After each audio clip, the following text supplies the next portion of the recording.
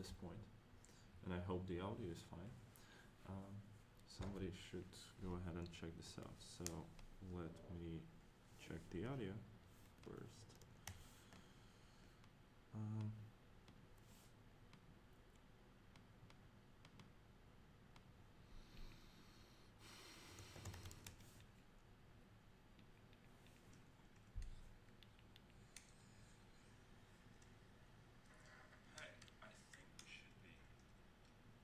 Yeah, the audio is fine, which is great.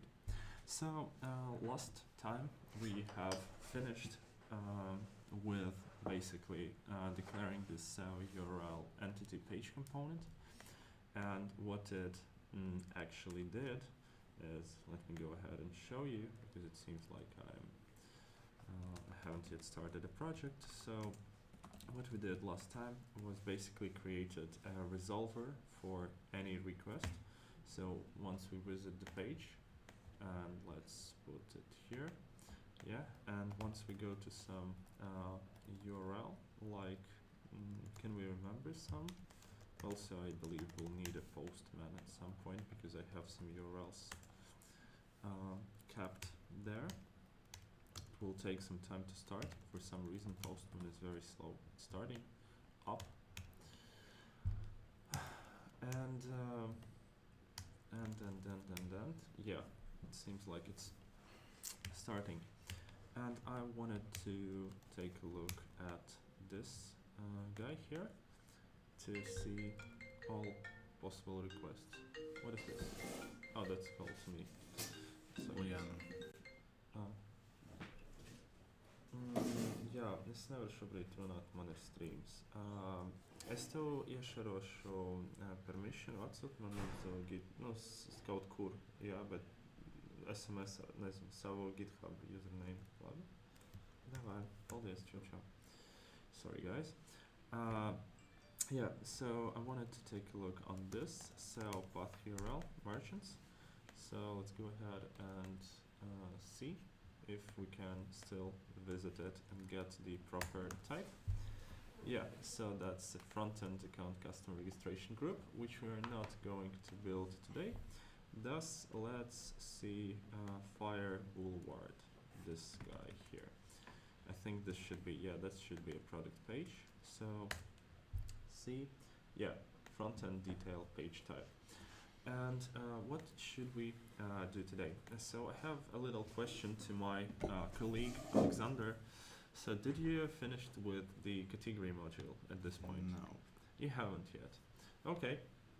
Are you aware of what do we expect from you to be inside of the category module? Maybe we should take a look or create a plan for you now. I will commit it and then you just implement over it. Yeah, that will be very good. Okay, so we'll just sit somewhere nearby and let's just quickly go over of what I'm expecting from the category module at this stage. So this front-end navigation page type is basically our category module, which we'll be using. Let me see some of those. Here, like legal is actually should be a category page. So let's take a look quickly here. Yeah, did something wrong. Front-end navigation page, and I'm requesting information imprint. I do believe there is some issue in my logic here. Okay, imprint, and for some reason it removed me the URL. How to make Next.js not remove the slashes?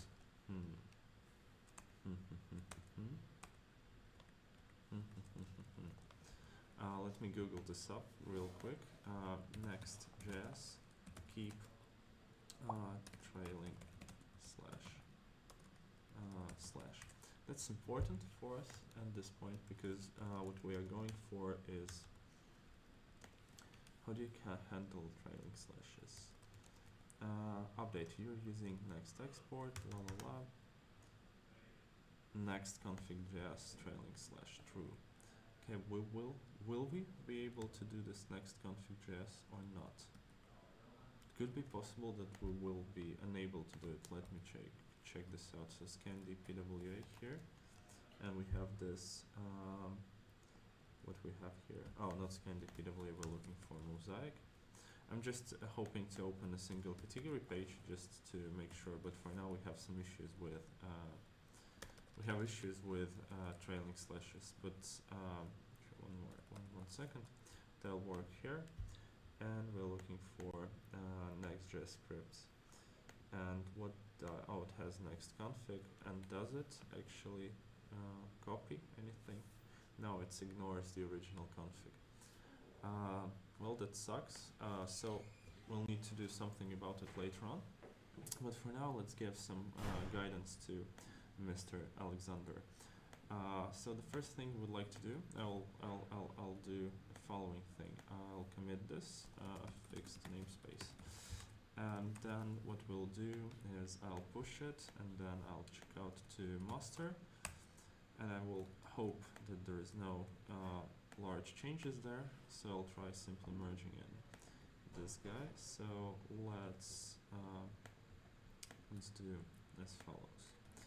Let's go back here, and let's do get pull origin CMS.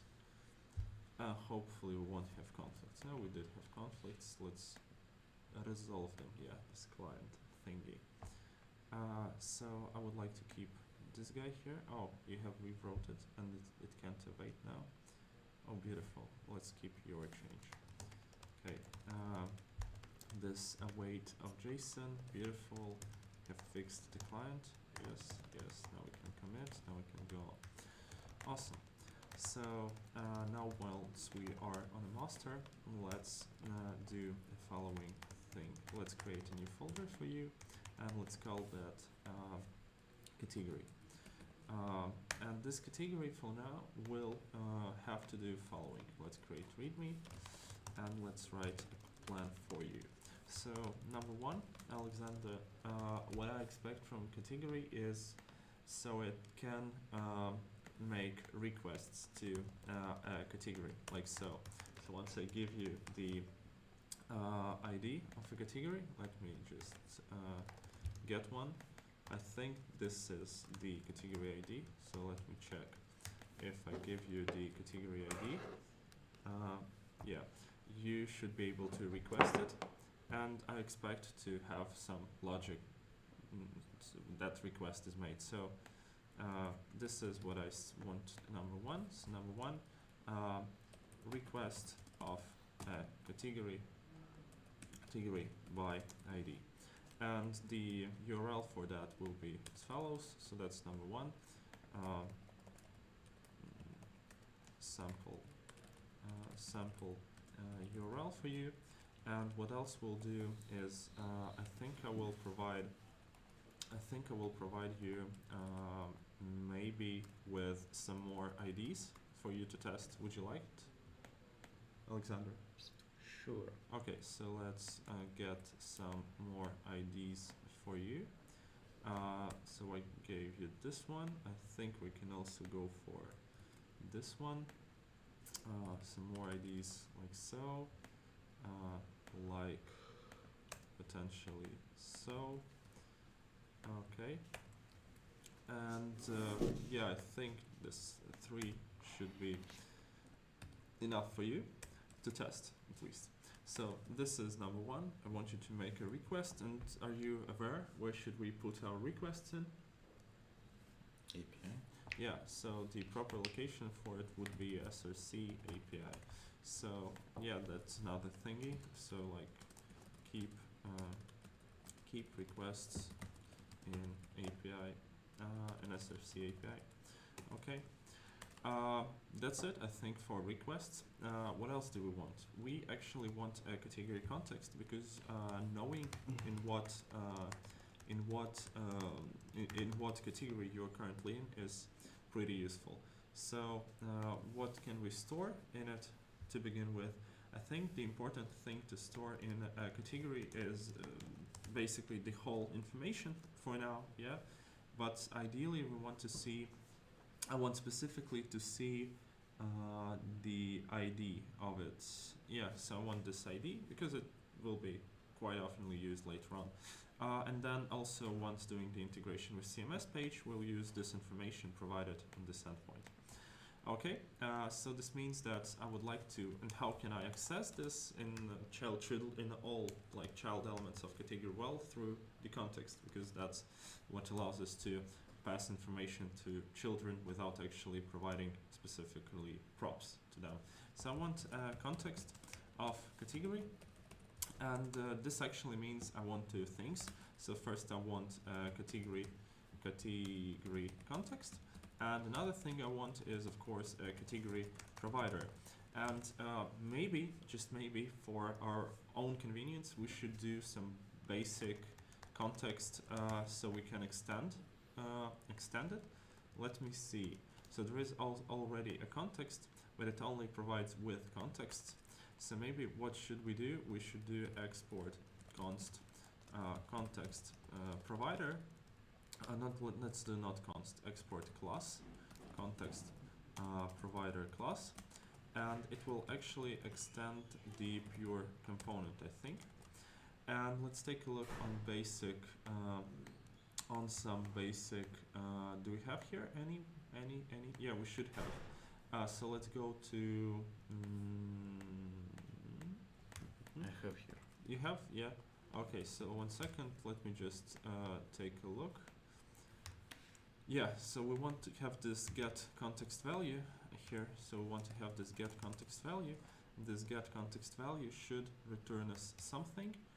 What should it return to us? I believe it should return us an object for now, just an empty object, and we'll expand on this value later on.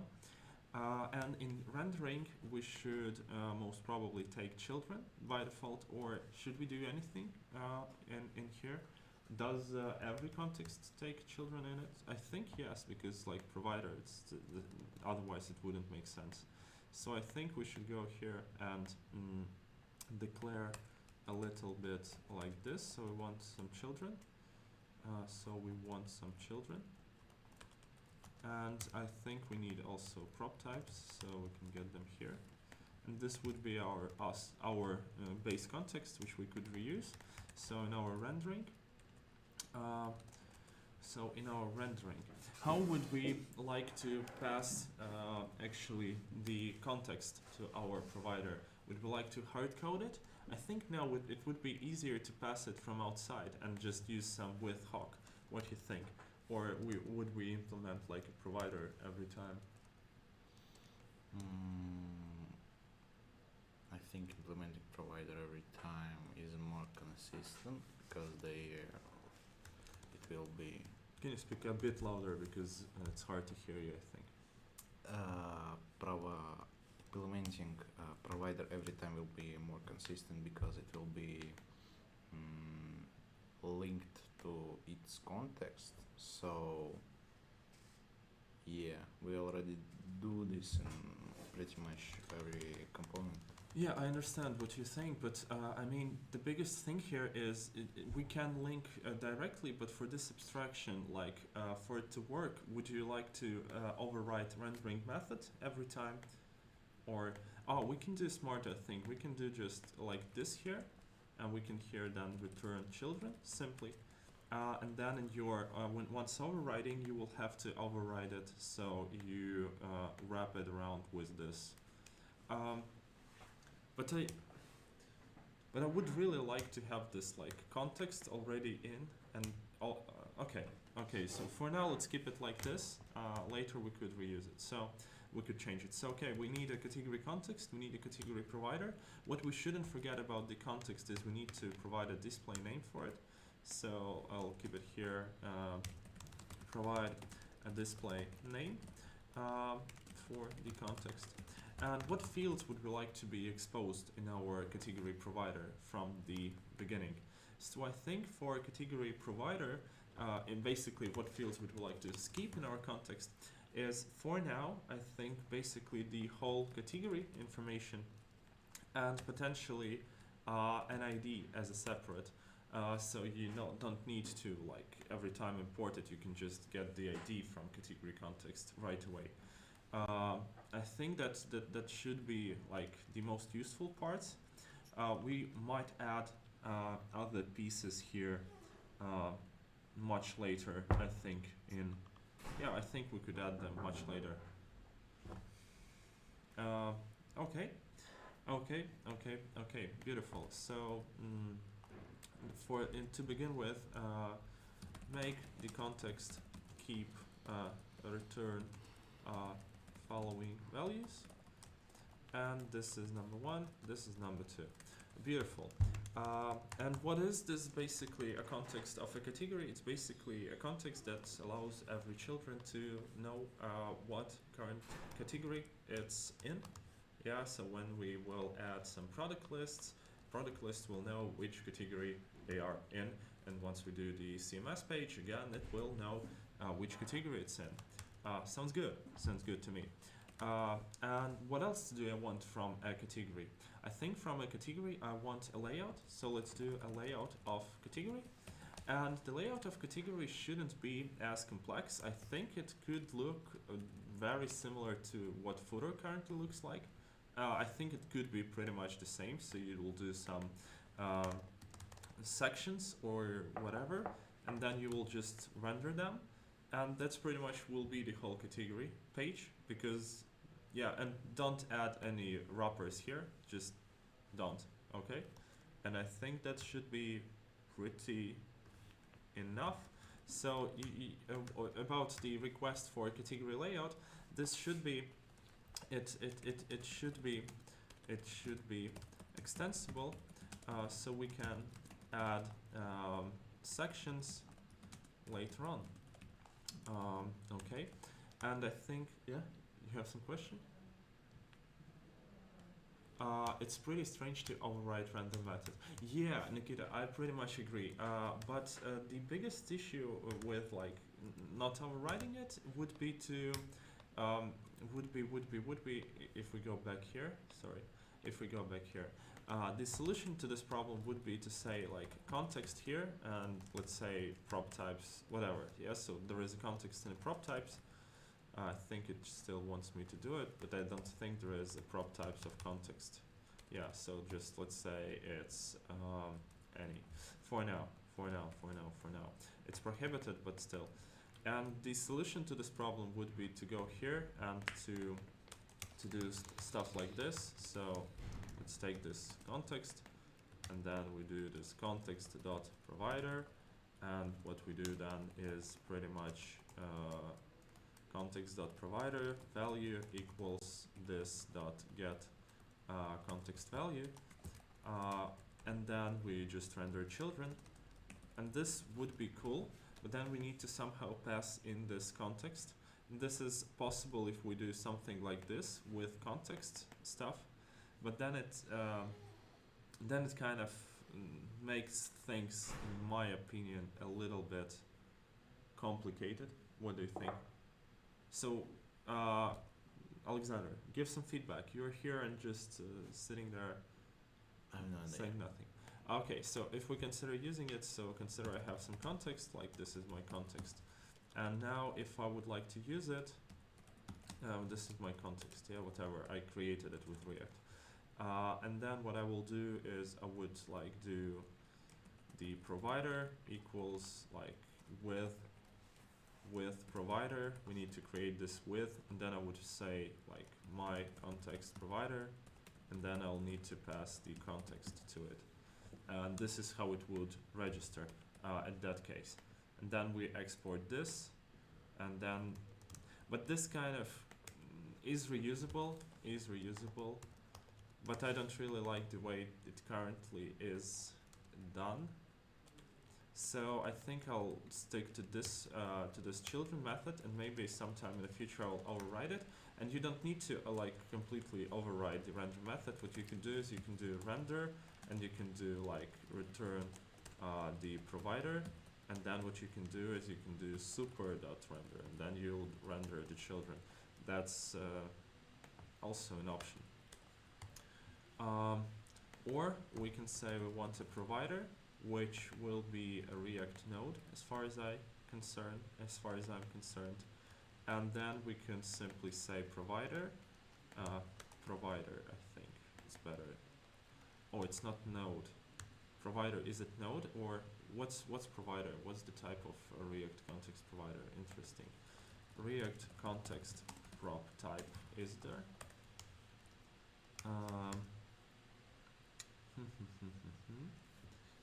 So maybe it's context API, prop types, React context provider type.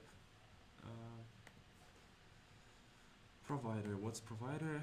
Provider is actually a React element.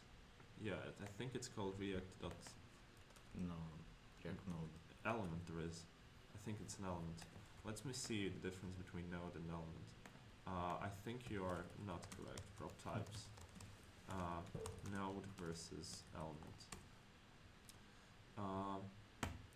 And prop types, node is what we can pass anything that can be rendered, such as numbers, strings, arrays, and. I don't see an element here. Wait.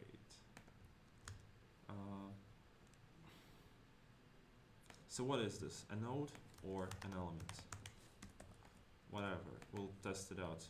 So we have this provider, and if we consider this to be a provider, what we could do is we could actually do create element here. This is not obligatory, I'm just using this element, and then I'll do provider, and then I'll do props.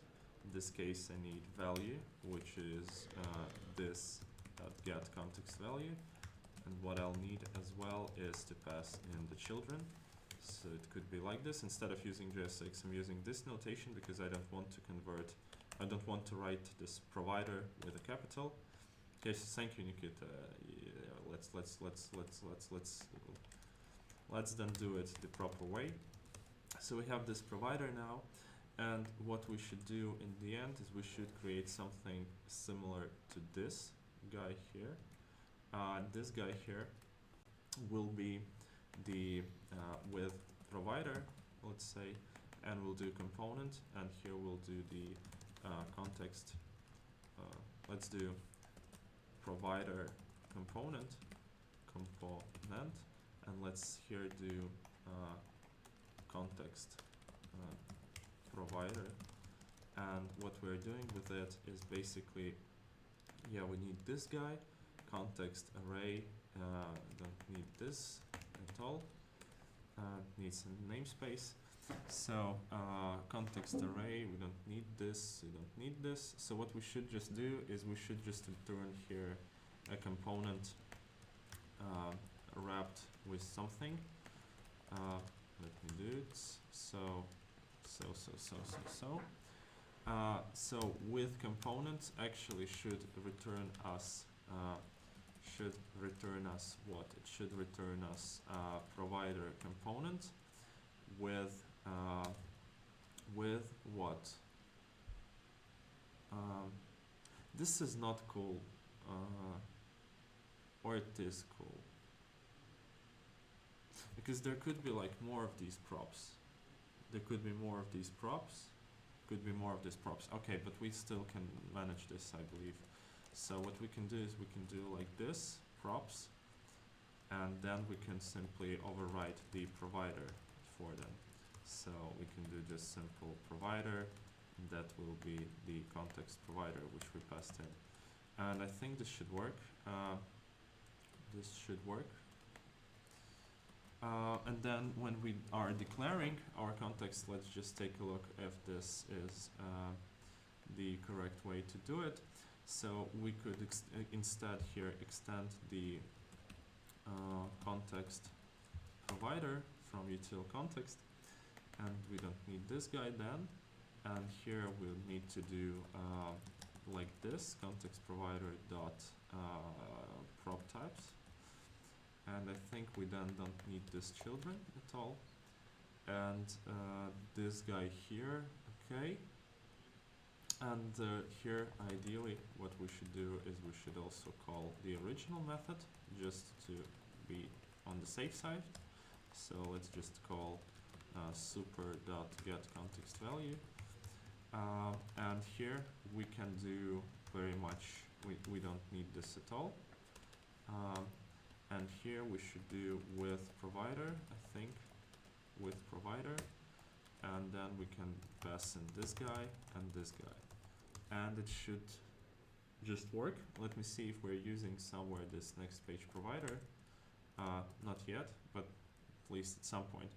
So, okay, let's keep this guy here and let's switch back to what we expect to be in category layout. So it should be extensible, so we can detect, so we can add sections later on, and detectable it can be if you will use this create sorted render map. So this actually means like use sorted render map. And what else? The layout of category, ideally we should have, I think we should have a component that simply renders the sorted render map, basically the sections, renders sections. And another thing, we should have a container that renders what should render the container. Container should render us the tell me what should render us the container, the context provider. So a container, what's a container? A container should be as a high order component, so it could be later used maybe with other implementation of this component, whatever. So a container should be a hook that simply wraps the category component, wraps the component with the context. And that should be enough for it, I think. Yeah, so I think that should be enough for you.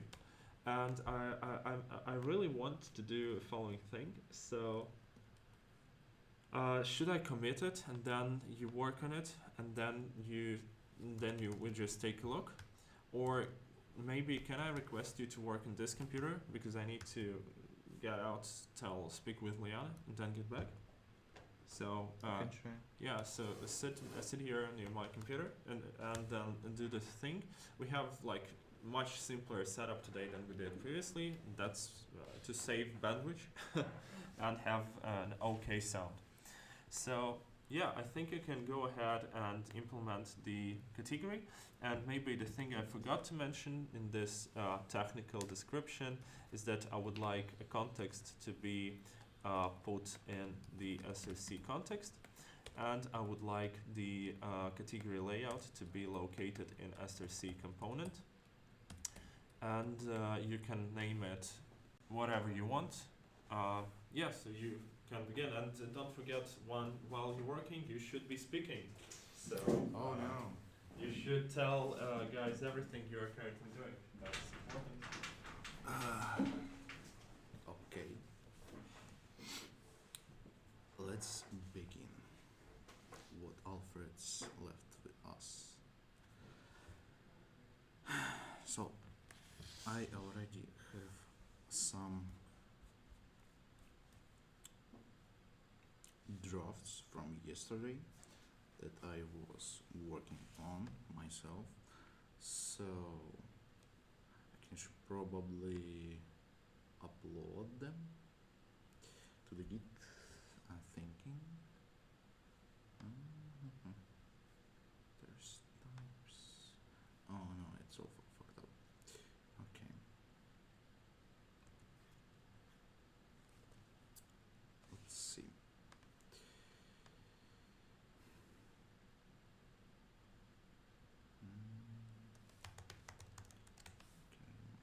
Okay, this, and yes, I can upload this for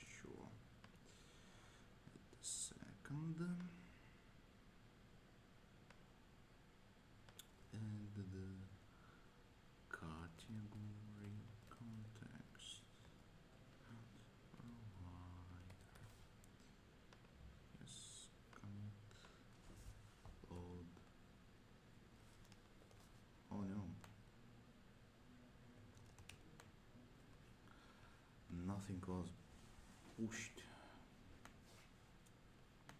Request.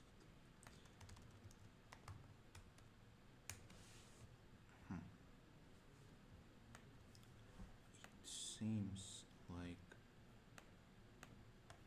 context. Yeah, here we go. So there is my contexts that already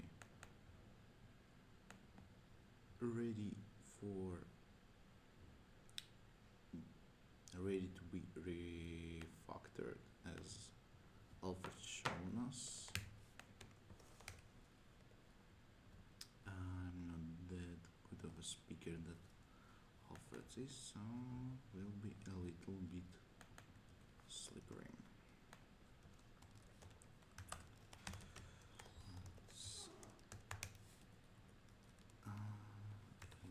Here our prototypes there, then like this. Here our result from original method, and also I need to rewrite this not page but category. Yes, like this. And remove this one and put it like this. So category provider, as well as category context.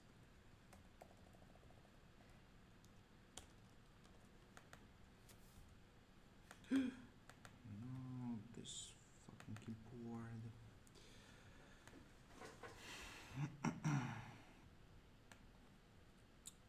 Also, the path to the file is wrong,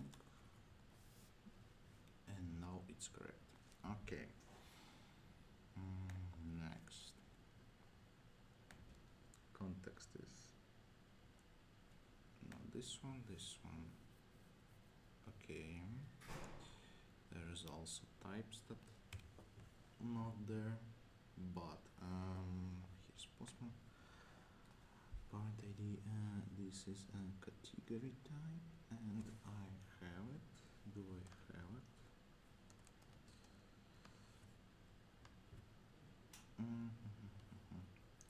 It's on this page. No, this is not it. Okay, category type and this one. This one looks like the one. Yeah, alias. Yeah, okay, so I can get a category type from my types, which is good, so I don't have to write them again.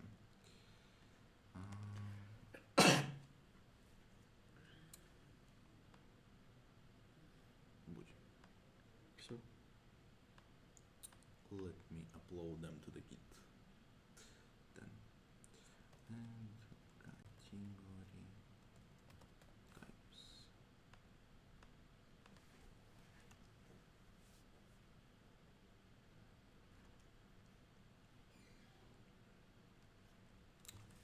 Yes, they are uploaded. Okay, ready? Here we go. Here's our type that should be similar to this one. Alias, yeah.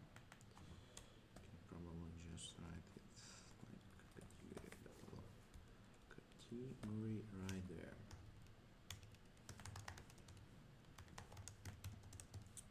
So remove this one, go here, there will be category context, we'll use category prop for that, and category type, that will be category. Nice. So supercars, parent and children. Well, super is a special word that is used inside the class that point to the original class. So you, through super, you can call any method on the class that you extend. If I got the question correctly.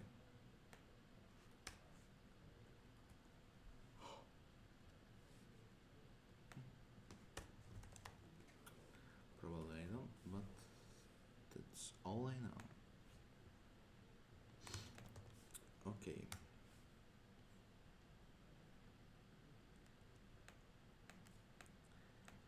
Next, provide a display name for the context. Yes, make the context return following values, category and ID. I have the whole category that contains ID in its type, so I don't know if I really need to write it right there. So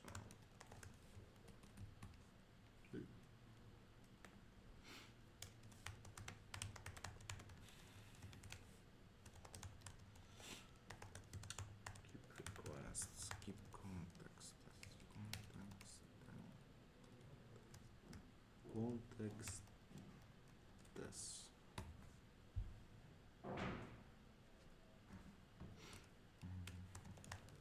Layout of category. Okay, now we need to actually implement our component. I will not be using all my old code because it's fucked up. So I'll make it from the scratch. Category. Go so category component.js. How is it going, Alexander? I don't hear you. Why? I'm implementing a component currently. Okay. Container.js. So I already made Wow. no requests. That Okay, is- and I'll need to make a request. So there's our context, provider context, and I probably can get my request from my draft code from yesterday. Yeah, you can choose whatever you want. Yeah, and you can also write a new one. It's like 5 lines of code. True. Take a look. I don't remember. Is it like post or get? Because I think it supports both. It's a post. Okay. Yes. So where is our example? Is there an example? There is an example in CO URL. Viewers, can you tell me what you're Okay. doing? Yes, it's Basically, what I have now is so. let me show you. I'm implementing the module that's called Shopware auth. It has two contexts for now. It's auth context and registration context. Registration context is the guy who will perform the registration and who also stores the form's value within itself so that it does not get lost on, for example, route change, or if we make it as an overlay on overlay close. The similar thing that we have currently in ScanDPWA, but we have implemented it with Redux. Here I have implemented it with context. So basically the registration form is the main guy who I am working on.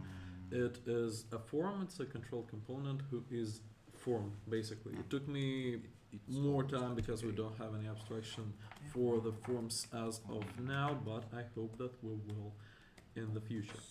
And the container is the regular container that uses both contexts here. For now, the only one that's used is this one, but I hope to use this one as well when I'm finished. Can you open them up, please? Yeah, sure. So Let's start with auth. I mean the provider. Yeah. they're very similar. This one is the same as this one, and the providers this is not the used one. This one is more interesting. Okay.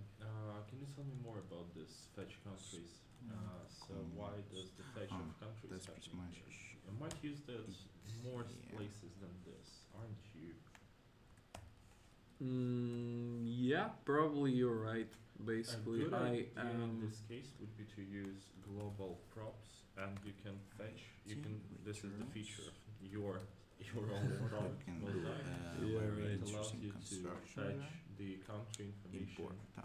once, like and for on the page like load, this, and and you we can also then need to keep them wrap in the this next to the context. Well, that's what Nice. happens now, but it's stored in the registration. Salutation is fine here. This as you guys, can this see, should be put in if the. now false, this Yeah, should I be get it. removed, I'm yeah. saying that currently the same is happening, but it's just in the wrong place. I will Yeah. move it to somewhere else. Okay, that's a good thing. Another thingy I don't really like here is the idea of separate context for registration. Would you do separate context for forgetting password? And then entered values, which you keep here, this doesn't look okay.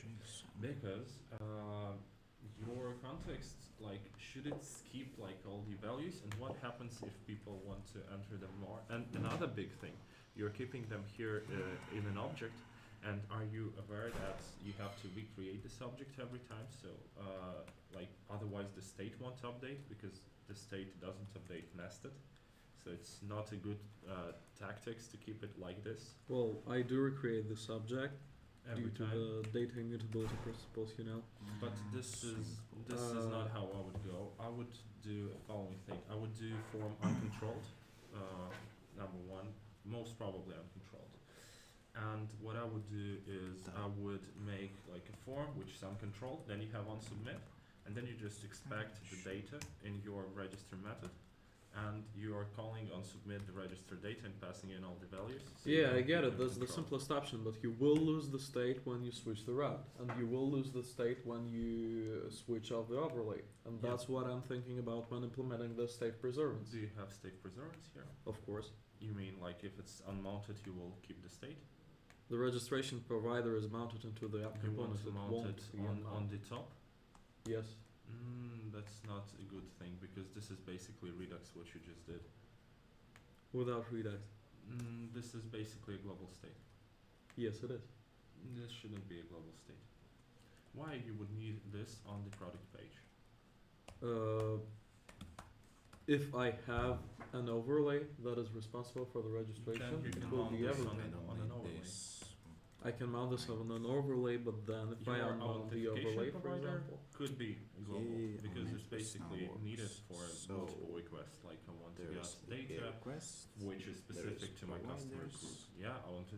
For example, then the So customer and the we authentication need should be to global, do it most probably. like And this. for registration, yeah, in case, and in the first place, I wouldn't do it like this because I would just put register method into my authentication provider, and this So register what we method would do don't the stuff for me, use. or I would do start registration, which would do salutation logic. Then I would do register, which would just expect some data, and then I would keep the salutation information once the registration is started as a state value, as a context Yeah, value, but then I then would in be the able to read it. container there, And then I would do all the form handling and everything related to data specifically, like fields you entered, countries and stuff, and your components, because they don't have to be global. Like, why should you keep and duplicate the state if you consider countries? They will be like in the next props, most probably at some point, like in the global next props requested for every page. Yeah, which might require it or might not require it, but overall. So we request this information, this country information, and it's now global. You can simply take it anywhere in your component. basically several things. First of all, the next these global props, they're fetched on the server side, right? And they come with the page to the client. Or not? Salutation is not. Salutation should be fetched on the client Yeah, side. but the feature you were referencing, the global Countries. props for the next pages, they're fetched on the server side, hence they come with the pages. This is basically a fetch, yeah, and then you put it into the context. Basically, next props is a global context that we might introduce or might not introduce, but yeah. So Alright. they will get cached. They won't get cached in terms of like if we it will get cached. You can think about them as get cached. Yeah. Yeah, and we decided with you yesterday not to make them cached. No, so I I want will not. salutation to not get cached. I want countries to get cached. I'm speaking about countries right now, Mr. Yegors. We were talking about the both of them yesterday, and we agreed Maybe that they should not okay. be cached. So now I you don't care want what them we to talked be. about yesterday. I told you. Maybe this is just a misunderstanding between two of us. So my point is, you shouldn't cache anything that's related to user information because this is what is intended to change. That's user land. It shouldn't be cached. It shouldn't be returned from a server. And it also SEO, guys, everything which is SEO related. If we consider it like we do the server-side rendering for SEO, thus, if we pretty much render a page, we don't care about anything user-specific, including like a registration button. Even this is like unrelated to SEO. So anything from the user land, from the like specific user land, should not come from a server. But countries and stuff, it could be used in multiple places. For example, it could say ships to some countries. And ships could not, no, this is different stuff and this is returned from a product specifically, so it's product bound. Again, so my recommendation to you is not to keep this input handling logic in your registration providers and move this into your containers, of your forms. And this would allow you to pretty much allow users later on to change the form implementation if they want, handling implementation if they want, but your context will just keep the register and the flow for the registering. So like start registration, you do the salutation, you update the salutation token, which is required, and you can even keep it internally, because then later when you will do the register, you don't actually need to like tell anybody around the container about you fetching the token. You will just use it in registering. As far as I understand, maybe I'm wrong. But the idea is, I would suggest you to put registration into auth context, just as a single function, and put start registration there. And then instead of doing the whole big registering context, I would do it in the container. Well, I would handle all the events and will call my favorites, like my auth provider functions in the specific moment of time when it's needed. Started registration, okay, and stuff like this. So like components mounted, you can start the registration. No, for example. I wrote it down. Yeah, okay. Do you have anything else you would like to say you don't like this approach or something like this while we're still near the mic? Sorry? Would you like to like say why you don't like this approach? Because from your appearance, I might say you are disliking the approach I'm suggesting. So could you I'm tell not me disliking the approach. I think that it makes sense, and I am going to think it through more when I am implementing that. Okay, can you call me also later on? I see now you're going away for some time. Yes. Can you call me back? I would like to also take a look on the form implementation, just for the sake of interest, because I haven't yet seen it. Yeah? Yes. Okay, thank you.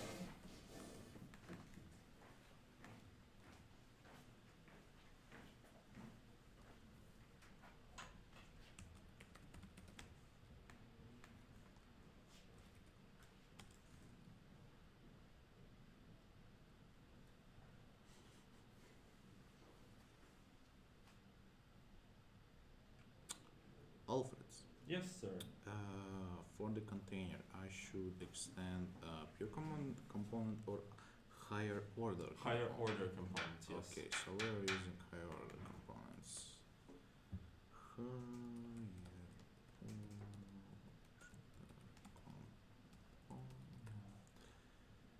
And yeah. And for these guys here, for higher order components, I would suggest you not to override the rendering method completely. My recommendation to you is to still keep the original method, so call super in there, because otherwise you would need to handle some more logic. You can take a look on what the original one contains. I need to speak with the Jaguars outside. Okay, so. okay. No problem there.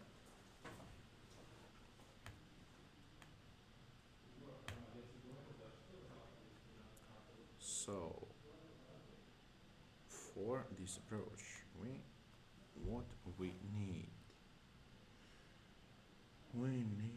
to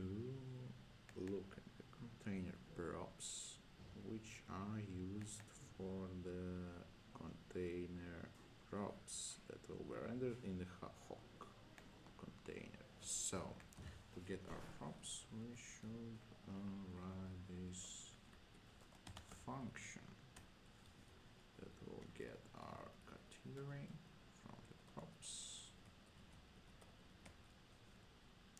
and return it.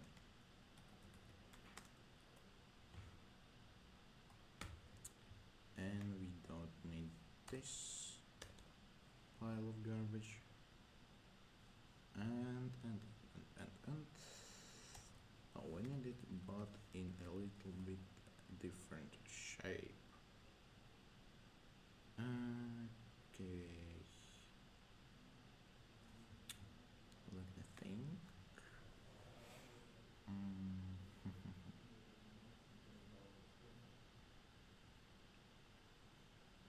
Yeah, right.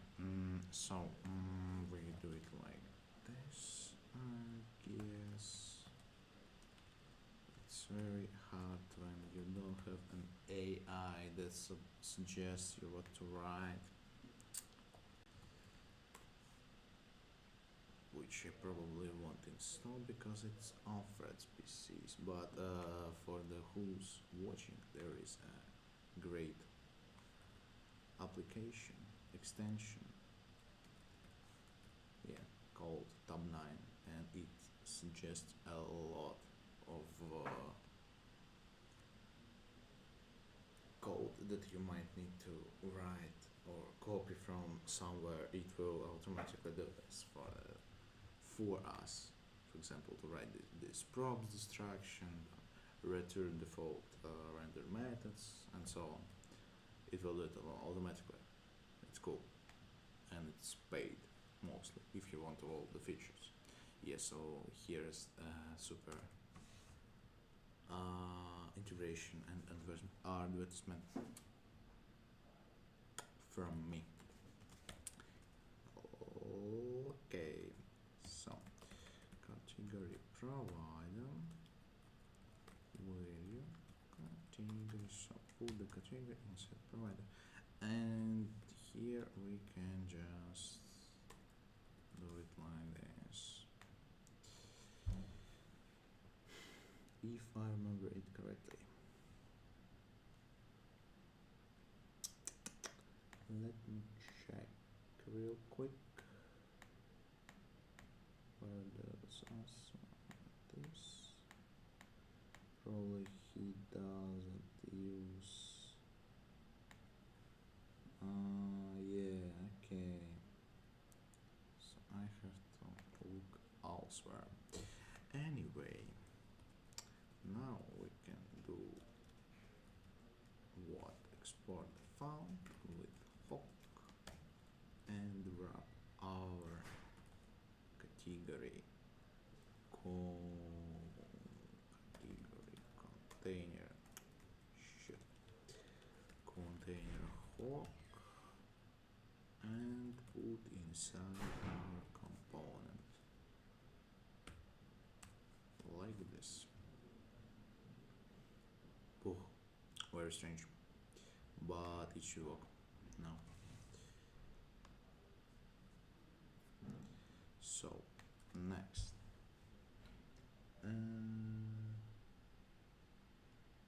use create sorted render map.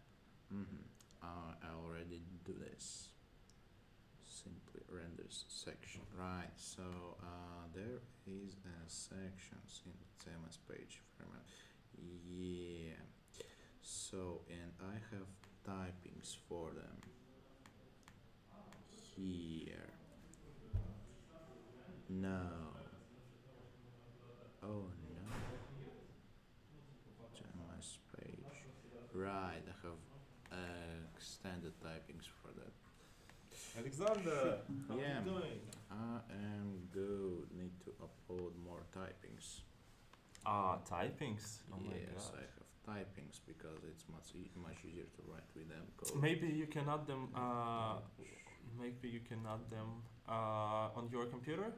Did you finish like the main idea here, like you plan to do? Main idea. So I have component. Beautiful, Is- beautiful, just like I It- expected it to be. Yes, I have a container that renders a provider with a Beautiful. hook.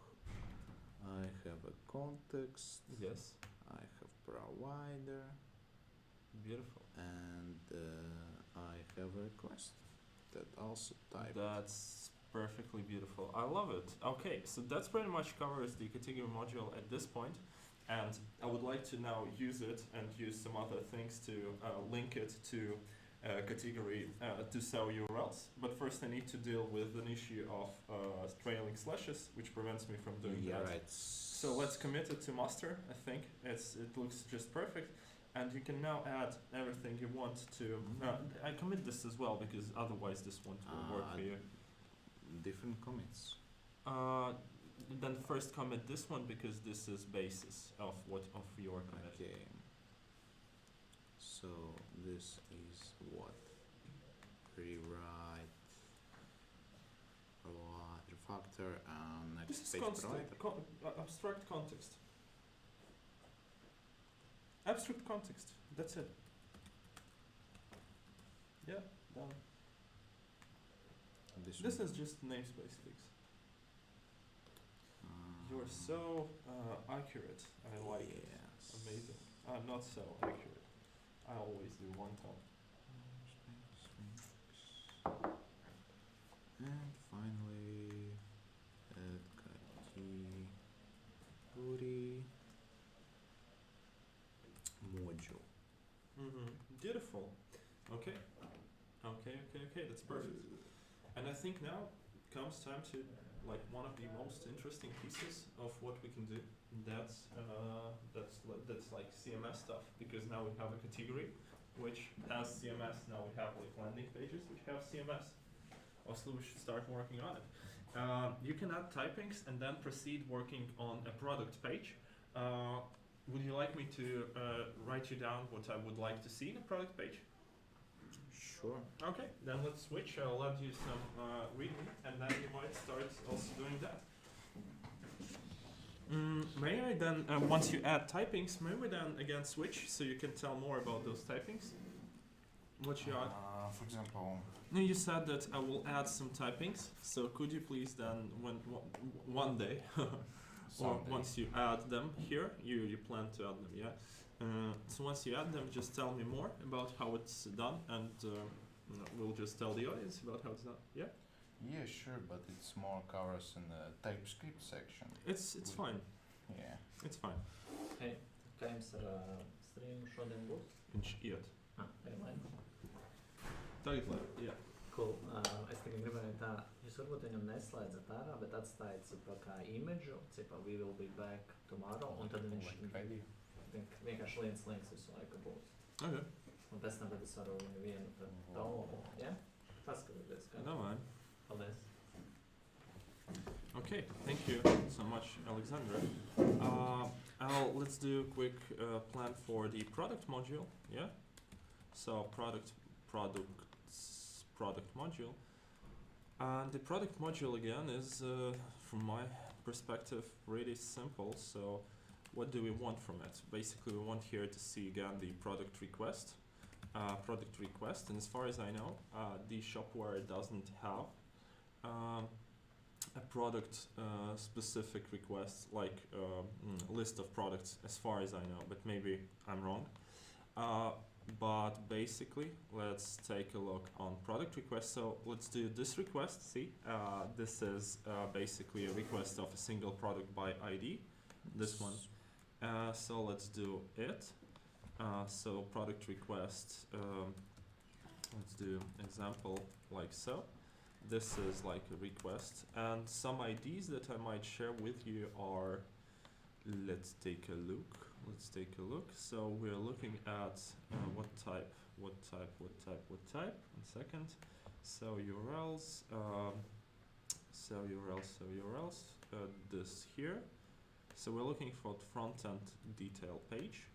We're looking for front-end detail pages, and some more IDs I can give you for test are as follows. So, oops, here, another one,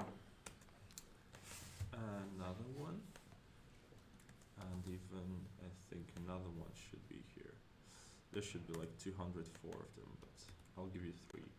Okay, those are like product requests, which I want you to add. And product request, I think this should be single product by ID. And another thing I would like to see is maybe a list of products, but let's first discover this Shopware 6 store API. Let's take a look on the API guide, and let's take a look on where's my don't you remember where was the correct page for Shopware store API? Link Shopware store API. I think this is it. Shopware stop line. Yeah. And here we see there is a product, and we would like to see a list of products. Fetch a product listing by category. And what's the difference here? There is a category ID, product listing, okay. But I think we might just want a list of products at this point.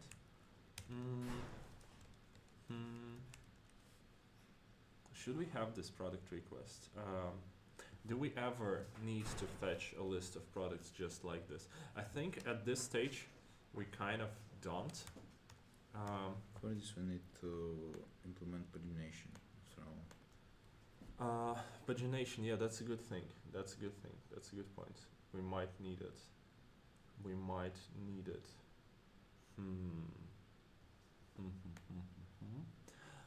Let's do instead of this single product. Let's do let's finish with single product, and then let's switch to a product list. We'll do it in a single module, but let's just complete this thread here. So what I wanted to do is single product by ID, and of course we would like to have a product context. This might keep some information about whatever, but to begin with I would like to simply return a product, yeah, for now. And I think what else should we do is we should do a simple product view, like a single product view, and this will be again a simple layout plus the context container, just like you did with a category. So it's pretty much the same thing here. And now going to the list. Is that it needed for products? I think yes. But now let's talk a little bit more about the pagination and stuff. So most probably we would like to also see a product list view. And if we're seeing product list view, we should also see a product preview, which is displayed in this list. So again, for them both, we need a simple layout, and possibly for product preview, we need a single product container. For product list view, we just need a simple layout for now. And what about the category? What about the pagination? So ideally, the pagination is handled by in URL, because like you would like to keep those filters applied, and then you would like to get them. So maybe we shouldn't use a context in this case, because we need context only to store the current. you mean list of selected the product. filters. Yes. Why should we even? Because if it is in the URL, if it is in URL, we can get them. We can use the URL as our storage, basically. So we can do a container, which would contain this logic of paginating, maybe, or we can do even the utility, which would just return us the filter supplied as the object to filter. So we'll just create basically a pagination. You know what we can do? What we should do, I think, we should do some utilities that would modify the URL and will return us some data for pagination, maybe. But then again, if we don't have a context which is bind to the URL, we won't be able to dynamically update React components, because you would need to add listeners. So I think we should do like filtering context, I think, because it's like global to all products. Yeah, probably. So filtering context it is, and let's see a little bit down here on our docs. And also let's let me quickly. Do we have a slug here? Okay, we do have. So for filtering context, what would we like to see inside in our filtering context? Basically, we would like to be able to what? To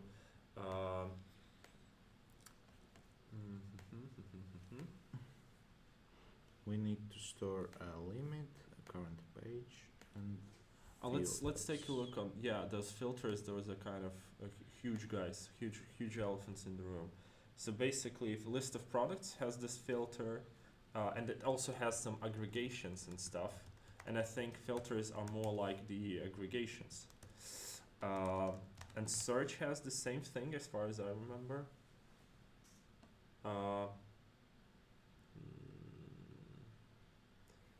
Search should have the same thing, but as far as I see here, it does not.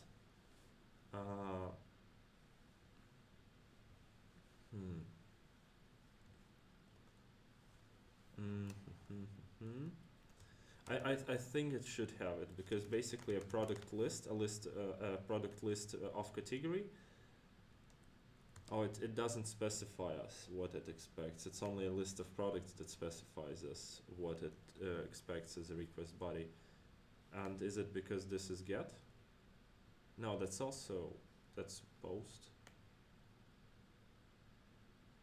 And this is get. And as far as I remember, we can get and filter. But okay, let's forget about it. Just list of products. And let's take a look if we can filter them by what as far as I remember we had. So did you try that out? Didn't you remember? no. Okay, so let's take a look. So we have, let's duplicate a request. For example, let's duplicate this request. And let's switch this to store API / product, as far as I remember is correct. List of products / product, and we just fetch, I think. And it should return us all products in the store. And it does. It will prettify it in a second. So 194 products are in the store. And what we're going to do with it? So we have this just elements, so we have no aggregations and stuff? Or it No. okay, so for product Aggregations listing, should be defined in the request. oh, you see it's no aggregations for them. Yeah. It's no aggregation, but they might be here. Okay, so a list of products does not return us any aggregations. And so we don't show the filters here. But we still have this page parameters, so most probably if we do a raw here and we show what we want to show, Page page two, and page and we need limit. to also define the limit. Okay, so let's do page 2, and let's say limit of 12. What we'll see should be 12 products, page 1. Wait, what? It's total 12. Okay, sorry. Wait, what?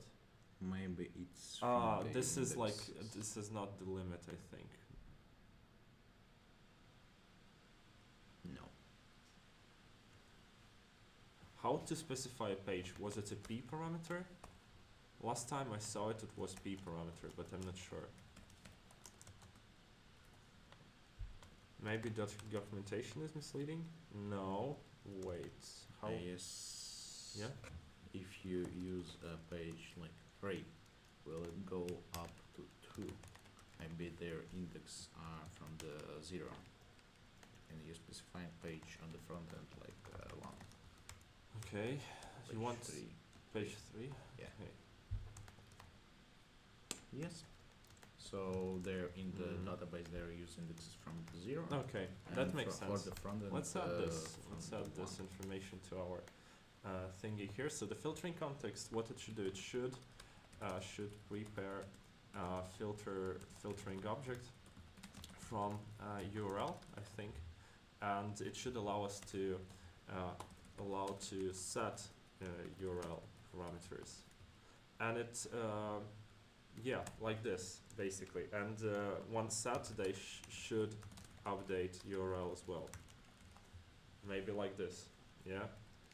And what we see here is that what we should remember is basically a page Is actually page 3 on the backend. yeah, on backend. Good. What else can we say about this? So limits, filters, and aggregations, and we can see that aggregations by default they kind of return nothing. But if, as far as I remember, we'll do a request of product listing by category, what we should end up with is actually a category ID. We have a category ID, so let's duplicate this request, duplicate tab, and let's do product listing request, and let's take a look on a category ID, some category ID here. So boom, like this. And here we got the current filters, available sortings, and even aggregations. So, and then once we have aggregations, we can apply them. The big question is, so there is this min price and max price situation. Should we go for undocumented min price and max price, or should we go for the filter of price? Because remember what we found out while we were researching is that you can actually do min price here. I think min price, and let's do it for, yeah, this is total request, so let's do min price. Let's remove this page for now, and let's do min price, for example, 1,000, and this should be, I think, like this. And will it work?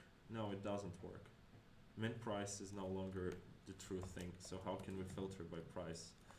So it's a filter, an array of filters with some data in them. And as far as I remember, I had some requests with filters ready. Yeah, like so. So, let's try applying some filter. Applying some filters. So we want what? A price to be not equal, but let's see, maybe there are some examples of how to filter by price. How to filter by price. Can we search here? Price. Searching for products looks like somewhere here. Oh, here, yeah. So price. No, this is the response. Oh, here. Type, range, field, price, parameters all equal. So this is how you can basically search for price, as far as I see. Type, range. Okay, and if we search for LT is larger than, yeah, larger than 1,000, will we find anything? Product price is not allowed for this API scope.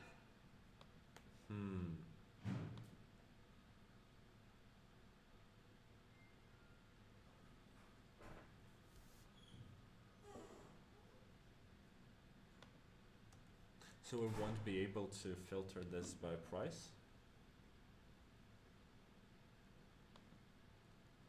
It looks like it.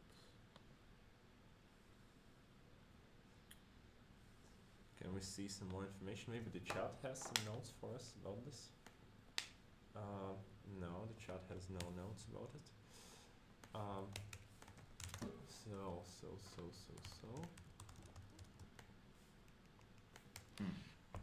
What do you see?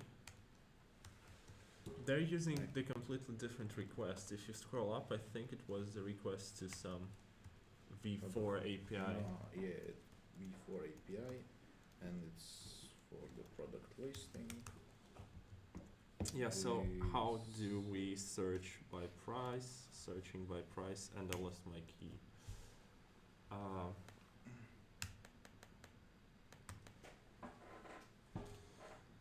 Let me repost my extra cool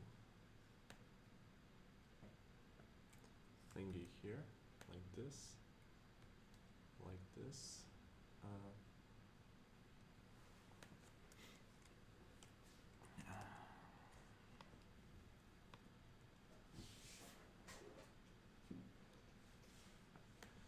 Okay.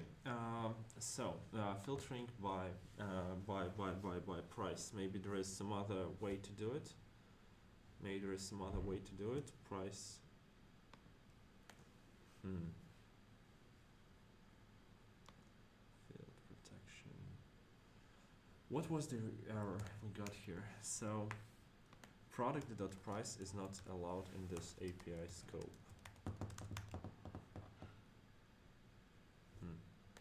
If we remove it, then it works and returns as price. Yeah, it returns as price. Maybe we then just don't implement the pricing filter for now and wait until maybe someone comes and explains us a little bit more about how to work with this. Okay, so let's ignore the price and let's get back to your to-do list. So we want to modify aggregations and caps lock. So we want to modify aggregations, and we want to modify what? Modify the pages and limits. And I think also what we should do is we should create a product. How you say it? Where the pages are displayed? Pager, or how it's called? Pagination. Yeah, product list, product list pagination. And is this a correct idea to name this filtering context? Maybe it's better to name this right away the product list context, and that's it. Yeah. So I think it should be product list context, but with this thing here, it won't do any requests. It won't do any requests. So maybe it makes sense to have a filtering context, which is like separate, and then like the list itself fetches based on the data which filtering context provides to it. Maybe it still makes sense. So we need to anyway combine them contexts. We need to combine contexts. Why would you? Don't know. I imagine it like this. So we have like a product pagination, and let's say product pagination, it's simply what it should do. It should listen for filtering context updates, plus it should listen for filtering context updates, and it should update the filtering context, I think, like so. And there should be most probably and that should be, maybe we should do aggregations right away. So like filters display, filter pagination. So let's move this a bit like so. We want to have a product context, we want to have filtering context. Let's say this is contexts, and this is requests, and this is basically all the layouts. And this product pagination, yes, it does listen to that, it does listen to this.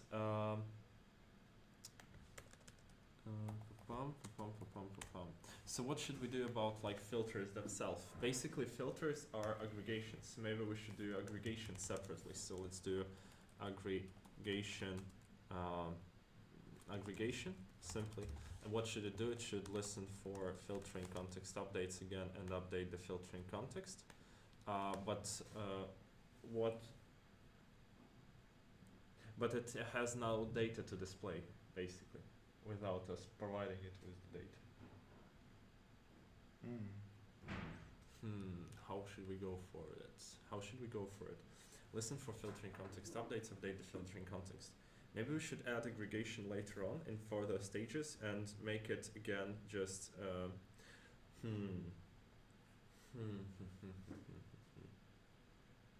maybe the filtering context. The biggest problem why I don't want the filtering context to like keep and store all the data is that basically we have different types of these requests. We have requests for search, we have requests for category products, we have requests for simple products, not like overall products without a category filter. Thus we have like 3 requests, but we still want to reuse the filtering context for each of them, ideally. Correct? Yes. But what also they have in common, they also have in common, they all have a product lists, they all have aggregations, they all have sorting options, I think it's called like this. And maybe it has something up more as well, yes, so price, price information. So maybe what we should do is instead create like an abstract product list, but how then we pass in the request logic for this product list?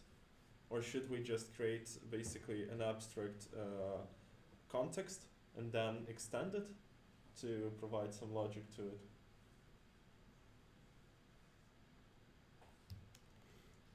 But still it would use the product what do you think? Okay, then I should decide something here.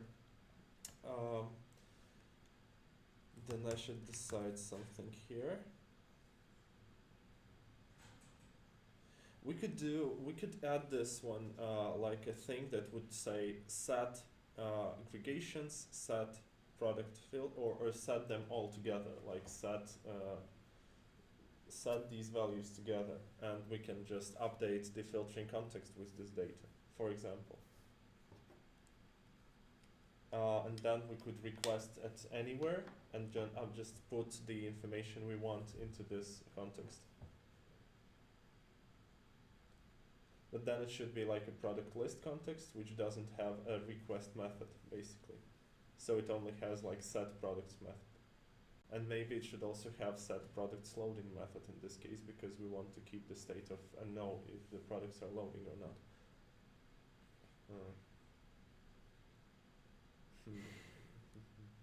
So many questions. Yes. Or we can do it typed. We can create a map there which would require you to specify a type of the request. And then we would kind of, if you render the provider, this top product list provider, you have to specify a type. And based on type, it will request the data. Yeah. And then these type information, it should be like this type information. I think it should be simply retrieved from somewhere. From where should it be retrieved?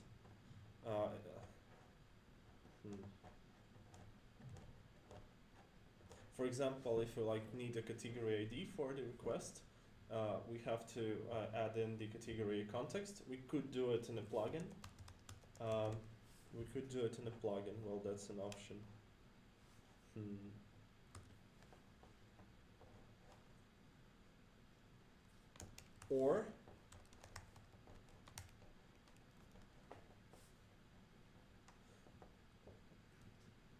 Or we could simply make filtering context, take in product lists, basically this information.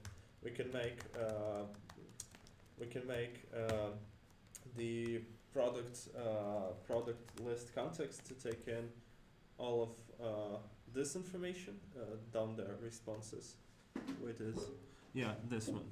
Aggregations, current filter, aggregations, available sortings and elements potentially, and then kind of just work out from there. And then we should and then we just do a request where we need to do a request, but no, it won't work like this, because once we do a request, we need filtering information, so we cannot like add this later on. How to do it?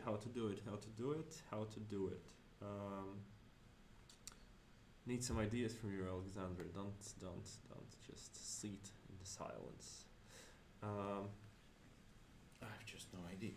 Okay, gotcha.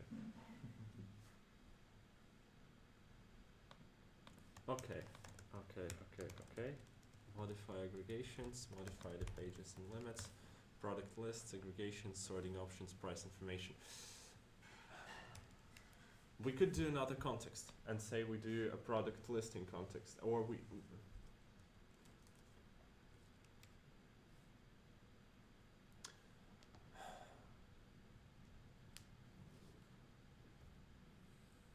Yeah, what if we do another context at all? And it would be like inside of the filtering context. And what it would do is it would just, yeah, this makes sense. So let's do product list, or it doesn't make sense. God damn it.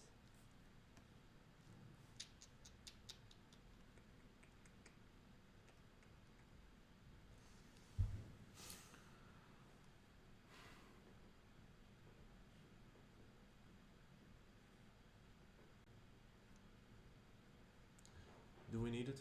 Don't we need it? Do we need it? Don't we need it? Don't we need it? The easiest way, which would solve the issue, just let's write the exact solution right away. So the solution for this problem would be to like, when you need to change the request, type, all you do is you like extend the base context provider. That would make sense, but this is not kind of the good way, in my personal opinion, because then you kind of have 3 copies of this guy laying around there. Yes. But still, does it make any harm? Sure. Okay, let's go then for this option because it's only one which makes kind of sense, and then let's rename this from filtering context to like product list context, and then let's say we also want to keep this information in it. No, so basically the whole response. But then it makes it all much more complicated, isn't it? Because previously it was just keeping the information, it was just doing the stuff. Okay, so we'll do a combination of this. So we'll do filter context, filtering context, and here we'll do product list context. And I want this one to make sure this one can do what? This one is inside of filtering context, and here what's important is do not request from here. Only work with filters. Okay, and here we do when you need to change request type. So here we just do requests.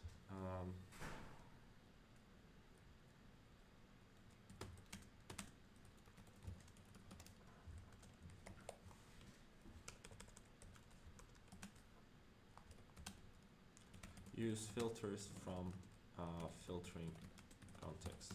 Okay, this makes sense now. And so once you want a different request, then you just simply do what? Then you just simply, once you want a different request, extend, change it, and this should be abstract, I think, context. And so the way to do here is, for example, throw once used without overriding request logic, maybe like so. Okay. No, sounds legit to me. And if we have then this guys here, we could have the aggregation, like it could be product list aggregation. And what we could do here, maybe we should split this down into modules, more modules, because like a product, it's self-sustained. Like it has this product preview, product stuff, but then we come to the list. The list has much more logic into it, but still it's a part of a product. It's kind of essential.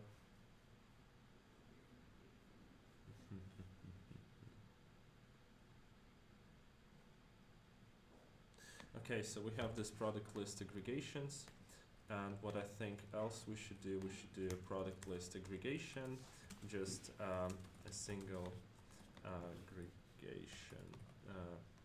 aggregation display, and okay, we want for now to do only pagination, aggregation, and product listing. So product list view is simple layout, correct, but it also should listen to product list context. Okay, and that should be pretty much it. Okay, does this satisfy everything? So we have a single product request here. That's it for the logic of it. Oh, we can also do, all product requests, which is like unrelated to a category. And this is request like this. So it's store API post. And that's it. That's for you to test stuff. So we do, this is the example. And basically you could provide filters to it. Okay. And let's just have these two guys as requests, and then we have 3 contexts here, which is kind of huge. And then we have multiple layouts: product, list, preview. Those are simple guys, I think, most probably. And the pagination is like more interesting. I would start from a single product. I would do everything from a single product, and then I would continue with something else. So okay, that's a plan for you. A plan for products, I think. Yeah, sounds legit. I'll push it to master. Now I can pull and start it. Oh no. Always pull. Okay, so now I can push. Interesting, what did we pull? I don't remember pushing anything. Was it you? Was it Yegor? Somebody pushed. Okay. So now you can continue working on products and finish the category page types, which you wanted to add. And that's it? Yeah? Okay. Sounds good. Sounds good. Sounds good. Sounds good.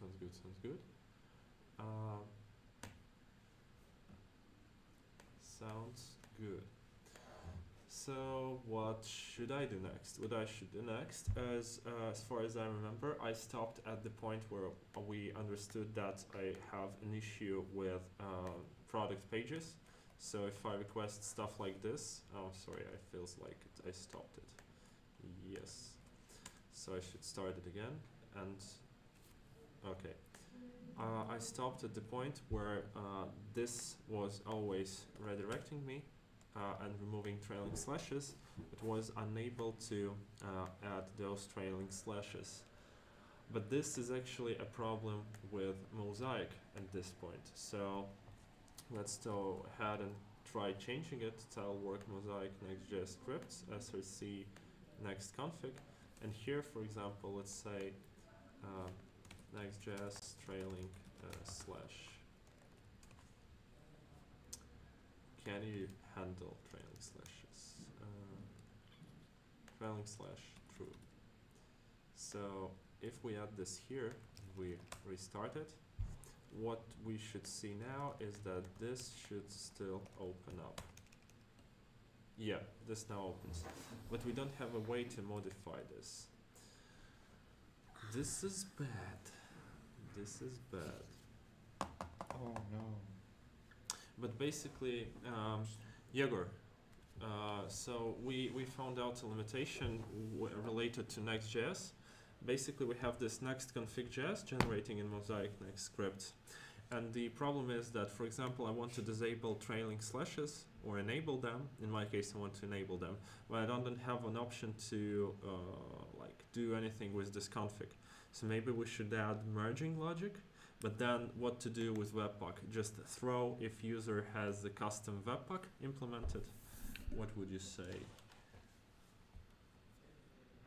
/webpack. Yeah, basically currently we are intercepting the Webpack config, and this provides plugins for the Webpack config, and we intercept also Babel. And that interceptor function provides I'm stuff just for thinking Babel. about this Then config. we need one more. I'm just thinking about this config, so I would do something like this, user config. User config, the only thing I would do is I will check if it has Webpack specified, and if it does have Webpack specified or dist dir specified, I would override. If it has a Webpack, I would throw that. Like, it's not supported, please use like extensibility of Mosaic to provide the Webpack plugin. I think here the optimal solution would be to provide the same API, the similar APIs we do with Webpack and Babel plugins, so that user writes a function that modifies something. He's unable basically to But this would, provide a whole config. Yeah, I agree, this would be nice, but the problem is that if we consider a migration from, or like retrofitting the Next.js into project, basically if I had the next config.js in my project, and then I started to use Mosaic, it will ignore all the preferences I made in the Next.js config, and this is why I care about this configuration. So I would simply take it, inject it here, and pretty much would sit happily like, oh nice, like it's working. And if the guy has specified a Webpack, which we kind of use, I would throw at him saying, please use our approach to like function, to like. Yeah, that sounds like a valid option as well. But then we need to contribute this today. Okay, sounds like a plan. So, contributing this was not a part of my initial plans. Thus, we are going to do it possibly right now. So let's go ahead to GitHub Tailwork Mosaic, and we'll need to build a little contribution because we are lacking a feature we miss so much. Alexander, yeah, he's chilling right now. I'm starving. It's fine. Chef. You can order food. It's perfectly fine. So I'm cloning the Mosaic for a contribution. So let's go ahead to Mosaic, and let's now do following thing. Let's install it with yarn. So we were contributing to Shopware. Hey Adam. Hey Adam, it's nice to meet you. We're currently fixing some bugs which we just discovered. So you see, we found out that we need to include trailing slashes, and yeah, so basically we need to include trailing slashes, and our application, the Mosaic which we use, does not support them, so we need to quickly add the ability to provide them. Otherwise we won't be able to open category pages, and yeah, so we're a little bit stuck, so we need to patch this integration right here. So we need to make sure that this make it merge the original configuration file. So where is the original configuration file? Let me think. So this is some stuff. This is pages. This is lib, and it runs the Next.js. Once it's run, so it gets the dir from arguments, then it resolves to real dir, and then it runs the command. So how can we first prepare? How can we know that something is there? Would we need to generate it? No way, that would be bad. Would be bad.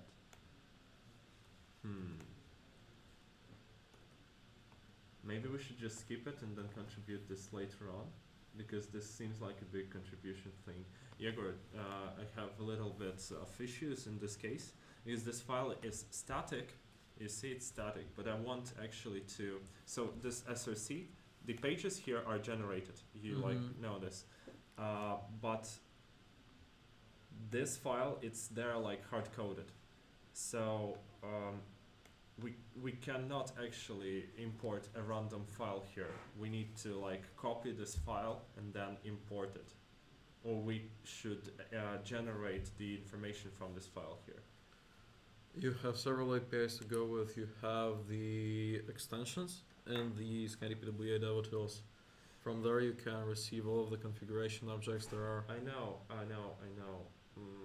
You think that if I import extensions here, it will work? Yes. This We is use next config. We use that for the Include path. for the include paths, for the build configuration plugins everywhere, so it works. Okay, so it kind of I might be able to like get the path right away here, so I can import it later on. Okay, do I know what's the current working directory here is? Process.cwd. Yes, but it's run by Next.js. It's run by Next.js, and This is not in the Next.js context yet. It's just Webpack. So the CWD this is for this. Next.js, next config.js. This is a config that Next.js reads. Are you sure it's not in the context of Next.js? I can try it out, so no problem. We can do console log here. Let's switch back to our Shopware project because it will be easier to modify it there. So where was my Shopware project? It was here, and I was looking at this Next.js config. So what if I do the following thing here? What if I do console.log process dot current working directory? So what I should be able to get here if I restart the compilation is actually the folder in which the project is run, and it's run in a proper place as far as I can say. So if it's run in a proper place, then this actually seems like a simple solution, because what we can do is we can do following things. So let's do here const get original config and config, and let's say it's a function, and what we will do is we'll try requiring it and we'll catch if we cannot require it. So let's try const config const original config equals and we need all the arguments here, so we need all the args, so need all the args, and let's do require and now we need a path, the join, we'll need a we'll need to join process dot current working directory, I think, and I think we'll need to join what? We'll need to join the name of the file, and that's actually next config.js, like so. And as far as I can tell, it should be alright. So if this file exists, if it doesn't exist, let's just return an empty object. Should be alright. So if this file exists, then what we should do is we should const config object. We actually should call it, so we should call original args. So let's call it on original args, and we should call it like so. And then we got the original config, and we should check if config object.webpack, and in this case, if we have this webpack, then what we should actually do is okay, not like this, not immediately like this, so let's just do as follows. So we have this let config, let's say it's an empty object, and if we do it like so, and then we can do it like so. Yeah, sure. So the config is now this. Beautiful. And this config should be as follows as well.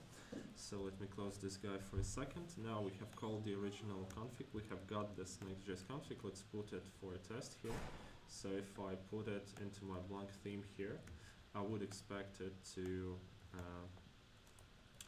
I would expect it to simply be this guy here, and I just want to set a trailing slash to true. So I want to set trailing slash to true. Where was my configuration? It was fetch a product listing, that's Shopware, Next.js trailing slash. Yeah, here it was, and here was the solution, trailing slash true. So I would like to keep them. And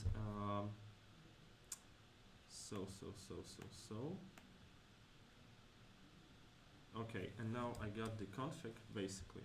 Now I can check if the let's rename this to configuration object. If the configuration object has a webpack, then we should do logger.log, and we should import logger, I think.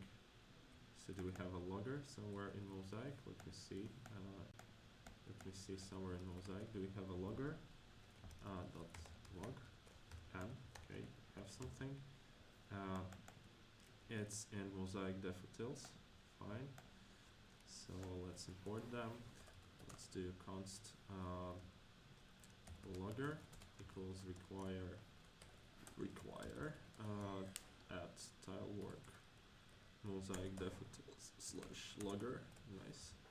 And now what we could do is we could do logger.error, and we could say, for example,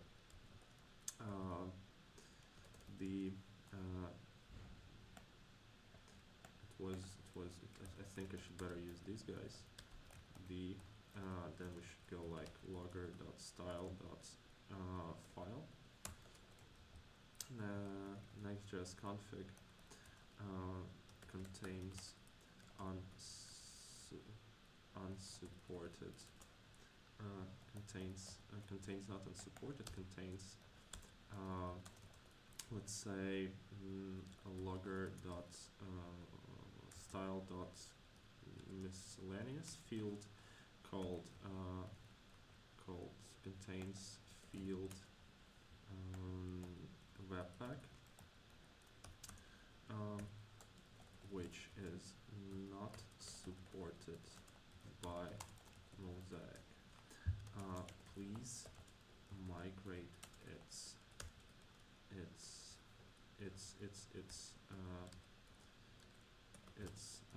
logic to Mosaic plugins, I think. So let's go ahead to docs Mosaic.js.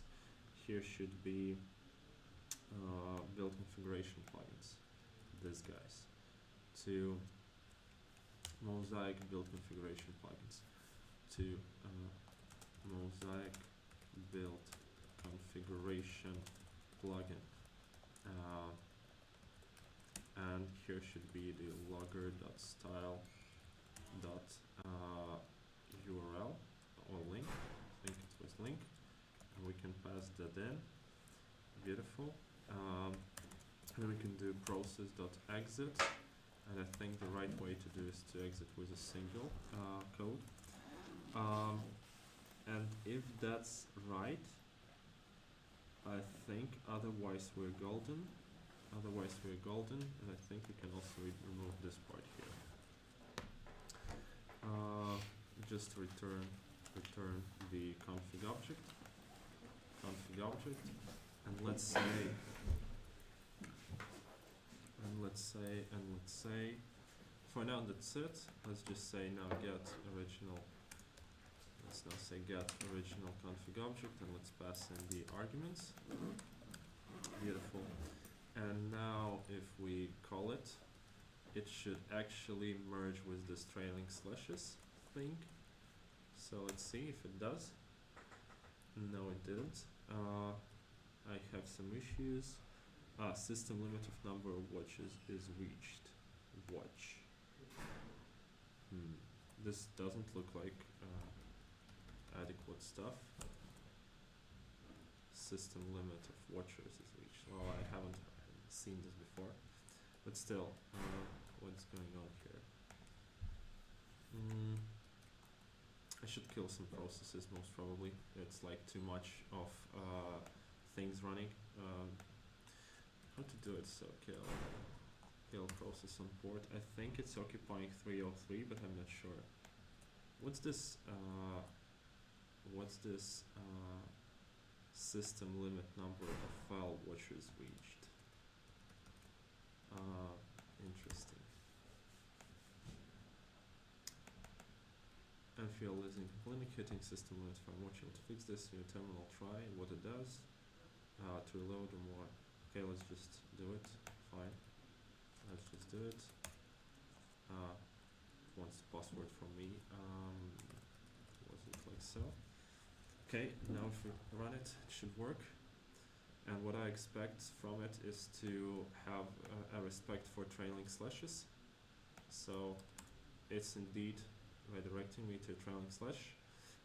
The question is, do we have URLs that have no trailing slashes as well in Mosaic? If anyone is watching from Shopware community, is this correct that some URLs have trailing slashes and some not? Because I can see this product, for example, it doesn't have a trailing slash and it won't open. Wait, what? Why wasn't this product resolved?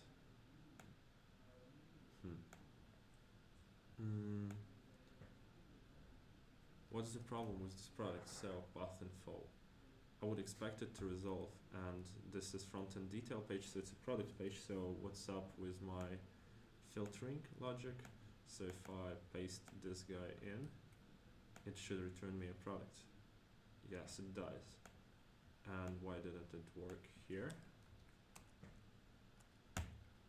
Why? Something is going on here. Let me just take this and put this into Mosaic project so we don't lose it. Boom, like so. And let's debug this stuff. That's a little bit strange. So what's going on with my URL rewrite request? So URL, this is my request, and then let's just put console log here, console log elements, or let's just elements. Let's do it like this, and let's watch the results. So it's empty. It's empty, and what's the cell path info? What's the specific URL? It's requesting. Oh, it's requesting with a slash. It's always requesting with a slash. So it seems like trailing slashes is not a solution, but why then is the Next.js removing the trailing slashes for us?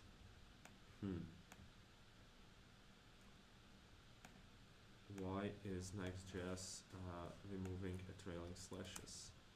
Because I cannot see this product. Like, wait.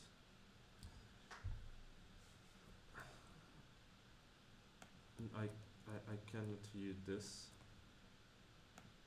Wait, what's going on? This imprint, I think. Yeah, it won't let me go. Next.js trailing slash after URL. If this won't work, I think we have another option to do.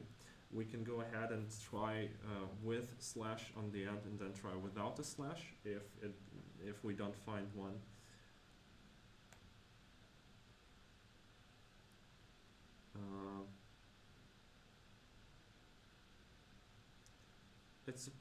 It suggests to set a trailing slash.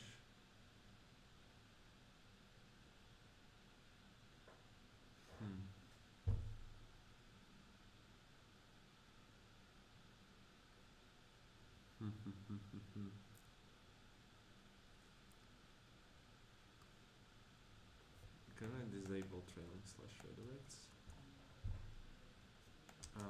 Next.js.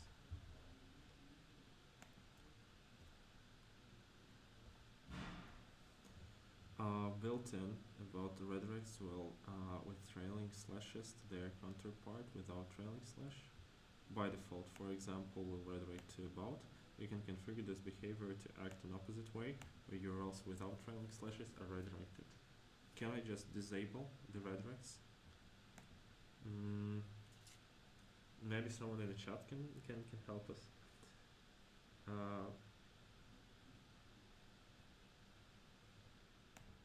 Maybe I can simply disable the redirect. Okay, fuck it. If we can't do it this way, I have another way in my mind. So instead of doing this, let's try the following thing. So in case we didn't, let's do here const. Let's do a const, and let's say it gets cell by path info again, but this will be with an underscore. And it will be basically a clone of this guy here. But the real reason why to do it is that we will try with slash and without slash. So let's try first to, let's not try, let's do if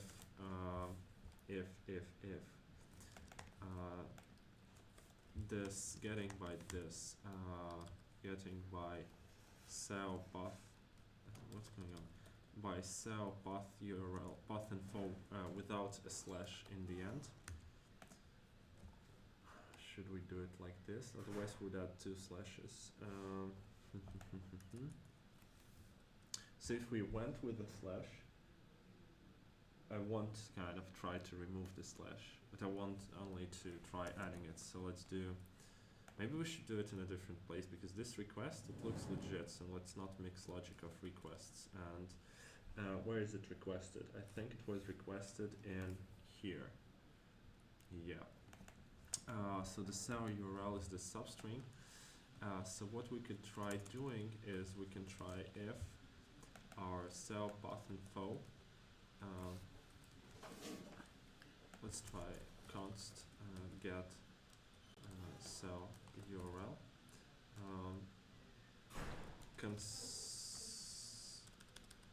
considering slashes, funny name for a function, I know. So let's do an asynchronous function, and it would take a simple cell path URL. So what we'll do is we'll do if cell path URL. Yes. I have a question for you regarding the server-side props. Bitterroot has implemented it. I have not yet used it. And my experience with it is quite surprising. So basically I have implemented this, which is gonna inject the countries. I don't see end users as well, don't see it once again. So yes, okay, common props, yes. Yeah, yes. so I'm plugging into this namespace, I'm adding countries, I'm adding salutations. Then I'm gonna utilize it.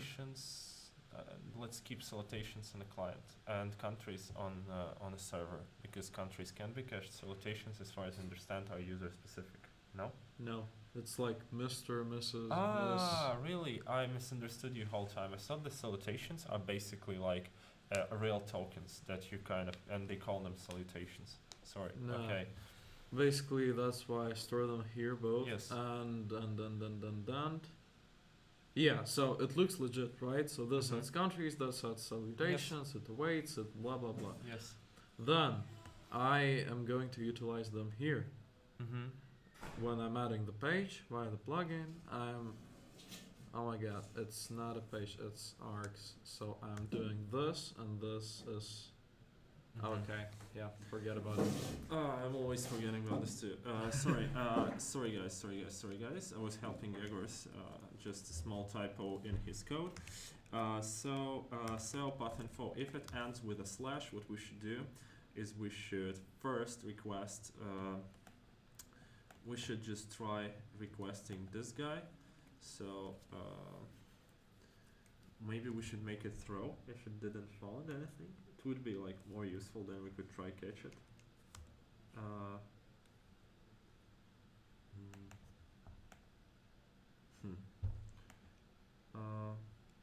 Throw or not to throw? Throw or not to throw? Okay, let's try doing it like so, and then see what will happen. Const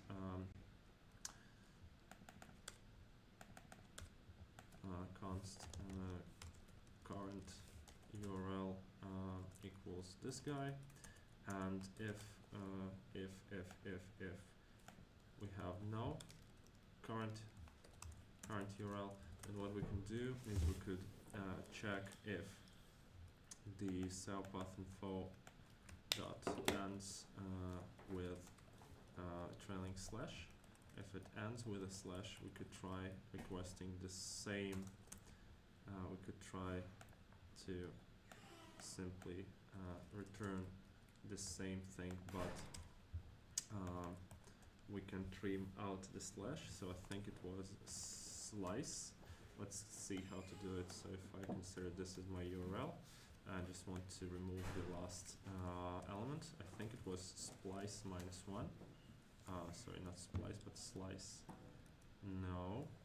Substring -1 redirects. Can I do substring -2? -52, nothing happens. Okay. Substring.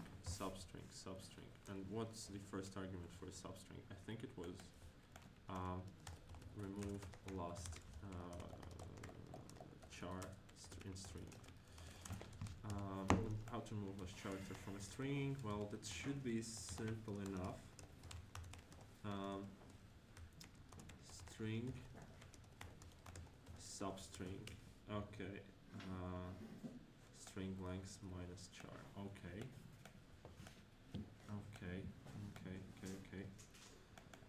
So all we need to do is to call it like so. Substring no -1 as far as I see, and again that's path info. So we're keeping this. We're removing the trailing slash in this case. So try without slash.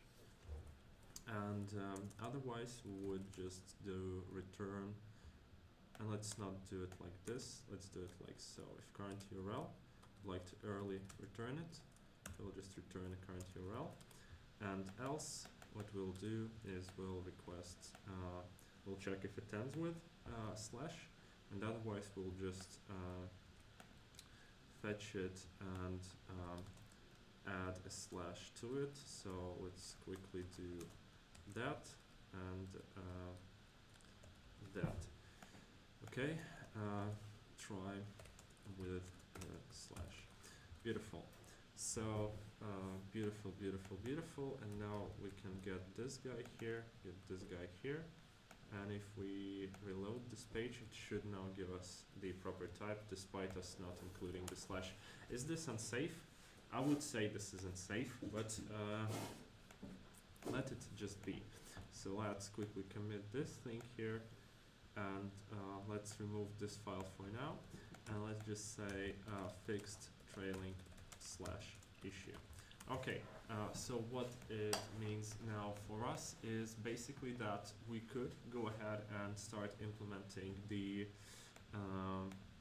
linkage between SEO URLs and the categories that our Mr. Alexander has created. So let's quickly start doing it. So we say SEO URL category, and let's create a linkage between them. So let's just copy this package JSON here, and let's say this is SEO URL category. And what we should do with it is we should go ahead into our blank theme, should go into our package JSON, and we should specify it as a dependency. Alright, this is the dependency, and we're depending on version 0.0. Beautiful. Now we can copy this guy here and enable it. So let's set it to true. And under ideal circumstances, I think I don't need anything from here. But I might want to specify dependencies. Will I do it now? That's a big question. Would I like to do it now? I think no. So let's just keep it like this for now. So let's create an SRC here, and here let's create a new folder and call it plugin. And let's create a new file here, and let's call this one basically, how should we call it? We have this SRC not found. We have the SEO entity page. So let's say we want to add category entity dot plugin entity page dot plugin dot js. And all we need to do now is to get this namespace from here. Need to export default here. Need to specify an endpoint, I think. And after specifying an endpoint, I think we need to specify a type of what are we going to extend. In this case, that's a member property, as far as I see. So that's a member property we extend here, property. And then we need to specify its name, and now we need to provide a proxy handler. So let's quickly remove everything else from here. And let's see, we just need to add basically a single value for it. So let's say add category page here. So let's add a category page. And this is a constant, and this is basically a function. And this function will take member and instance, I think. And all we need to do, we don't really need an instance in this case. We just want to return what? We need to return the category page. I think category. Where's my category? Here's my category. And I should be able to import this category component here, but will it suggest me? It won't, because we need to, oh, it will, beautiful. And again, doesn't add scandi pwa/category. Let me check if it does have the proper name. Yes, it does have. So this is the proper URL to it, and it won't install because it's not yet a dependency. So we need to provide it as a dependency. So let's say dependencies, and we want to be dependent on what? On this scandi pwa category version 00 for now. So we'll just do it like so, and yeah, we could do yarn dev now. I'm sorry, we need to install dependencies first. And we need to enable the category here. So under mosaic here we need to create extensions, and here we need to define that this module is now enabled. Beautiful. So once it's installed, it should compile, and this should now be usable. We can now rename this guy here to be something like this, and we can say we are rendering a category. And oh, I'm doing the wrong thing. I should just do member, and I should do something like for example, member dot and what type should I handle? Let me see. I had this cell URL, component, and I had this front-end navigation page, which is category. So let me say that it's equal to a category, and that should be enough. We just should return a member now, and that's it. I think it only dislikes the assignment to it, and all things considered, what we should now see is an empty page. We see no errors, and if we consider the components here, we see a category component rendered, and we passed in the ID, which is actually beautiful.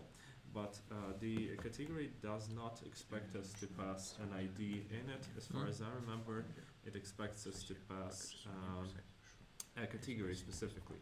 So we need to do it a little bit differently. Here we need to create, we'll need to select this folder and create a new file here, new folder here even. And let's say this is component. And this component is not a simple component, it should be a category page. It's a category page. And here we can, I think, just copy a few files. What would we like to copy? We would like to copy just a component or a component and container? I think component and container. So let's do it like this, and let's now obtain this value, propagate it here. Let's also propagate it here. Oops, category page. Beautiful. And what we should have here is now a category page. Beautiful. And we'll have a category container. Let's fix all the issues like so. And we don't need this rendering method here. We're not overriding it. All we want to do is actually to have a category coming from a state. And for now, the state will be, I would say, empty. Or do we want it to come from a state? I think it should come from the Next.js props. But how should I do it correctly? How should I do it correctly? I should inject now basically the information into my I should make a request to my category, put it in Next.js props, and only then, okay. So the problem is that we cannot do a request here. We cannot simply do a request here because we need to, so we won't need this container here. I think we don't need this container here. All we would need is basically to that's a complicated thing here. That's a complicated thing here. Okay, but let's remove this guy from here for now, and let's just resolve a thing we wanted to resolve. So let's remove this here. Let's point it to a real category, and what should happen here is we should render a category. But now the question comes, where are we taking the category ID from? Because indeed it will be where we'll take the category entity from. Because actually, like we have in this context, if we take a look, we have an ID, and this is a category ID, and all is good. It's rendered the category component, but we actually need to request a category beforehand. Thus, this means that we need to move the request of category up here, right before actually doing anything else, right here, I think. And what this actually means is that we should find a category somewhere here, and it should come from somewhere. So the question is, get category. So where should we do it? Where should we get a category? This would be very simple if we wouldn't do a server-side rendering, but because we are doing it, it seems like we might stop at this stage here. Let's just say it's an empty object, and let's fix some typos here, and yeah. And let's fix this plugin as well, so it uses a category page instead. So let's just say category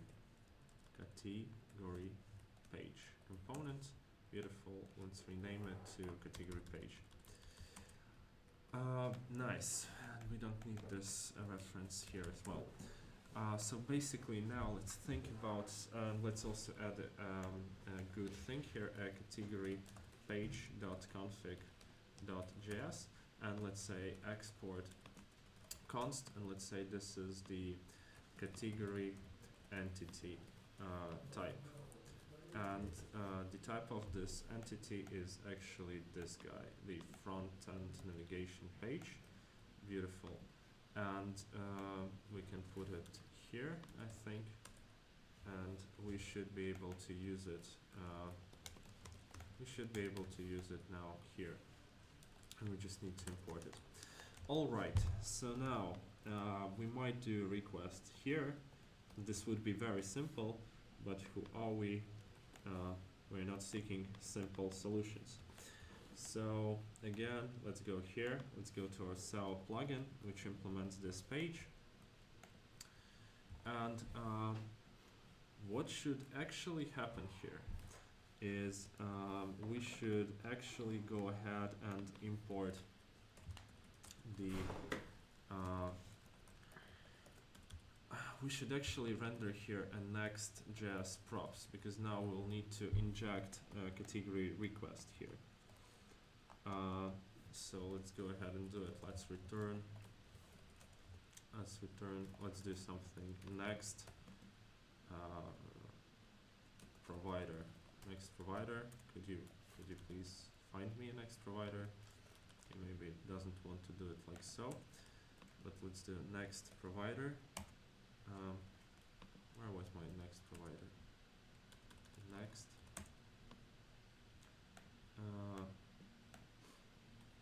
Next page context it was. Okay, next page provider. Oh, but please, you can't find it. I know you can. I'll need to import it manually then. Let's do it. So import next page provider. I think it can go like this from @scandi pwa, not ESLint config, but framework, and src, and util, and not util, context, I think, next provider. Okay, and now we can wrap it like so.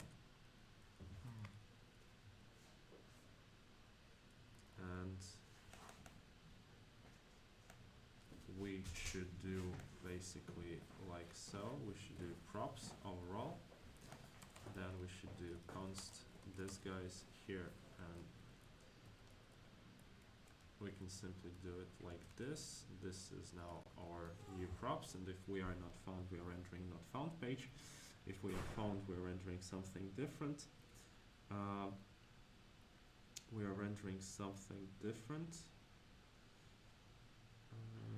Yes, and we need to wrap this around. So we need to have this next page provider wrapping around the cell entity page, and actually, because now this will contain all the props available to us. We might even remove this foreign key and route name, pass in from here, and move this into the context.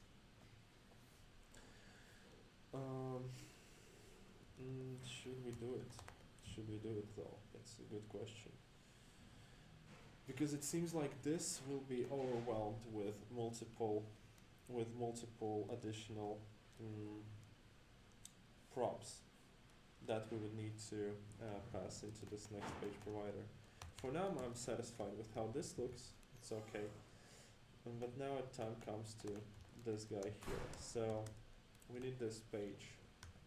We need this page, and we need to create a plugin for it here in cell category URL.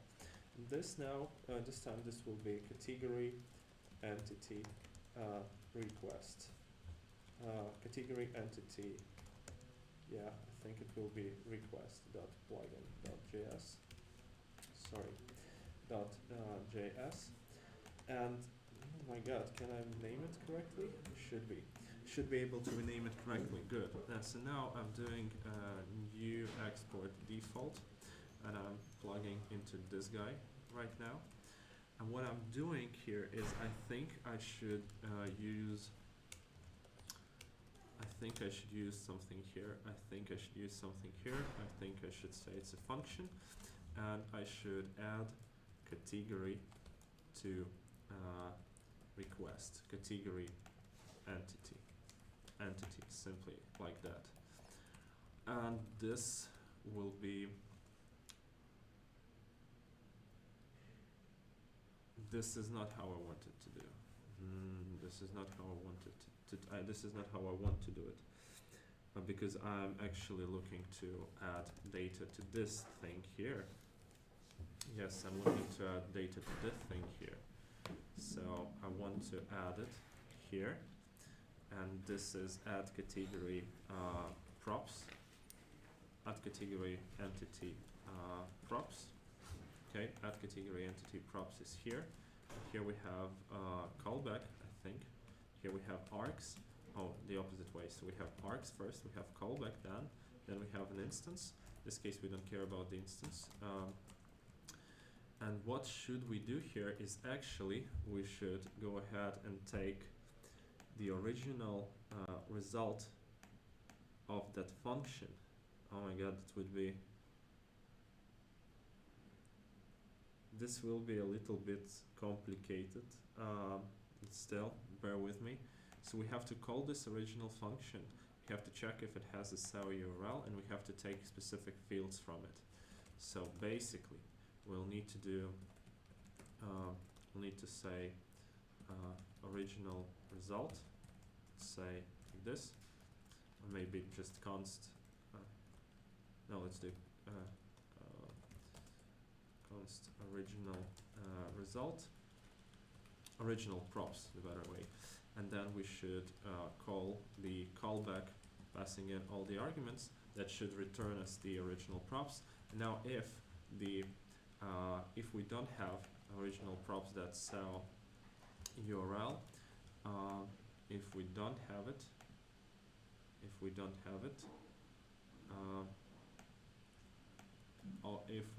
have it, or if let's say I will have here const get category ID from I don't really need it, so let's do or not SEO URL dot what dot foreign key, I think it was not foreign key.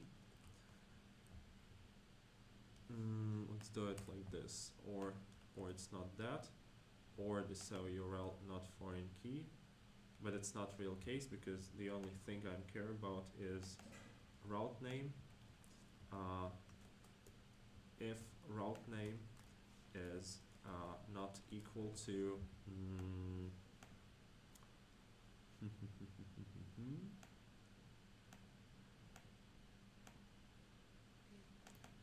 route name, it was like this. Okay, it was simply like this. If a route name is not equal to config, where's my config? Category entity type, it was category entity type. So if this if we don't have a SEO URL, or the SEO URL route name is not a category entity, then we can simply return original props.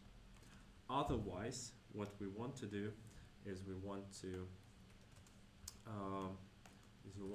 get const category ID equals SEO URL dot foreign key. I think we can sneak peek it somewhere.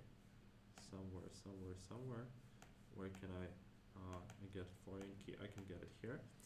So we'll get SEO URL foreign key. This is our category ID. So all we need to do now is we do need a category. The whole category is actually where it's API. That's SEO URL. Where is our category? Here. src API category request get category by ID. Hopefully it will import. Absolutely perfect. And we need to pass in the category ID here, and yeah, we can even do it like so. This is our category which we await for, and then we can simply return what original props plus the category. Beautiful. And I'm guessing this won't work from the first time we tried. Put your no. What do you think? Yeah, it doesn't work. Failed to invalid prop provider is supplied expected React node, and what I provided it to it. Prop type provider supplied to it doesn't say what it wait, where's my close all?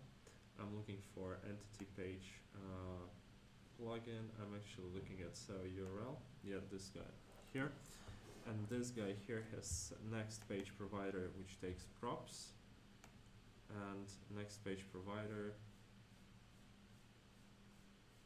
extends context provider. And are we importing the default one? Yeah, we're importing the default one. And with provider just takes the props and renders them correctly. So we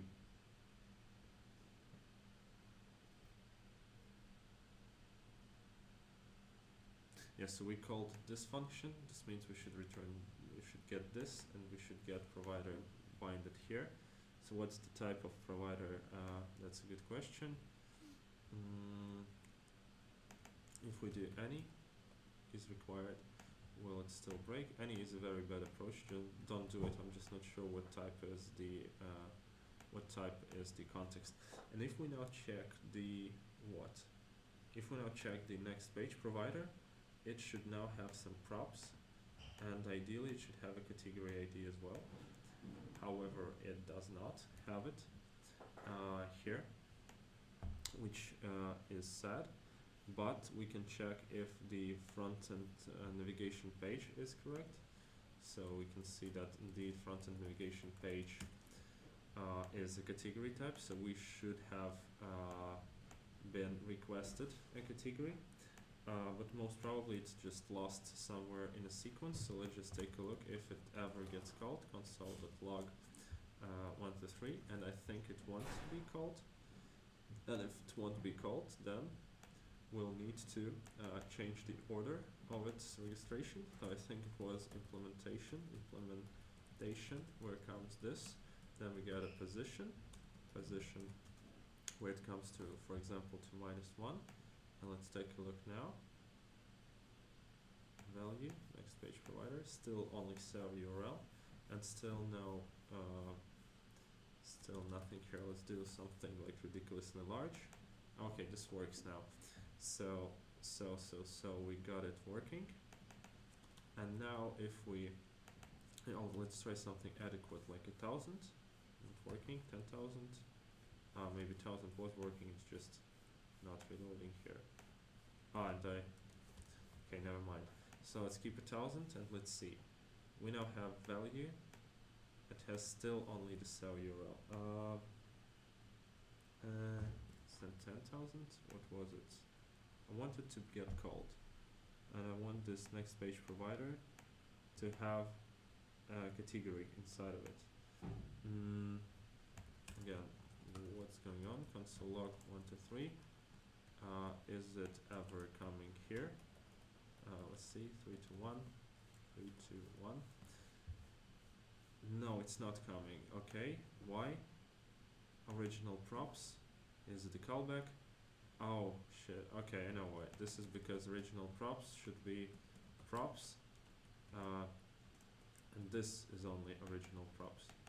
This is original props, and then what we should return from here is actually props, like this, where they kind of do stuff like this. Beautiful. And something went wrong. Can treat property cell URL if undefined. Beautiful. So let's take a look on this result. Console log result. Then let's do const. We just copied equals result. So what's up with this thing here? What's up with this thing? Let's reload. It's a promise pending, so we should await for it.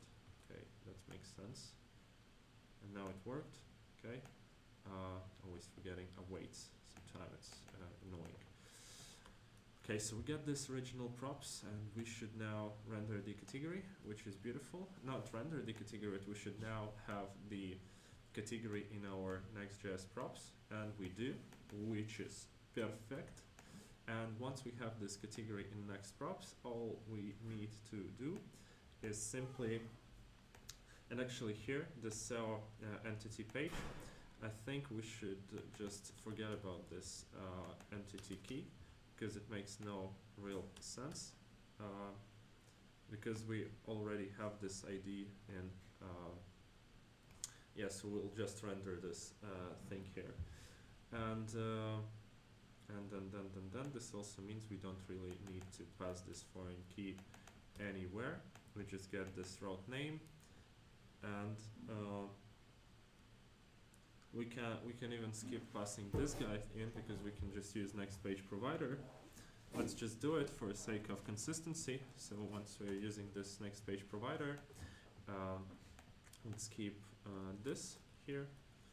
Okay, we'll just use this not found or is not found whatever here. Can you do it to me? Yes, beautiful. Beautiful, beautiful, beautiful. So now if we go here, and this is our,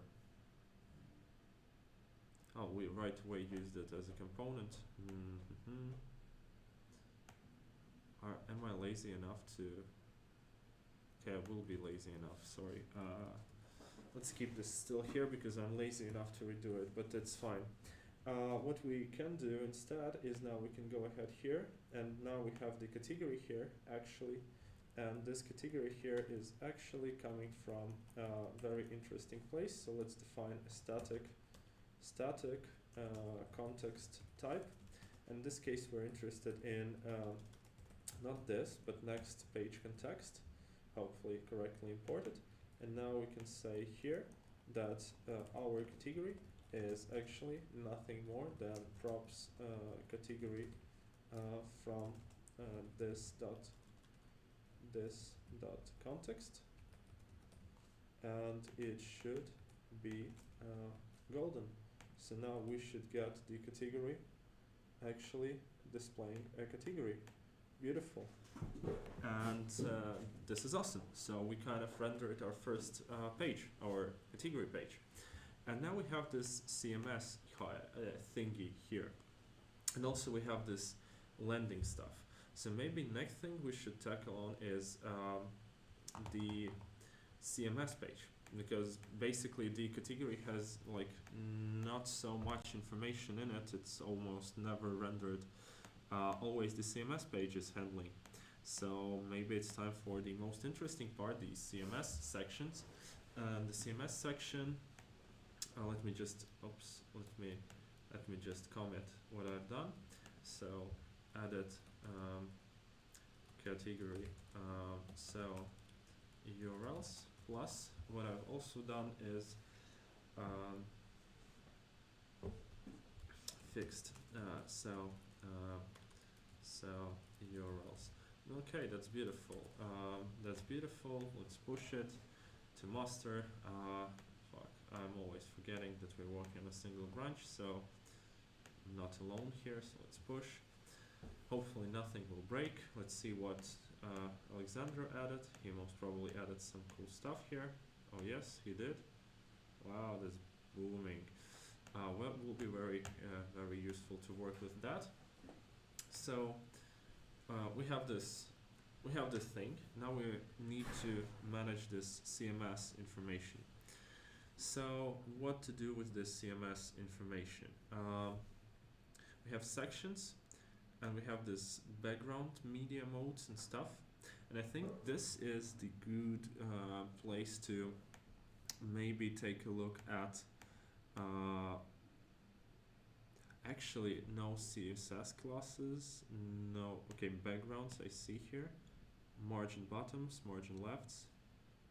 Okay, let's do as follows. I would like to see what does the original implementation has of Vue storefront, which is currently used storefront, Shopware, PWA, I think. Yeah. And here we can go to packages, I believe, and here to default theme.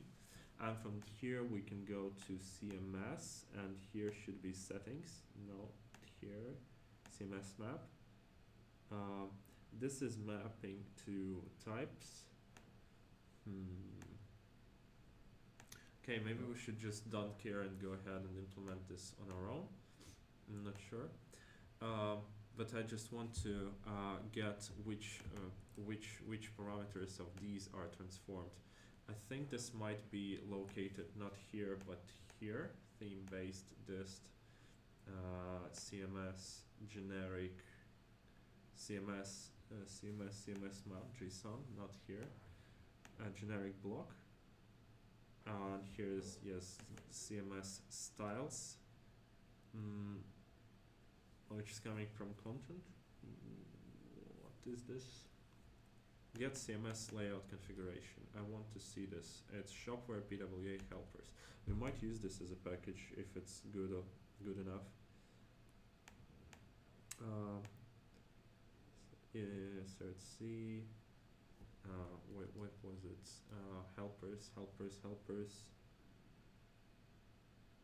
URL, not citation. Oh, CMS. Sorry, CMS. And now we're looking at CMS configuration. And layout styles is what it is. Margin bottom, margin left, and here's the mapping as far as I see. Beautiful. It's only margin left and right. Okay, that's simple enough. Okay, so let's go ahead and create a new package here. We'll call it CMS. And we'll do a package JSON for it. Let's get it from here, I think. CMS, and we have these extensions which we don't need for now, and we have these dependencies which we don't need for now. And let's immediately do a big thing. Let's do readme.md, and here let's define what we're going to do. So we want at least one component for now, I think. I think we need at least one component which would be generic CMS element. I'm not sure how to call it, but basically, I don't think we might do it as a factory pattern. So we might do it as a factory. So let me quickly type option number one. So we do a factory. And then after we made a factory, we populate the factory with types via extensions. And then once we populated the factory with all of those types, we just create types while parsing the CSS, I think, parsing the data, CMS content. This could work. This could definitely work. Number two would be to create. I think we'll go for this first one because there's nothing like too complex in it. So let's go ahead and do it. Let's do this src folder. And this src folder, let's create a component. And here, let's create a new file. And how should we call it? Let's call this new folder the CMS factory. CMS, let's call it factory, because what we can do is just simply CMS content factory. And let me check if this makes sense from the logical standpoint. So the content factory, what is this? Content factory. Okay, that's some digital agency, so there's no definition for it. Okay, I'm fine with that. Let's do index.js, and let's do content factory.component.js. And I think what's important here, do we need any containers? We might want to add a container here.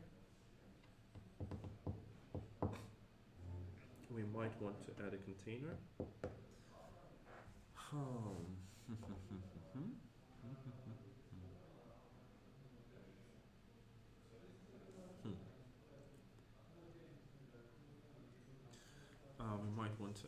One sec. So in this plan, we create a factory. Number two, we populate factory with types with extension. Number three, create types parsing the CMS content. Yeah. So between this 2 and 1, so 1. So how should we actually? So as far as I see, we have this margins and paddings. Can we create simple divs, or we should like put it specifically on elements? Because I would prefer actually putting them on elements. On like wrappers around. That would be easier. I would create like a simple div. I would put this information onto it, and I will put the CSS classes onto it, and then the logic inside would be like the component specifically. On the other hand, I would like to process like all of this data, maybe give some flexibility, and then kind of a helper that would prepare us the backgrounds and margins as a style to set could also be useful. Could also be very useful. And in this case, we kind of need a generic CMS entity, or we kind of don't need the generic CMS entity. We could extend it later on. We could add plugins then at once. So it's a very hard question. I don't really sure what architecture will we go for. I think we should just go for it, and then we'll see immediately how it looks like in the end. So we have this component content factory, and from my perspective, it's a very simple. It's not. It won't be very simple, but for now, let's create it like so. So we have this content factory component, boom, like this. Let's here export default, and what we're exporting the content factory component, and here let's change this guys to actually be sections. And I don't think we need a whole render map for it. I think it could be just blocks, just maps. So let's say sections, section type,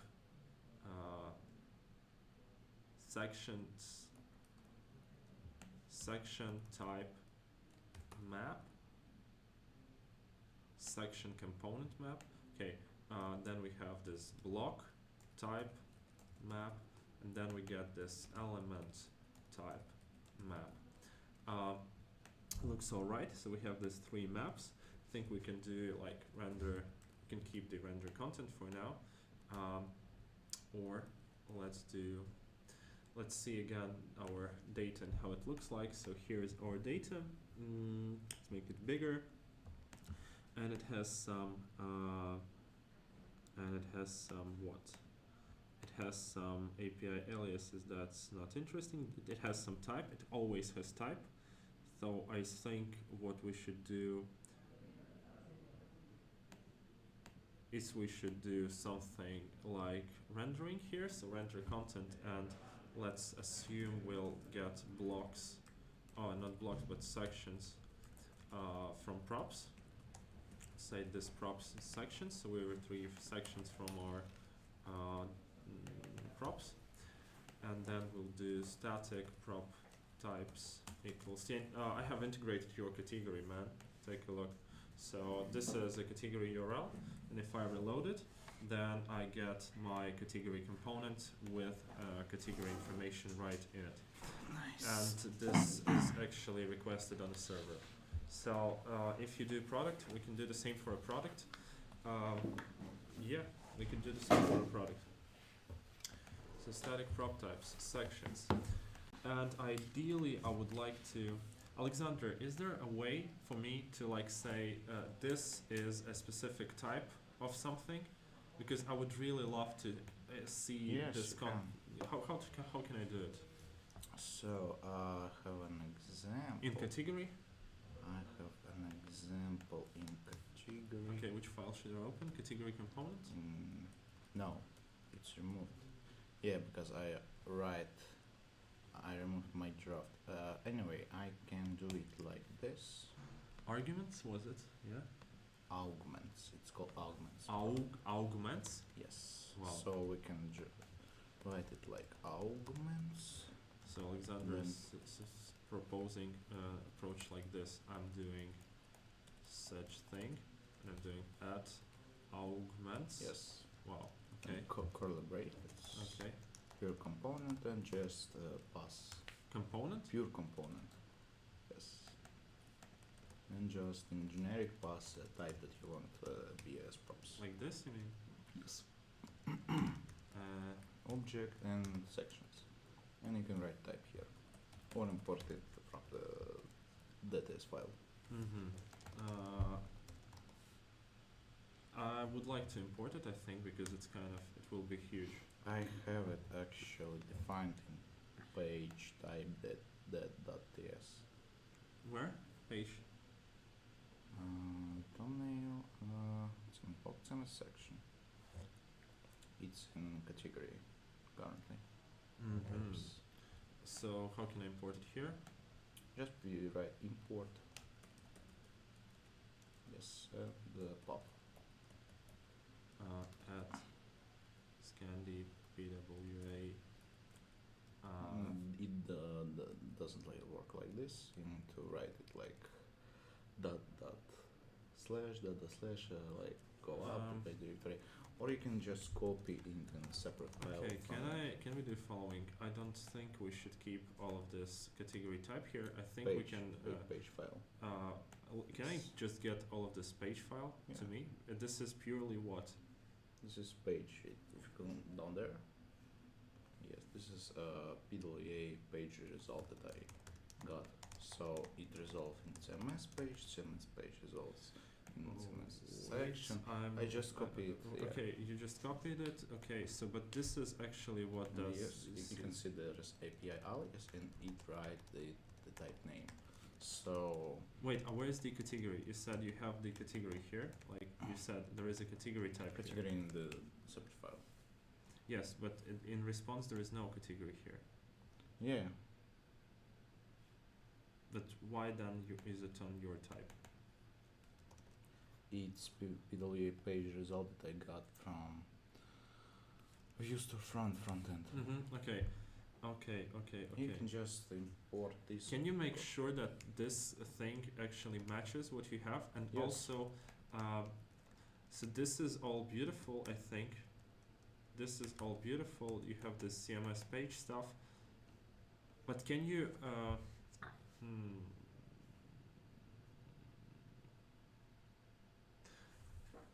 can we do it like extensible? Can we do it like a thing that we can add from another module too? Yes. Can you do it like this, so we can add the information about CMS page in category in another module? So I would like to here, I know that in reality the category, the CMS page is here, but in like, ideally I would like it to be like so.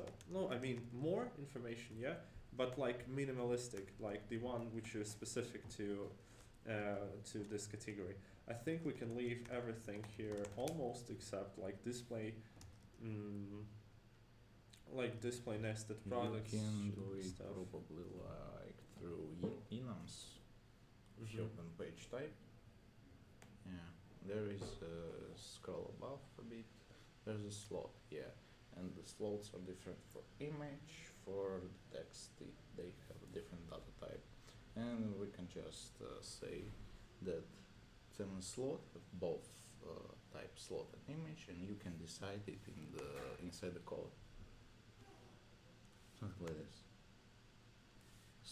Through I don't understand how this helps us at the moment, because I don't need like variations. I just want a category not to reference anything related to CMS pages despite having them, but I want in the context of a category here to not know that a category response actually contains CMS page. We can just do it here. But I would like it to have it later on when I'm doing the category CMS module. Like, because now I'm doing them category and CMS separate. You can do it through TypeScript modules declarations. Remember those? Yeah, yes, I do, but you might be much better than me. Well, if you define module in two different files, you can their interfaces are merging. So interface 1 in one file will get same properties from the interface one from the other file. It's like this. Sounds complicated. Not really.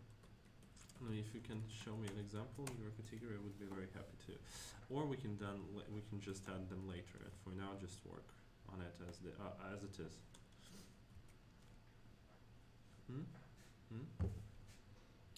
So you want to import the sections? I would like to do it in the proper way. So I would like them to be declared in my CMS. I would like the Yes, you CMS can. page information to be declared here. You I would can. like this to be declared here, and then I would like to merge them later on. Okay, we can do it now. You suggest? We can do it now if it won't take like too much time. So if it is API and I'm just copying this page here, you suggest me to copy this page here, correct? And then I'll just rename it to be to not contain this copy, and then I don't need this category. No use before define. Then I don't need this guy. Is there anything else that's not legit? What's the CMS sections? Okay, sections, that's alright. I have the sections. Where is my sections? I have the sections, they kind of look familiar. Yeah. And they have those background colors. I have those things here. Okay, like CMS page. CMS page, then it has sections, then these sections have blocks, then these blocks have some. They have slots. Okay, do they really have slots in reality? Let me check. Blocks. Is there anything? Yes, they do have slots as well. Perfect, so this is most probably the true representation.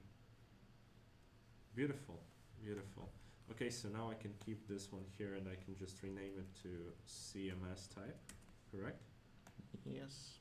Okay, and then I should be able to go here and say import, not like this, not like this, but like this, correct? And then dot after import. After import. Yes. And then the type, yeah? Yeah. Okay, nice. Okay, so we get the CMS sections. I don't think I've ever seen products being... It's array, no? Huh? It's array. Yeah, but sections I and type. sections, it's array. After type. Huh? Can you?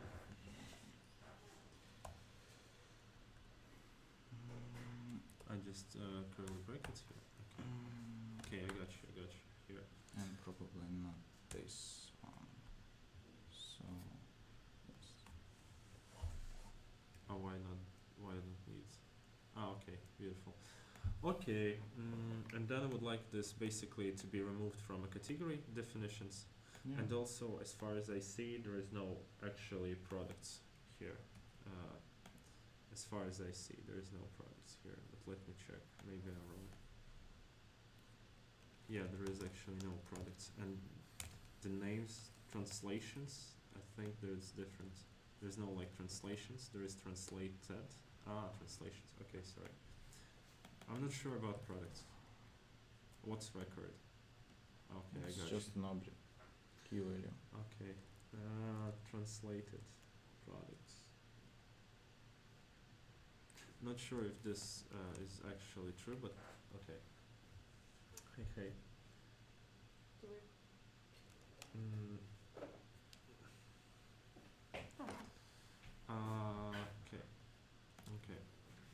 Okay. So what we do now is basically we can continue working on this. Should we define a prop types here? Well, ESLint will throw an error every time, so you can just say that it's shape. Probably will be enough. Yes. Since VS Code has suggestions. Okay.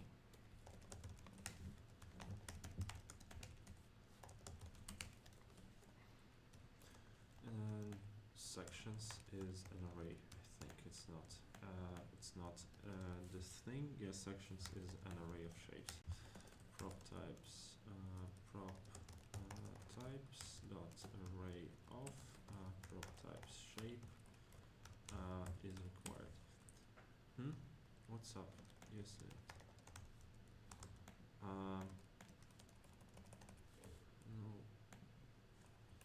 So yes, Lint is not aware. That's No, again.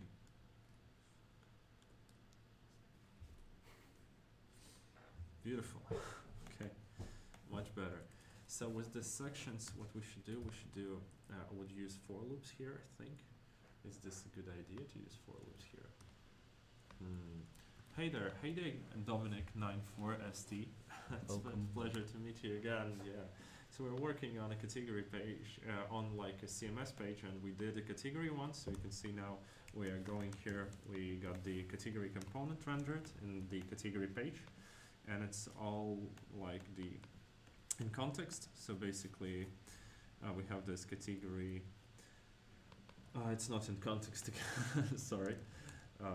It should be in a context. So if we go back to here, I think I have misspelled the import, or yeah, the man who wrote it has misspelled the import. Alexander, make sure to have a category.container exported if we have a container. Okay. Okay. No problem. And now, yeah, we can see that now we have this category component, which is actually should be taking category is marked as required, and it's not passed. Category container. Category. Huh? Category.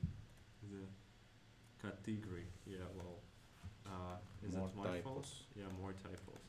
You see, Dominic94 came and right away typo fixing. So where was I? Where was I? I was here, and I was category, and this was a typo here. Category, yeah, and it should be all right now. Yes. Now we have this category context. Yes, it does, and it has a category and a component. Oh, beautiful, beautiful. Perfect. Perfect. So now about this content rendering. So how should we better approach it? So in the perfect conditions, what we do is we just reduce sections. What should we reduce them into? We should basically reduce them into an array of React components. And so let's just write it reduce for now. And let's say we have accumulator here, and let's say we have what? We have current value, and current value is basically a section. And what we are doing with that is we're basically putting them into an array, because I think array is a valid React element. And what we will be doing is we will be taking CMS page here, each section, and it has some unique identifier, which is amazing for our purposes. So if we'll take const unique identifier from section, then we should be able to pretty much return an element, return an accumulator here, and we should be able to add an element here to render it. So how should we actually approach rendering element? We can use create element and use something defined in here for our type, because we still need to find so let's get it by type here. So will this be a function, or will this be a component? I think it's better to use it as functions. So section type render map, I think, should be a better name for it. And here, we should add basically, except this, we need to also use a type, I think.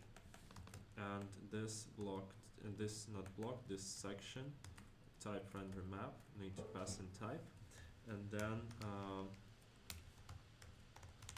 think that should be it, except we can also do something like const rendered section equals this thingy here, so this dot section type render map by type, or if it's not found, if this is not defined, we can do this dot render default render fallback section for now.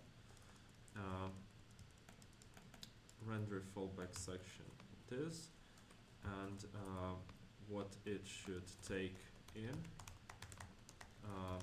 which render fallback, let's say render fallback. I think we'll do fallback similar to everyone, and we'll just call this guy here, and we'll pass in the whole section information into it. And one important thing here is to you actually don't need an identifier, even identifier here. Is this right? Is this right? Is this right? Yeah, okay, that looks fine to me. So this is render, let's say render sections.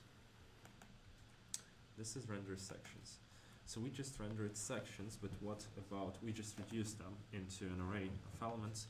We expect kind of this guy to be, to use this unique identifier thingy and to say, for example, return, let's say, type this type is not supported.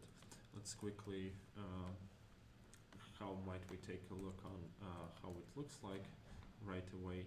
Well, we might hard code it in category page for now. This is not like the best approach to do, but we just might do it. And I think what we need to do as well here is we need to provide a fragment here. We need to specify a key. And we can even do it here, I think. Let's do it even here, because like this is pretty common thing to do, and almost everyone will need it. So instead of pure component, let's also import fragment, and let's set a fragment on a key, and then inside let's just return something like this. So here we don't need to worry about anything, we can just do our job of rendering. Perfect, and key unique identifier can be taken from a section. But now we have to consider the following thing. Render map might not be the best approach, because you might want to pass in the children for this category, for this actually. Okay, so this is render sections. Let's do render blocks. And this render blocks, let's do this section. Maybe we should prepare these sections beforehand. Maybe in container we should prepare them in some format which will be like really useful. Like it would say, for example, rendered children, for example, or children right away. It would say children. Might say just children, and it might just say in our markup like styles, and it might just say CSS class. CSS class name.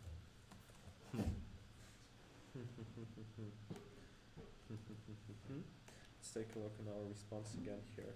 So we got this category page, boom, we got this CMS page, and we got that sections. These sections, they have some blocks, and the blocks have some other stuff in it. They have these translations, which I don't really get, and some other cool stuff like slots. So maybe we shouldn't just ignore this. Not just ignore, but I mean just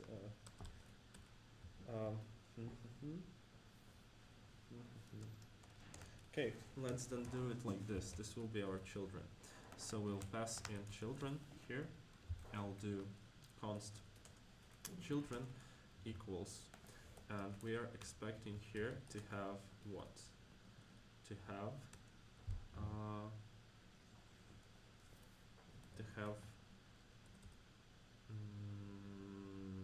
blocks. Blocks, yes, I would like to have blocks. So what I'll do is I don't like passing this guy in and out. This is kind of stupid looking. We can do like render a section, and then we'll have a section here. Then for each section, we'll just doing this thing. For each section, we're just doing this thing. Okay. Rendered section, then we return very much. For each section, we just return this. We don't need to care about anything else.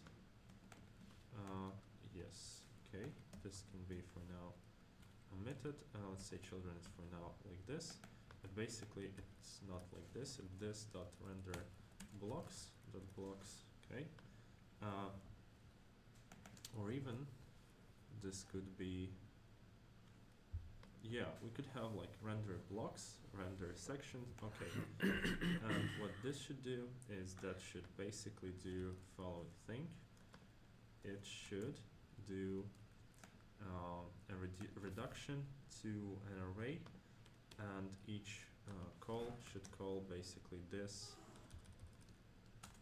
should return us an array. I think we can just return array right away. So it will do the accumulator first, and then it will replace it with, no, it won't replace it with, we will replace it with this dot render section, and we'll pass in the section. Amazing. What's going on? Maybe it just wants me to add these guys here. Maybe. Seems like not really. Okay, so this is not needed actually. So this render section, we rendered section, we got away with it. Now we need to render blocks. Rendering blocks is again a simple thing. So we got these blocks right away.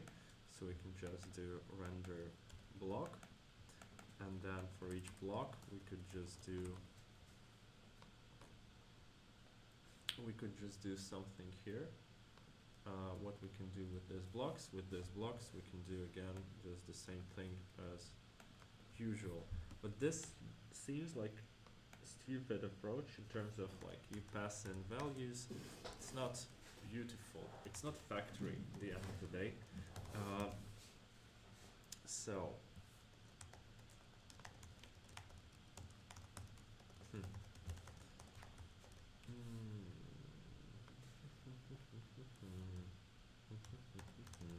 how should we approach this? Okay, let's finish this idea with blocks, with each block rendering like in a simple function, because this would make a lot of sense like in terms of understanding it. So we got those elements. We'll do here render elements. We'll do render elements. Beautiful. We're rendering elements, all nice and clear. So this is our. So here we were rendering sections. Now here instead of sections we have rendered blocks. And now these blocks are simply what? These blocks are. We don't have section. We have instead a block. Wait, what? So we were rendering a section, and rendered section. Oh, this is not like this. This is not a rendered section. This is actually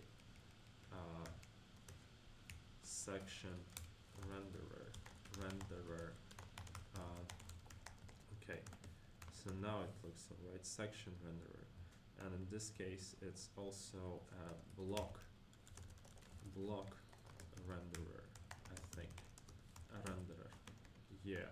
And now we got this block renderer, which we should pass the block in, and some children. And children are in this case already elements. And that's nice. That's nice. Maybe we should actually remove type, unique identifier, and elements from the block. But let's not bother with it. So rendering elements is again a simple thing. And this reduce here, is it needed? Actually, it's not needed. We can simply map here. So we can map it like this. It will be much shorter. And then maybe rendering blocks actually makes no sense like this. So maybe we should do simple call blocks and then render blocks, because this would now make it much easier. So you're just this render block, you're rendering each block. However, this gives you more flexibility in terms of overriding them if you might need a wrapper for them. So I think we might keep it.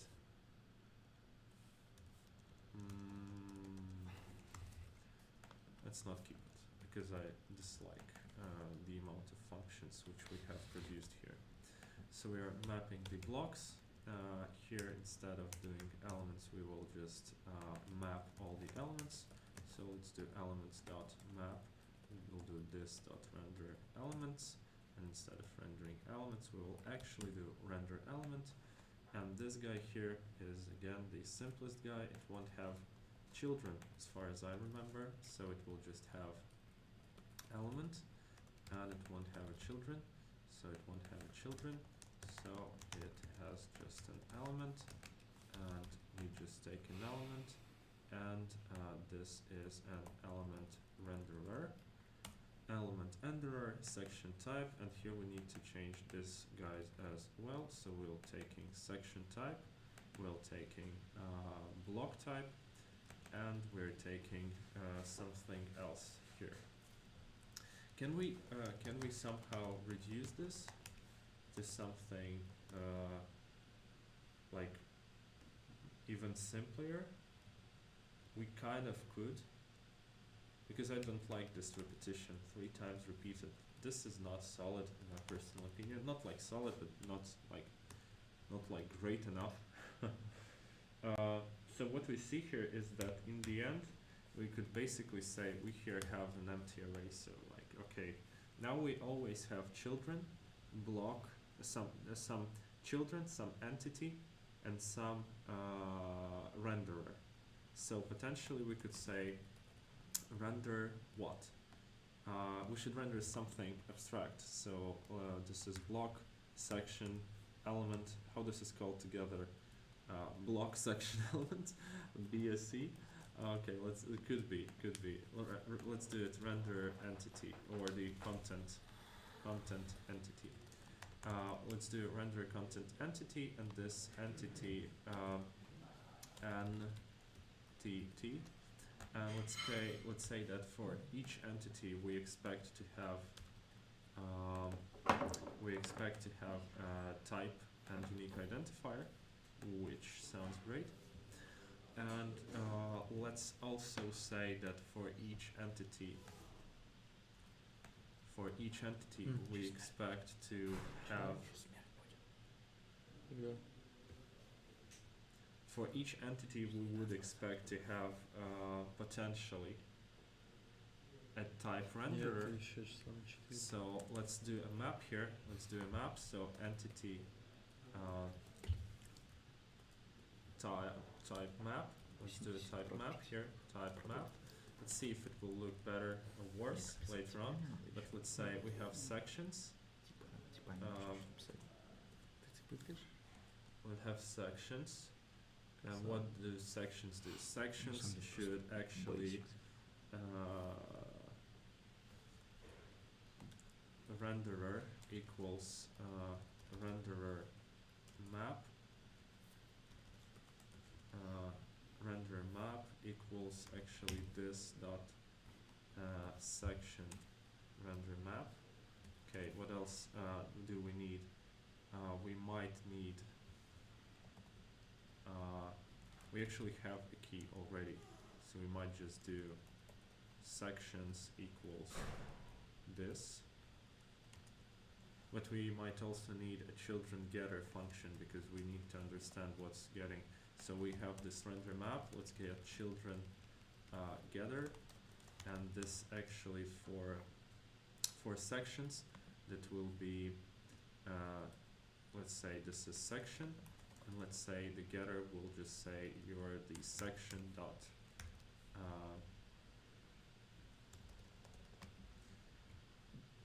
it's actually render entity, render content entity, I think. This dot render content entity, and what we should pass in is actually section dot type. Is it like this? So the type is not unique. This is bad. How to do it beautifully? Well.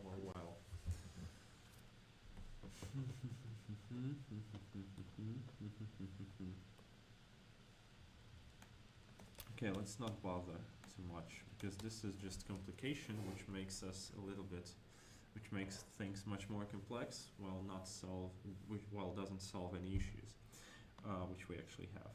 So let's remove this guy. So now we need to add some renderers, and I don't really want to make those renderers like be here. So what could we do? What should we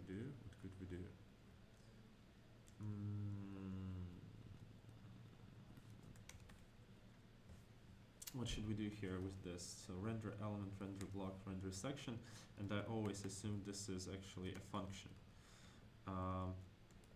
This is actually a function, and this is what I assumed, but maybe I want to make this a component to force people not to put them like here with plugins, but rather move them into separate entities. This could be it. Okay. And another big thing is that basically if we are rendering this element render map, okay, this element render map,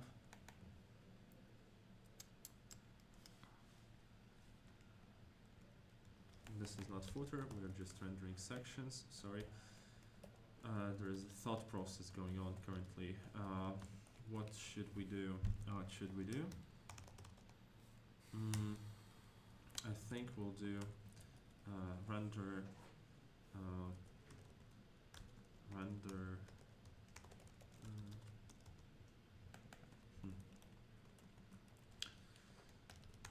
so we could create a component here actually, instead of passing in the function element renderer.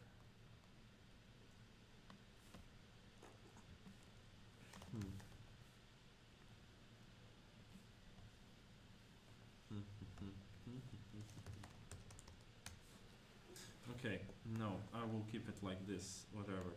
So we have this CMS content factory. Factory it is or not, you can judge yourself. Personal opinion doesn't really look like factory still. But still. It does some type checking, but yeah, I think we should go here and create a new folder and call this CMS entity. Simply. This will be our, or maybe not do it, let's not do it here, maybe let's do it in utility. Let's do it in utility maybe. Or no, let's do it here, whatever. So let's call this CMS entity.component.js. Here let's do index.js. Here again, favorite export. Export default from CMS, where am I? Oh no, I'm doing it in the wrong place. I should do it here from CMS entity, beautiful. And now here I might need to do something like this.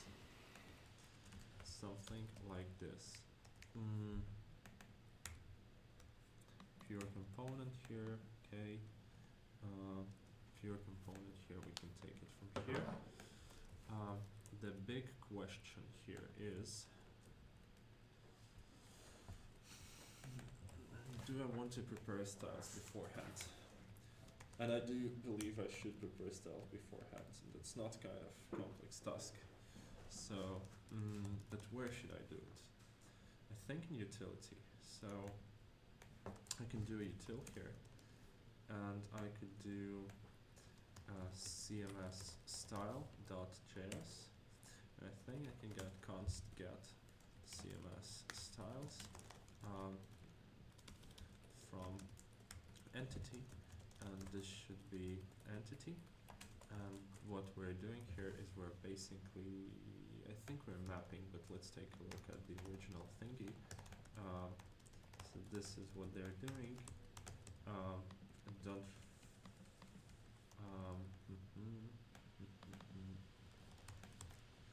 Okay, so let's just do as follows, and let's see.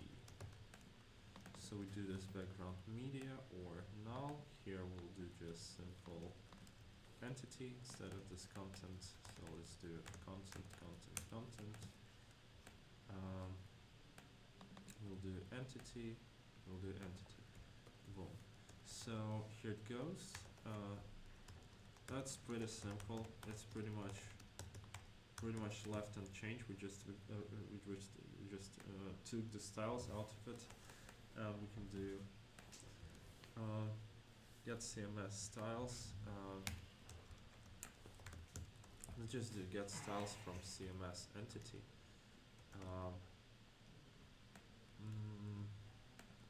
And we can also do export const get class name from CMS entity. And we again can take entity in, and we can just return what? We can just return CSS class. Okay, interesting. It's CSS class. Interesting naming. So we got these guys. So what can we do with it? We can just give them as utility functions while rendering, but this is kind of not so nice.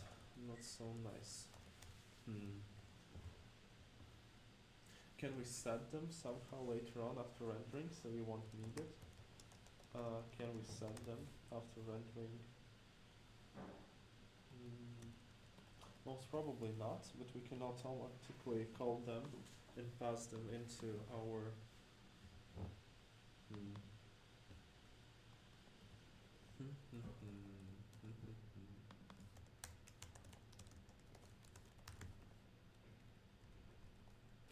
in this case, maybe we should do just a high order component to process those values beforehand. Because like, yeah, we have this utility function which gets all styles. We have this function that renders like elements and stuff. And we can even try calling them, I think. We can even try calling them just for a quick test. So if we go to SAO URL category, to this, no, actually we need to go to category in this case. Yeah, we need to go to category, and here we need to open the category component and maybe provide some logic here. Let's say test, and what we're testing is this. Let's just simply create arrow function. This is not a good approach, but still. And let's take a category from from this dot props, as far as I see.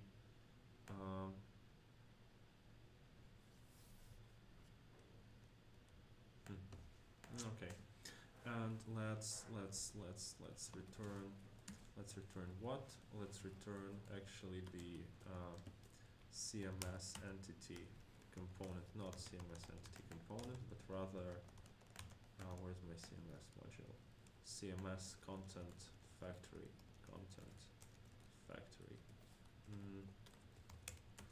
Said. So let's just do CMS content factory, beautiful. CMS content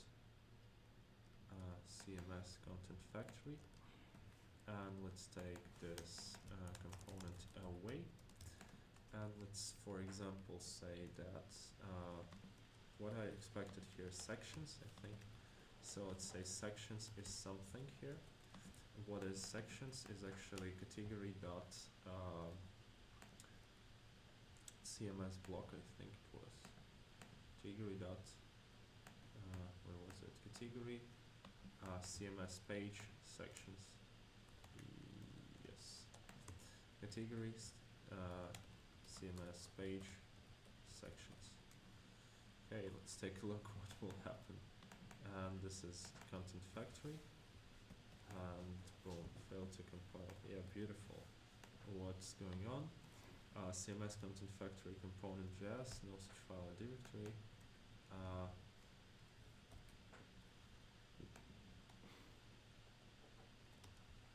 Where it failed? CMS content factory component. CMS content factory component. CMS content factory component. I don't see any imports here, so what's...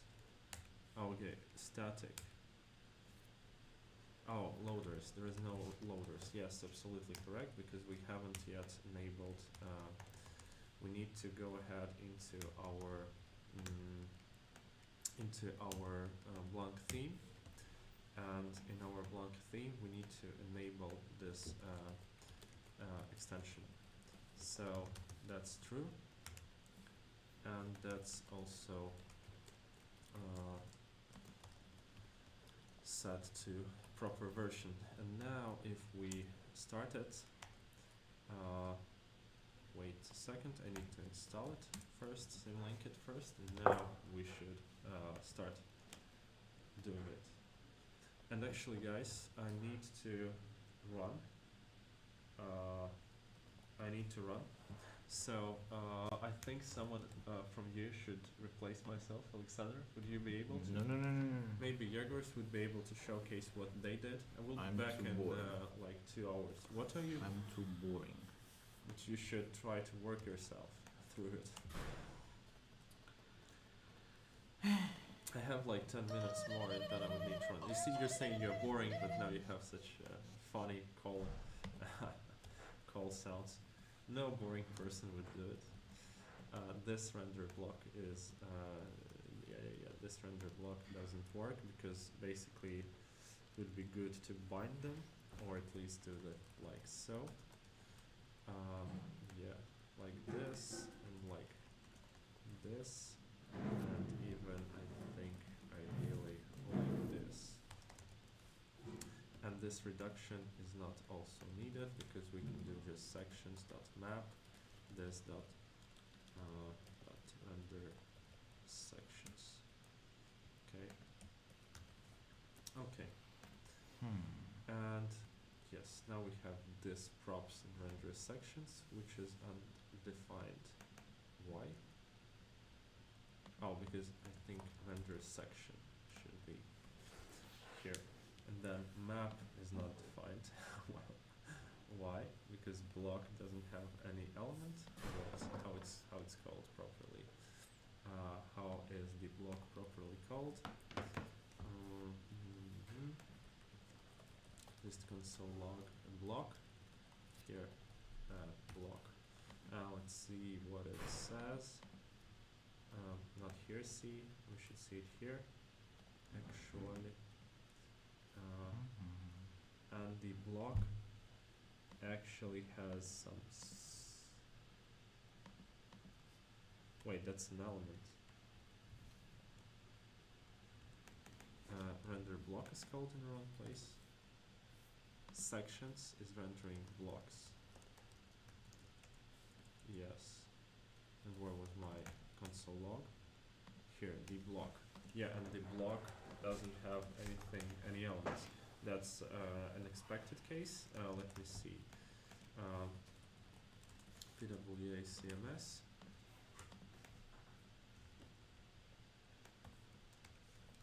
Let's go for CMS. Section block elements. Sections block. Sections blocks.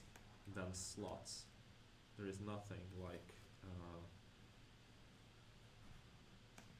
Okay, so we have sections, blocks, and slots, and then,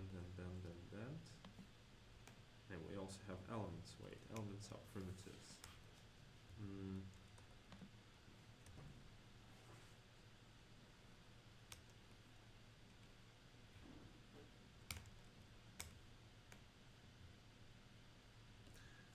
think I should wrap it up because I really have to run. So what I'll do, I think, is let me check what I have committed here. I have committed some crimes all around. It's mostly related to CMS, except this. This is actually patch of typo. Type. Okay. And I'll pull first, then I'll think I'll push. And this would go to check out to CMS CMS v2 because this is completely different stuff. And work in progress on CMS implementation. CMS implementation, good. And now we can push, and now we can publish it. And I think that's it for me. Yegor, sorry. So I need to run because I have a few things to do. I have like to be away for 1 hour, maybe 1.5 hours. Would you be able to change me and maybe tell what you did and what you're currently doing? Because I think you are pretty good at speaking and as well explaining what you're doing. So I'm stopping my work at category page and CMS pages. I can get you into like what I've done, like if you come to me and in few sentences, and then you can switch back to like what you did and start to explain specifically your case and what you were working on before. And also I have some maybe questions on how do we better organize it, because we have this computer here, and would you like to work on your computer, I believe? But if we work on your computer, then we have somehow share the screen, and we don't have real option except if you go to OBS Studio, set up your own stream there, and I'll stop my stream and you'll start yours. No, I don't. So if you can, then you can work a little bit on my computer, and then I'll go back and switch. So basically my work for now is pretty painful to do and even more painful to watch on because I'm currently hurting with the forms, and I've decided all in all to migrate the form container form component from the Scandy PWA and from the Shopify project.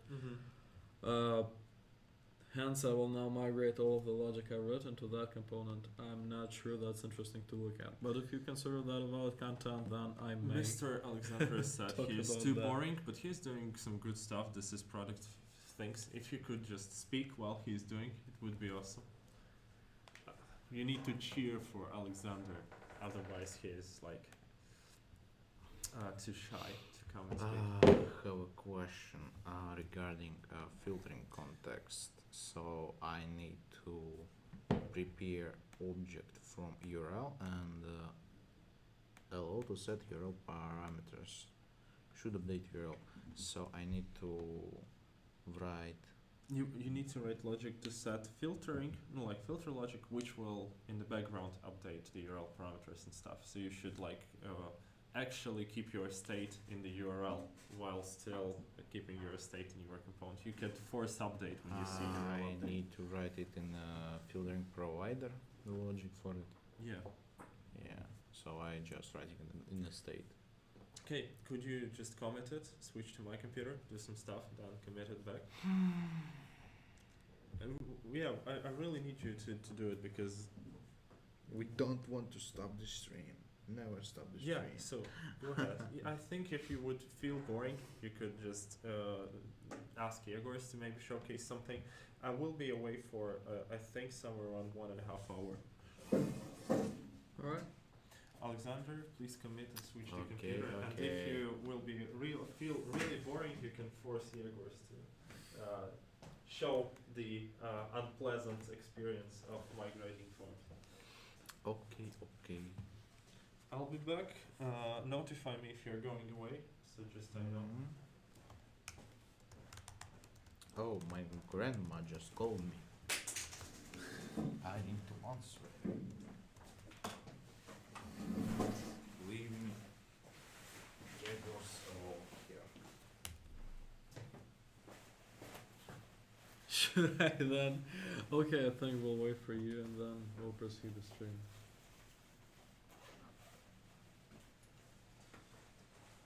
A short pause. Short pause. Maybe we should prepare some image that would showcase that. We have some technical pause. How to. And actually, I don't have time for it, but I can do it like this. Technical. Not technical. We took a break. Beautiful. We took a break. Okay, whatever. That's.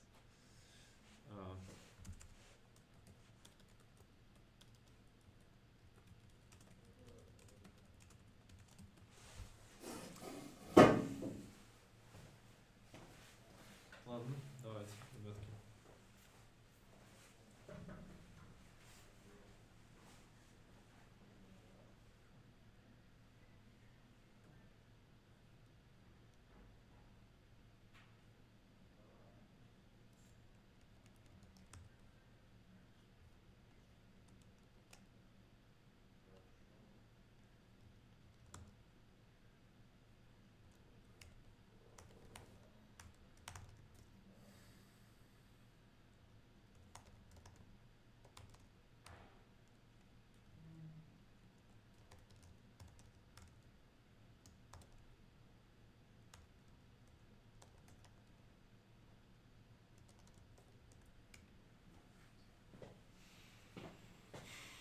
I'm back.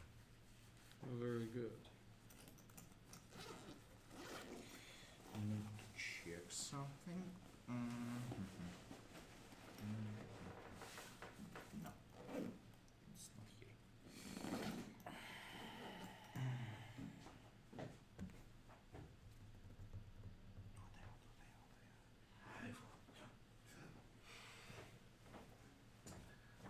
So our online is still on the level of 2, our most awesome viewers.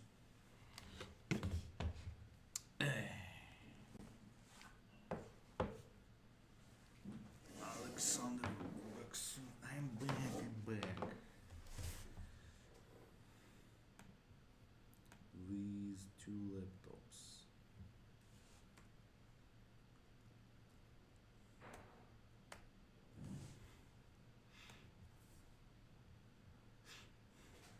Okay. Let me commit my shit.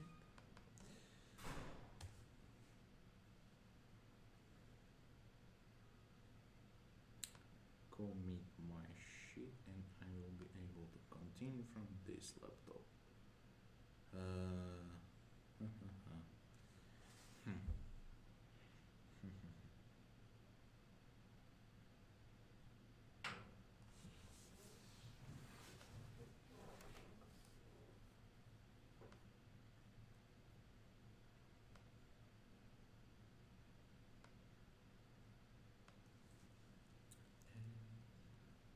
Product module.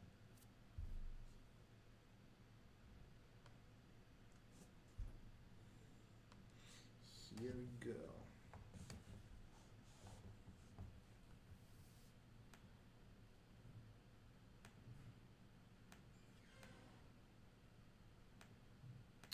Need to check out the master pool and here we go. So I made a filtering context, currently working on provider for our described logic here. So I want to get state from the URL and use it inside our components. Also I wrote the requests. Everything is typed with JS docs, so very nice. Get product by ID, and this is our main. How this is called? Save as main star get products. It's a lot of options. I got all of this from this one. Fetch a list of products. Come on, here we go. So all of those params are now available here as argument of the function, so we can pretty much write any request we want, and also receive a response with correct type, which is pointing to this type. As you can see, elements are products. Well, okay. Need to do this. Now, this provider. What I was planning to do is add a handler to the history, which is done like this.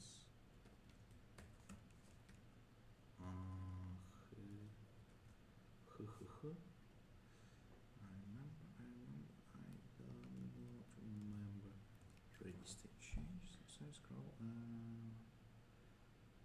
Suspend. I guess I need to Google this.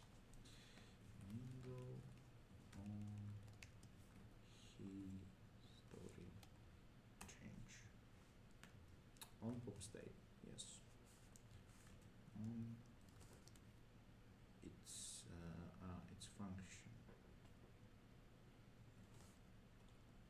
I can't write it like pop. Yeah, I can do it like this. Okay. Now pointing to our on history change function. Done. Now we need to also do it on amount. Window and remove event listener. Pop state and link to our function. Done. So on every history state changes, we will trigger this function. Okay. Now we do it like this. Then I need to also do it like this. Search category. He plugs in my category. No. Yes.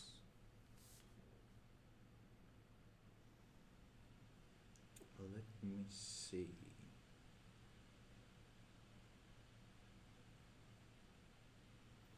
It almost wants to fly away, this creature. Why is that so? No idea.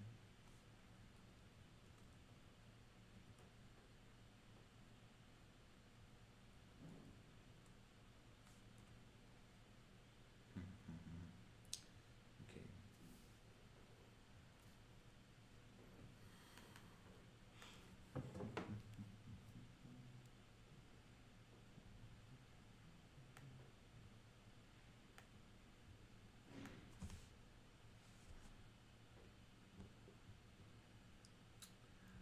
Let me think.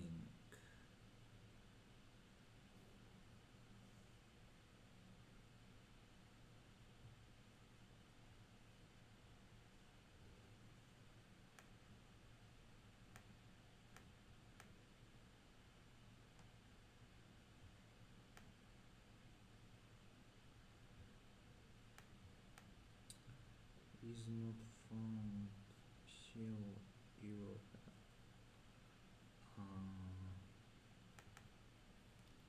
Gets yourself props. It's not found.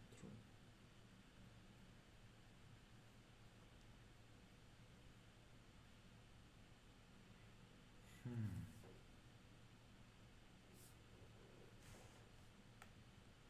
How do I test it? No idea. Anyway,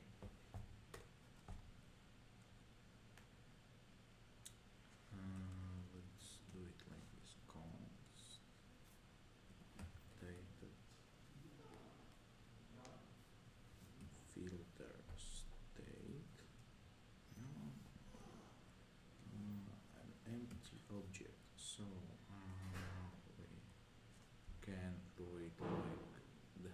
way and the easy way. The easy way will be it. Search params get, let's say, filter, and also I need to do it like this. JSON stringify. This will be the stupid way. Not equal to current state.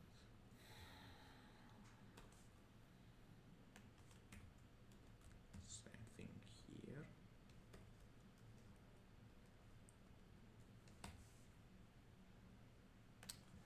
Also probably need to destruct this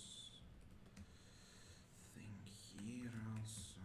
Filters, post filter, sort, applications, limit, and probably the page too.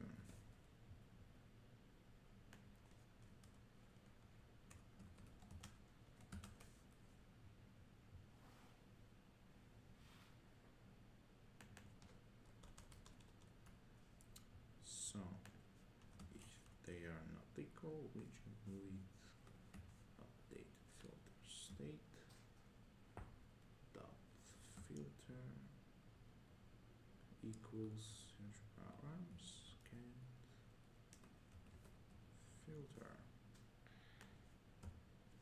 like this, and this for every property. Well, except limit and page, since there are numbers. Do I really want to do it like this? Probably I have another option.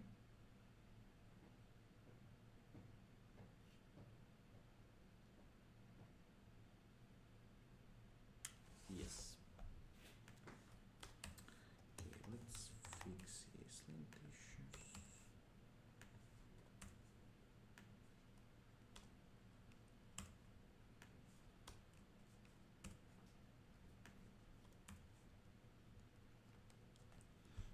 How much do we kill JSON stringify with the JSON stringify our performance? I haven't much thought about it, but probably a lot. Anyway,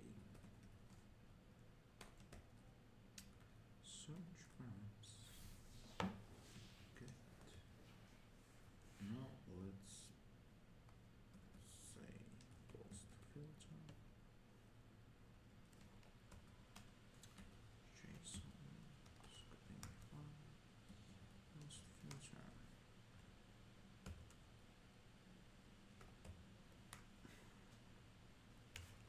Dot post filter equals and post filter.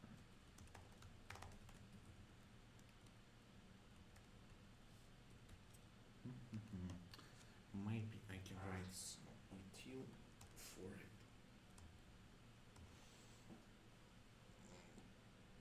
Probably I should do it like this, yeah.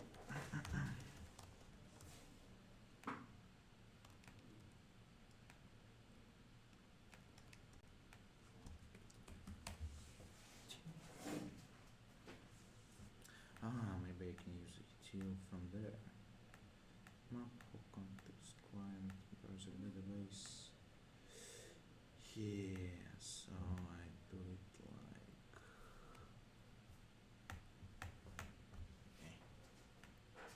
compare.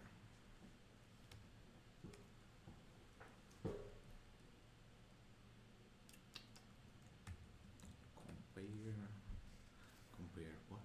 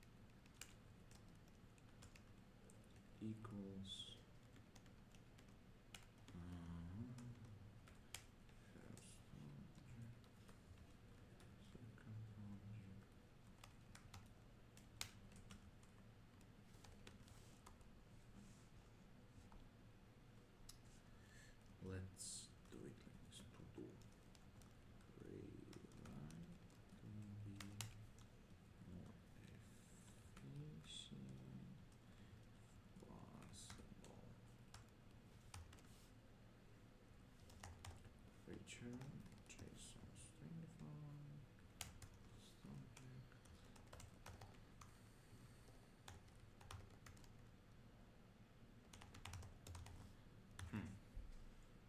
Maybe I can do it like through closure.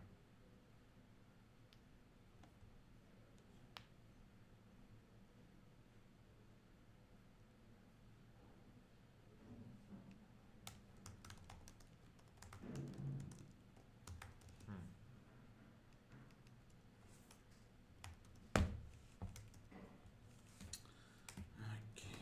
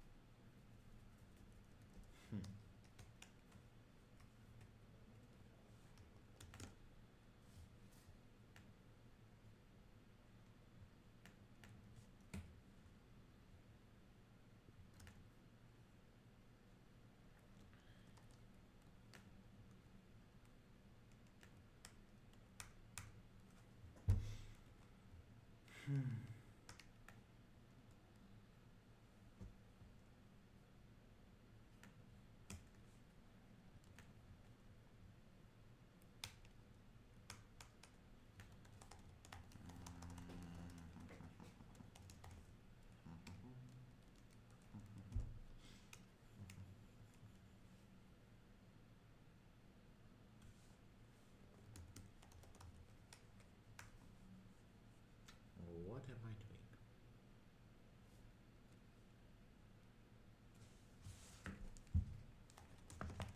With my life.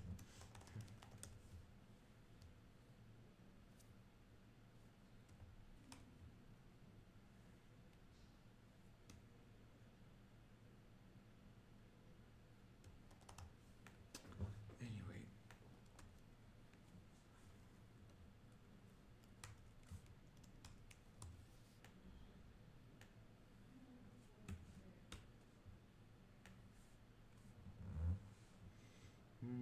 That's better, surely.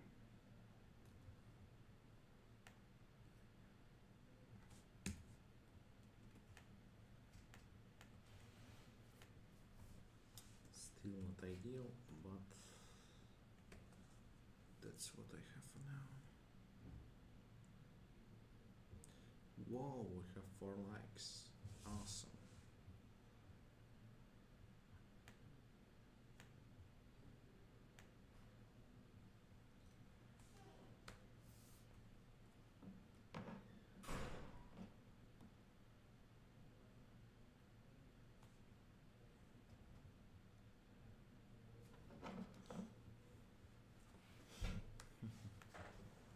Okay, next one, sort.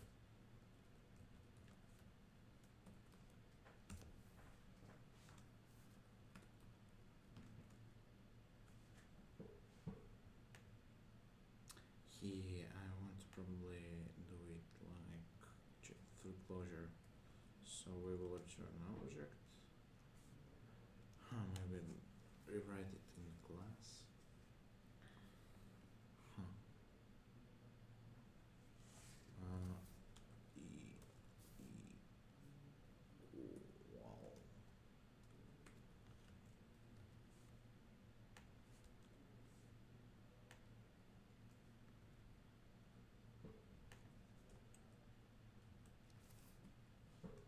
Not equal. This. Can do it like this.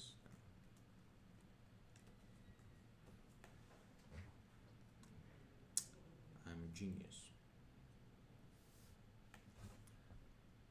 I cannot hear. Sound should be adjusted to be a bit more louder. That's what I was talking about. I cannot talk too loud. I'm a quiet man. What can I do? Okay, I will try my best. Sorry. Okay, let's do it like this. Now we have more typos, and we compared our 3 of 6 options. Nice. And then we can get this and put it like here. And come here. No.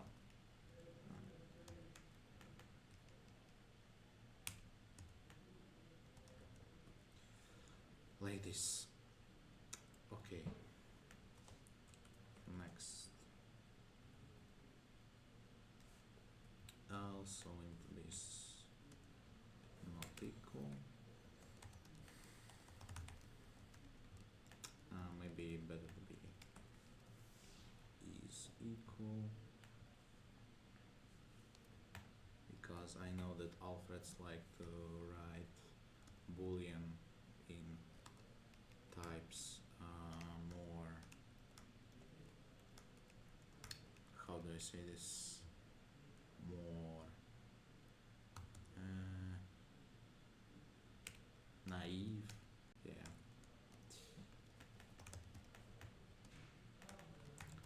Is not equal, is not equal,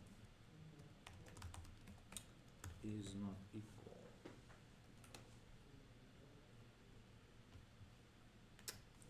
Compare objects, search params.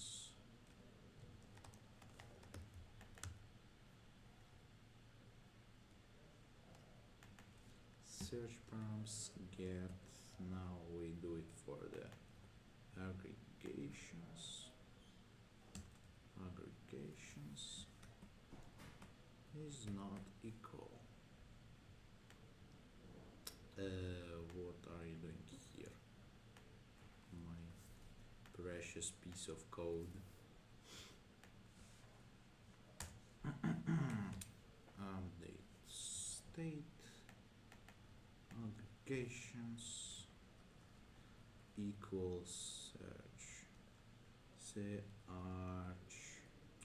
come on, get aggregations. And that's pretty much it for the objects. Now compare numbers, easy thing. Search params get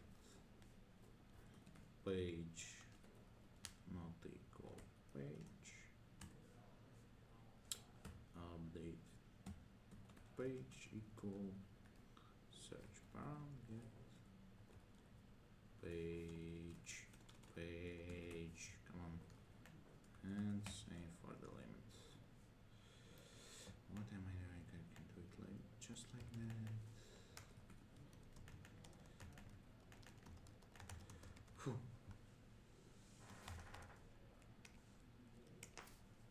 Now it's better. So this chunk of code is pretty much done. Okay.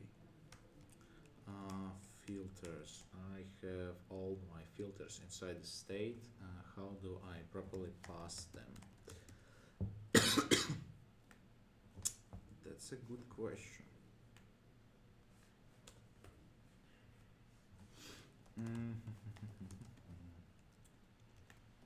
I don't have props there, I have only state.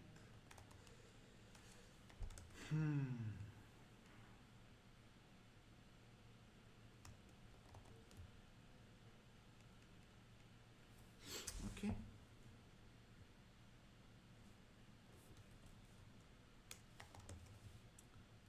Probably I can just do it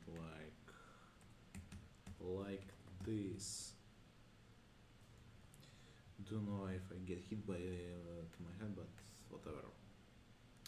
And we can remove prop types and adjust this one. So we need to put this as a default context here.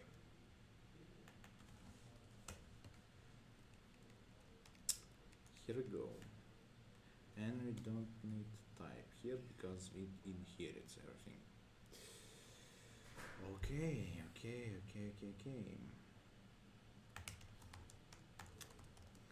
What's next?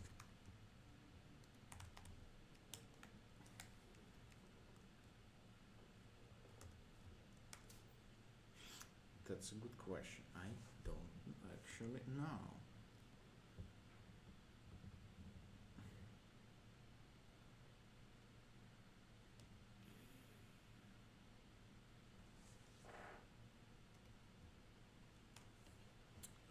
Maybe I can also move microphone closer.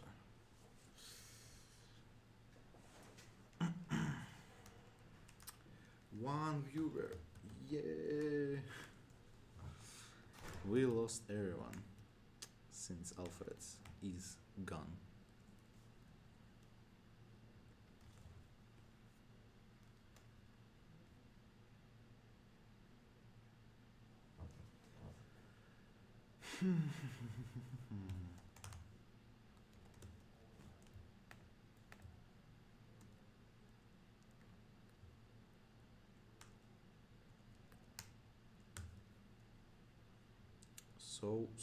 So we have a product and a products.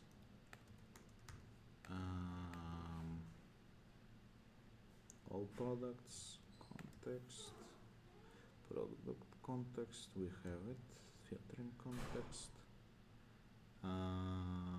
Yeah, right, so also we need to change it a bit. So since on the backend we have indexes instead of pages, so for the front end, page 1 is actually index 0. Probably I need to also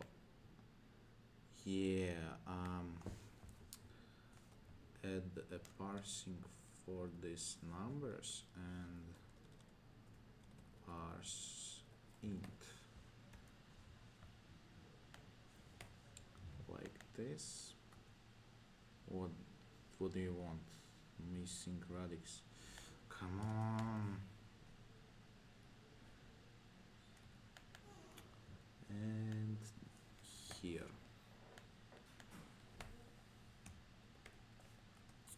And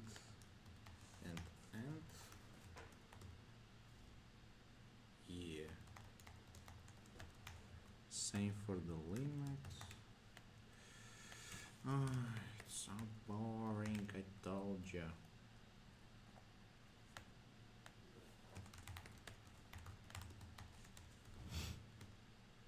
Bum. Oh, wait. This one is already string.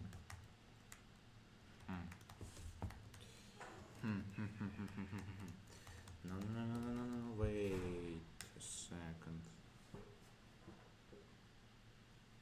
Get returns a string first value associated against such param, but we have an array, so what will happen with an array? Return all the values associated with a given search param. Come on. URL search params get all. Can I have an example?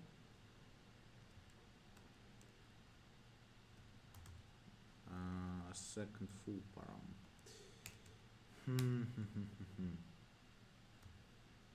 Wow, 3 viewers. Very nice. An array of USV string, Unicode scalar values. Wow.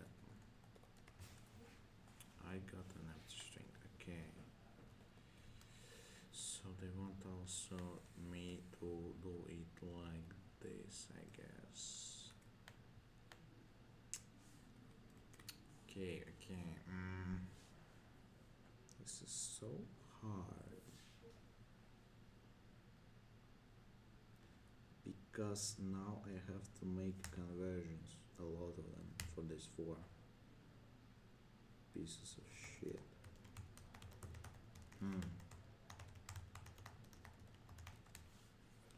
Because since they are strings and I need an arrays, I probably need to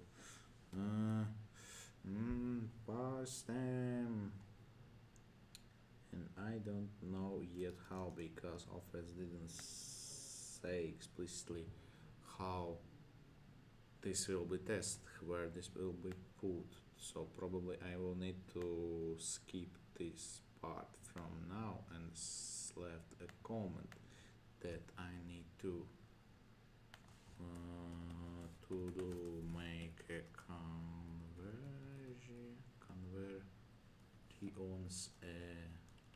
with objects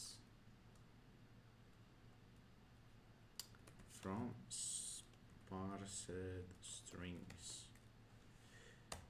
Nice. Next, product list abstract context. Oh, this is inside of filtering context, product lists, aggregations, sorting options, price information. May request here. Use filters from filtering context. Throw ons used without overriding request logic. Once you want a different request, extend it, change it. So you want to make something like product list request or what? No idea. Since the context probably it goes here, product list context.js. Let's copy it here.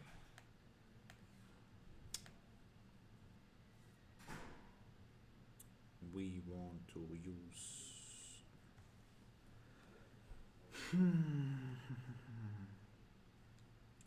products list aggregations and so on. Okay, let's put our products here with empty array. Aggregations with empty object. Sorting. Just sort. Sort. An empty object. Price.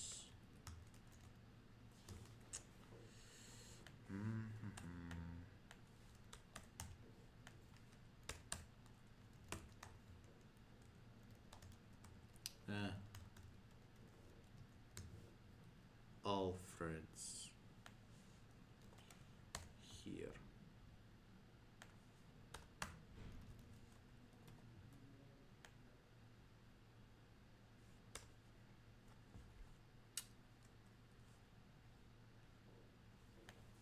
I probably want this type. Aggregations, I have types here. Kinda. I can put it here like this.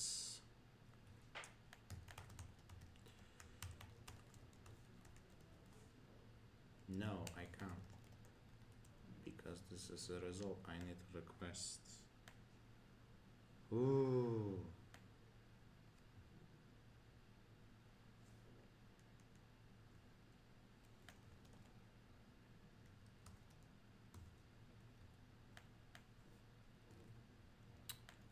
Like this.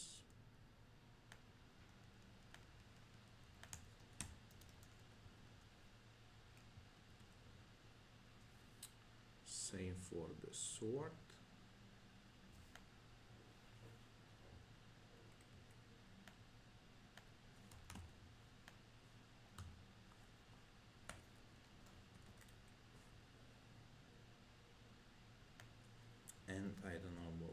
is actually much.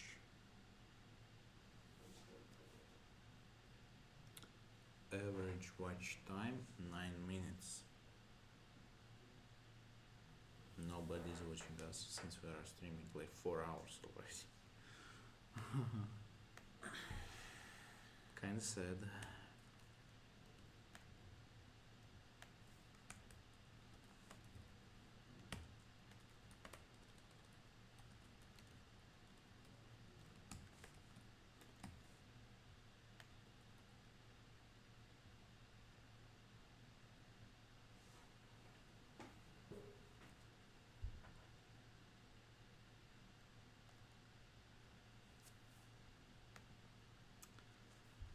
Okay,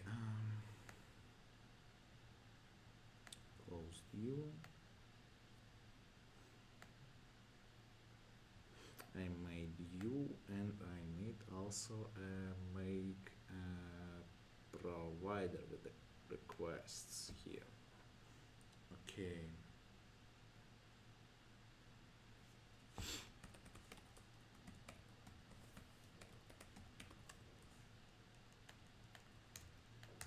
Let's copy it here. Rename it product list. Product list context. Here we go. We don't need this thing. We will be keeping everything in a state, I guess.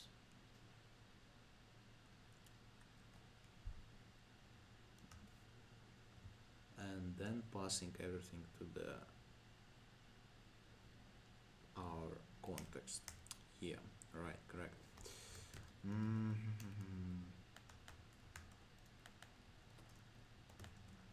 Don't need this. Get context value.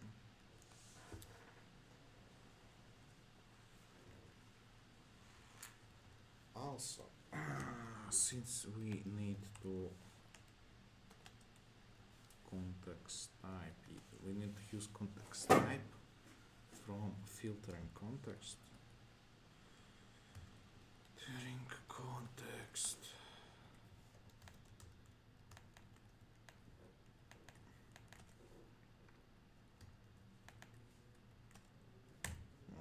Like this. So we now have something that we can use for our requests. Now I need to organize it somehow,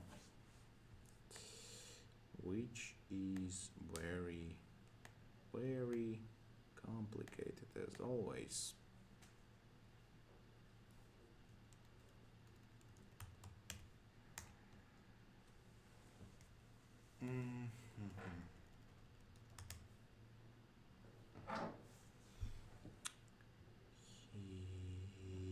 Boom.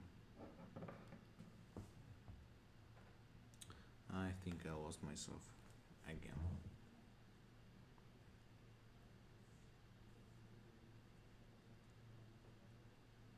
Make sure this is inside the filtering context, product list.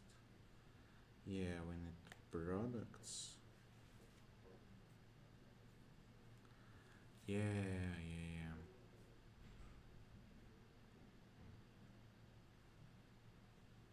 Probably I need to request this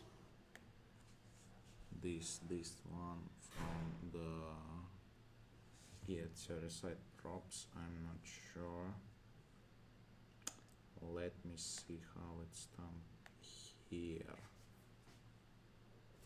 Get server-side props, original props, component.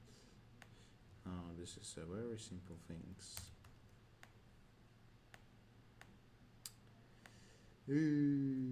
Unfortunate.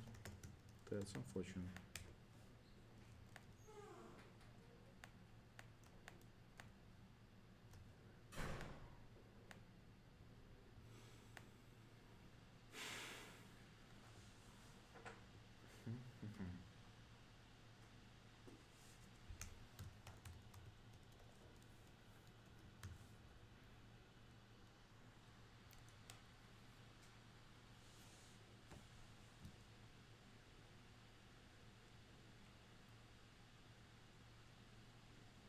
Yegors.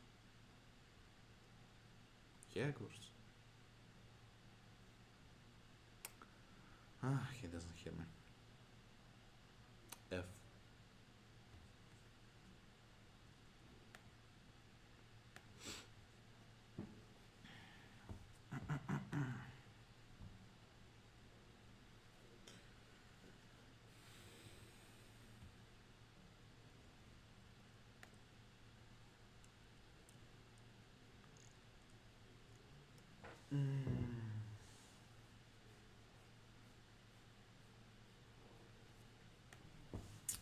Maybe in component did update. No, did mount and did update. Request product list. Yeah, I finally figure out something, I guess.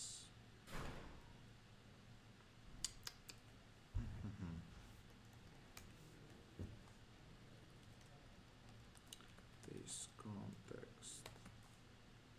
The problem is that our context typings are dead. Why?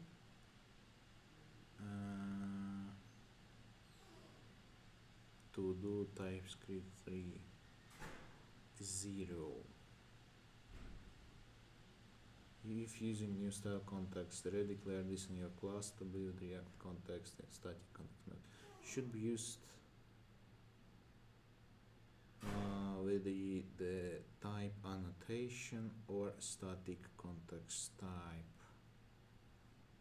Why? We don't have a TypeScript, but we want to use its features. Come on. It doesn't inherit anything. Oh, why they do it?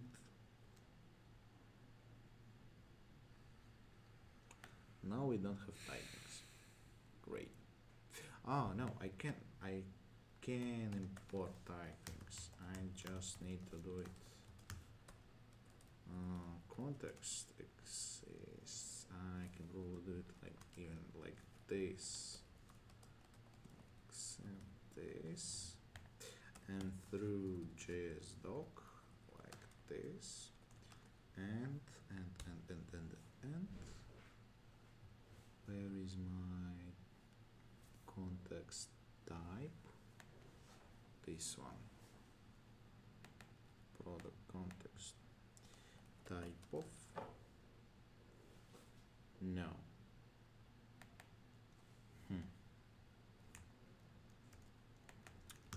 Right. Maybe this? No. Why?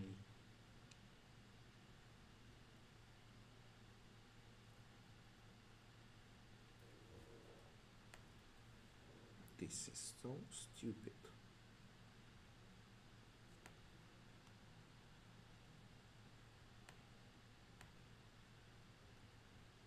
Maybe I can do it like this. No. Okay, and if I do it like this, unknown. Why is that? Ah, right. I haven't changed my value, and here we go. I just need to disable this. Boom. And I have all the typings. Nice. Now, const products. Yes, I need this one. Products equals await get products, and we can probably just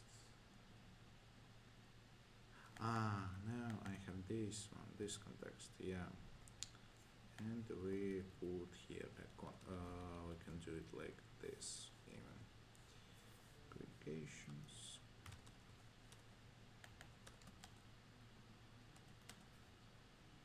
Yeah. Sort, filter, no limit. I said limit and post filter. Nice.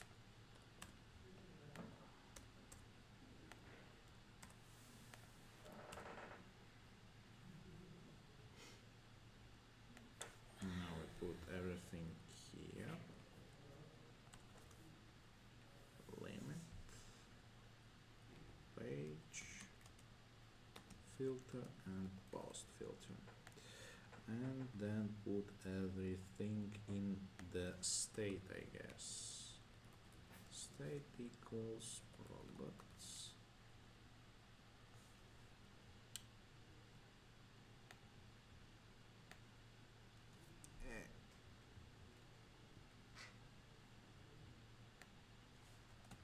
Products, aggregations, sort,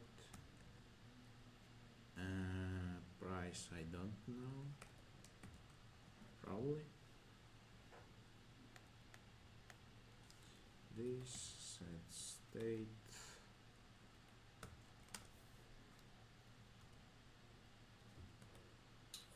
Products.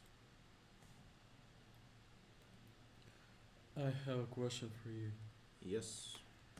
Do you use an access token somewhere? They have a thing that's called SW access token, and sometimes they require us to put that in headers. Yes. Where the hell should we get that from? Is my question. Well, as far as I can tell, user front stores it in the cookies, In the cookies.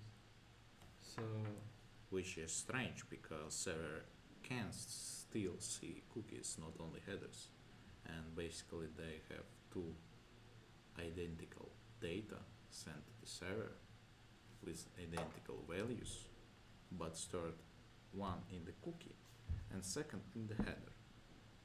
Why? I don't know. Maybe for the API clients. alright. So yeah, we And probably where should can. I get these cookies from? These, this value is like session specific, so I'm quite confused here.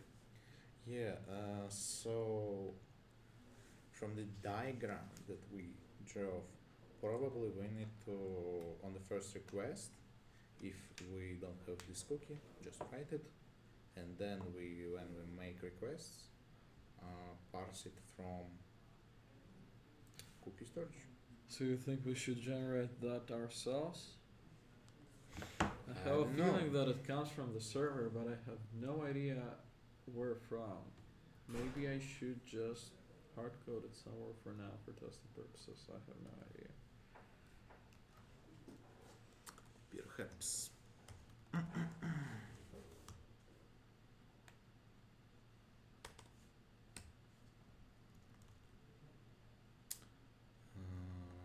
Products result. Yeah, right. So products result is actually not products. It's what?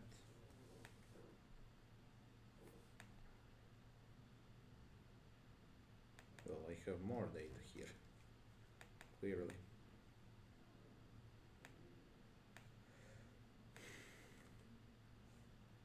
Or is it ignoring? Because this value already exists. Okay.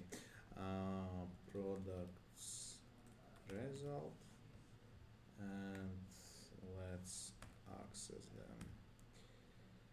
Elements, which are just products. Aggregations, product result. I don't see here. Here we are. Here we go. Next one is sort. Product result dot sort is data valid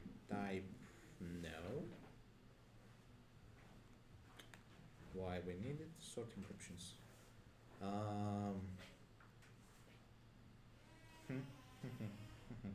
I don't know where to put it. So I will just ignore it, I guess.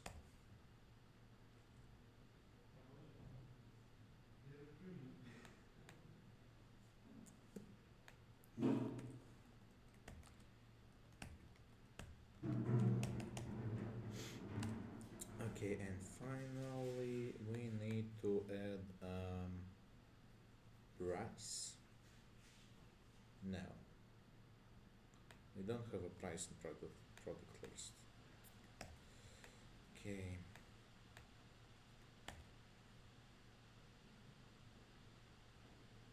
Still legit. Okay. Let's keep it like this then.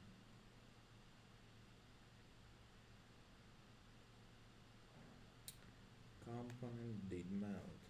What I wanted to do here is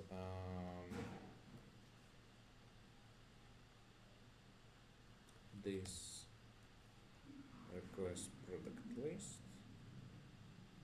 Yeah, and component did update. We have our previous props, I guess. It had them. Yeah, prev props, and no, this is actually not what we need. We need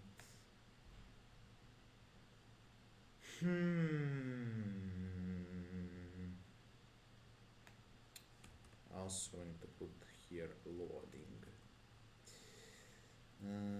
false.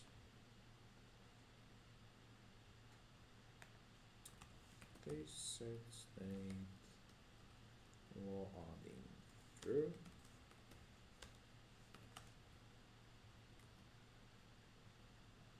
What the?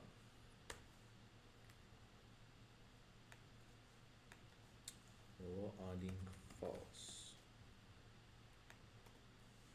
If no, let's do it like this.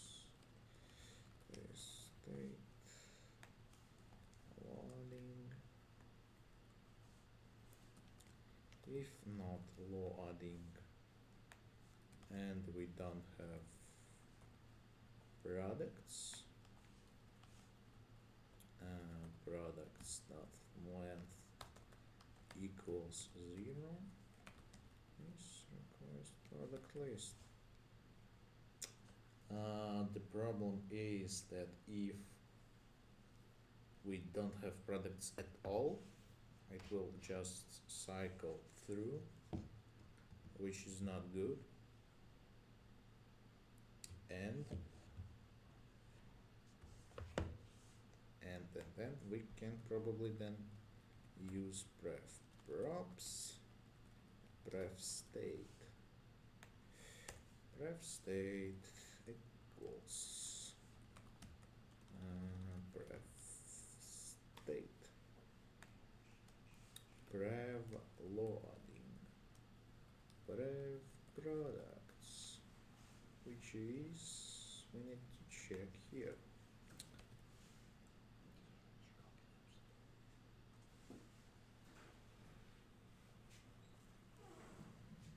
Here.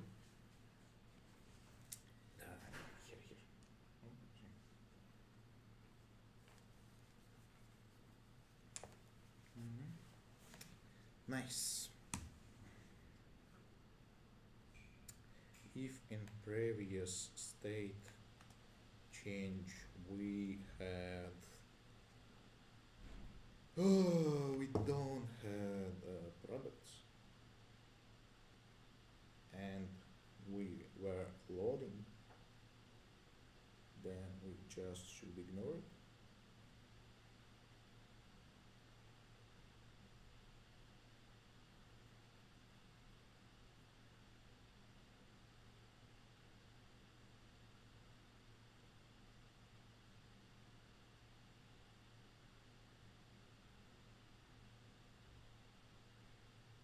I don't know.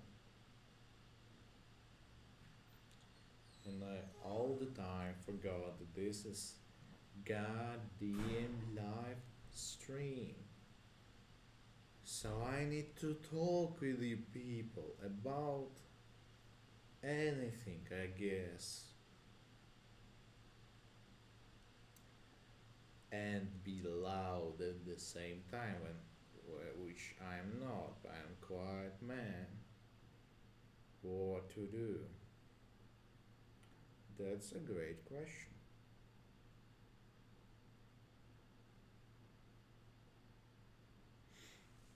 What can I do?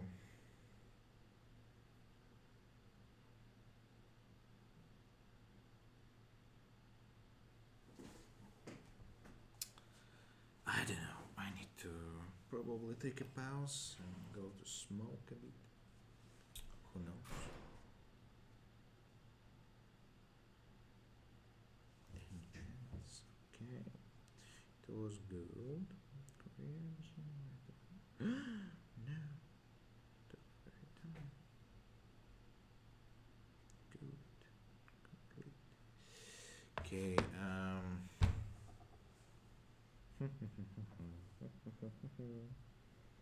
When we need to request a new product list when the context changes. The problem is that we cannot drag it in any way here, which is unfortunate.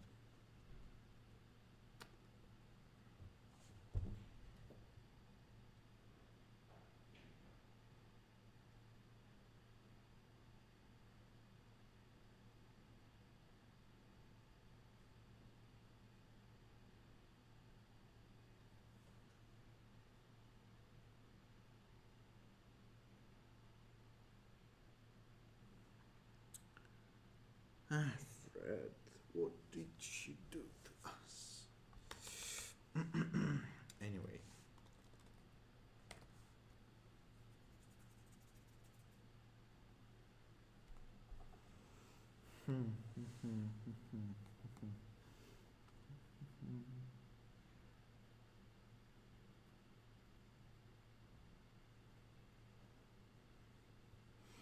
Okay, we need to request new product list when component have updated, and previously we were not loading. I'm not sure if this is correct behavior, because with context, fuck me.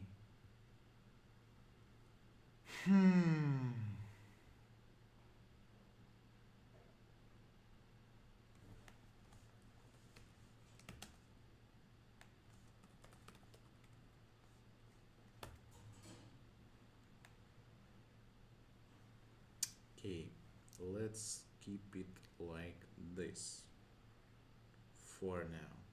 No, let's keep it like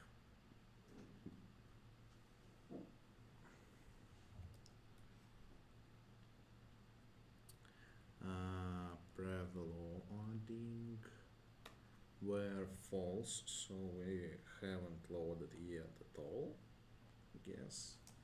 And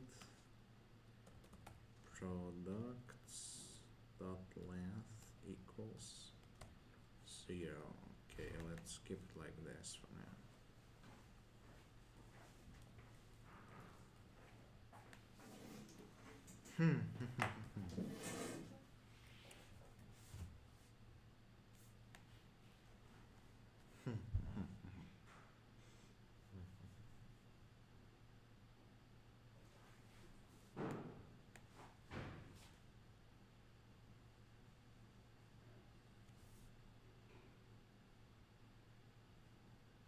Okay, next one.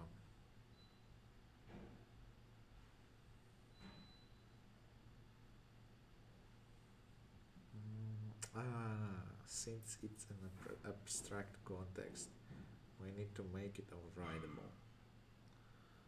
Come on. No one is doing it like this. No one except us.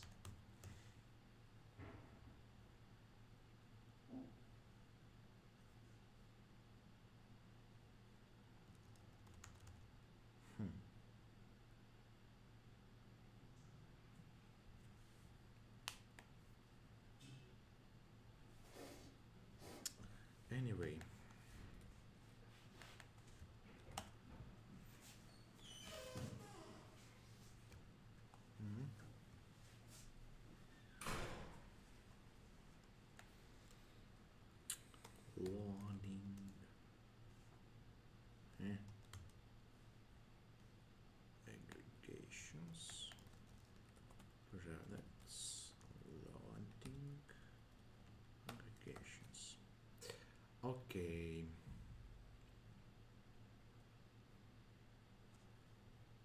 What's next? That's a good question.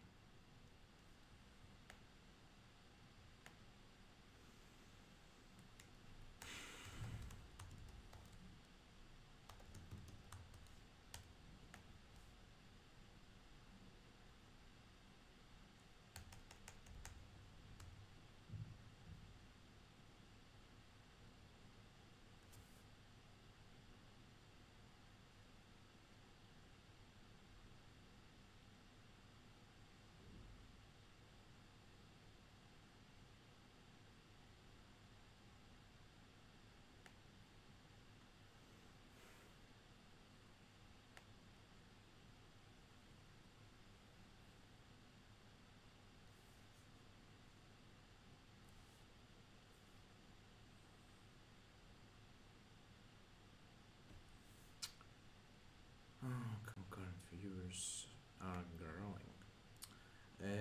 That's an excellent news, but we need to do some views finally, I guess.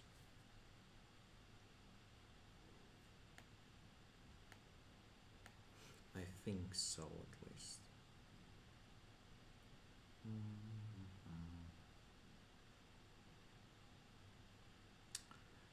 Let's use CEO URL module that Alfred's wrote as an example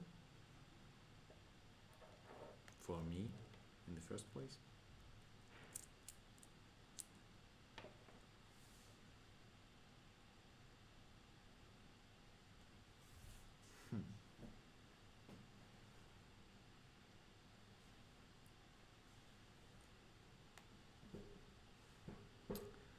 SEO URL entity page. Let's see what's inside.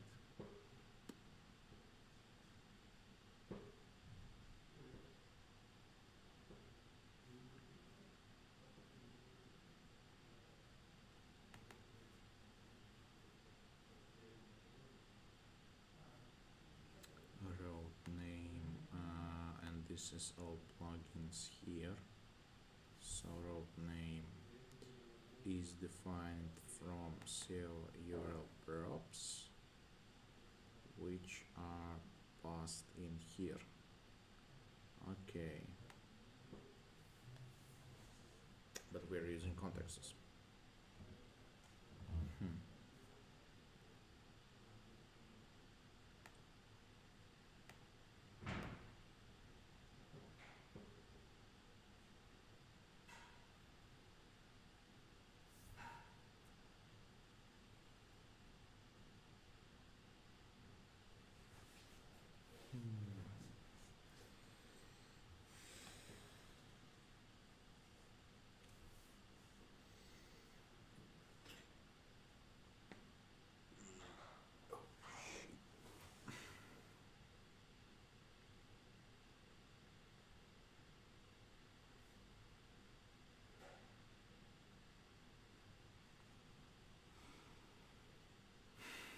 Okay, where should I plug in this shit?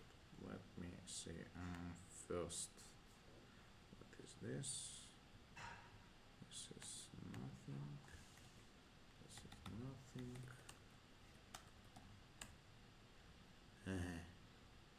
Okay.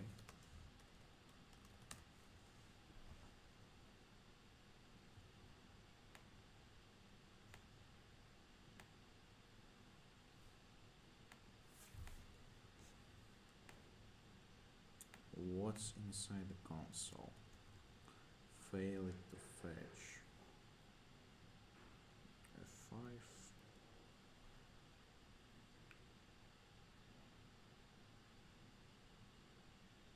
What is wrong now? Keys that need to be moved is not found.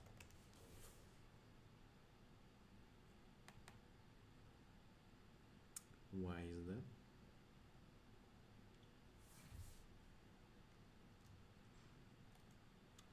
Invalid render static props value.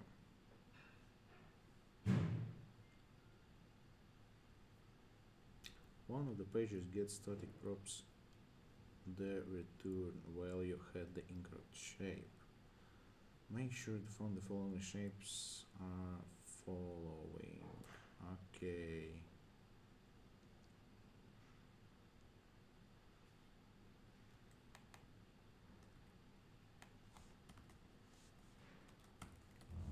If we do it like this.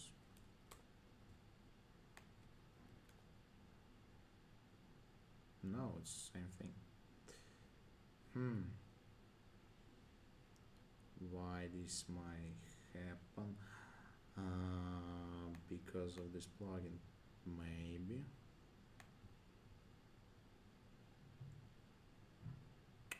Yeah. So if we do original props here, and we will see that there they are.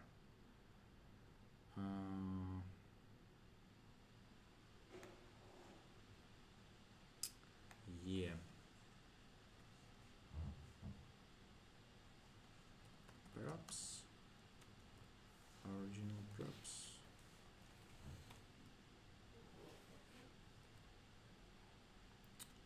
And what we have here? Correct working category component. Nice.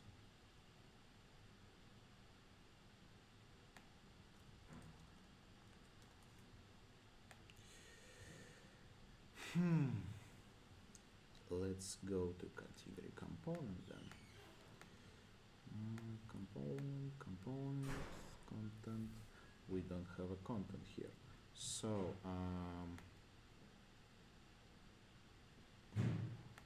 why is that? Because we don't have a products. Right. Probably I need to plug in into my category with products. With yeah, right. Let me write in a plugin, I guess. Plugin product.plugin.js. It's a request. That's this page. We need, I'm not sure, product, I guess.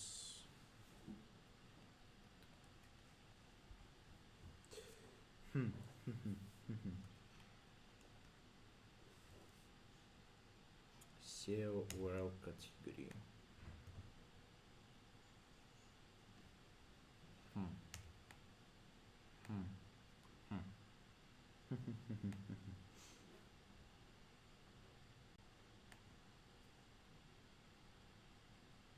Come on. Product category products. Will it work? Will it work? Breadcrumbs, CMS page, and we have sections with blocks and inside block slot. No, wait. Type text.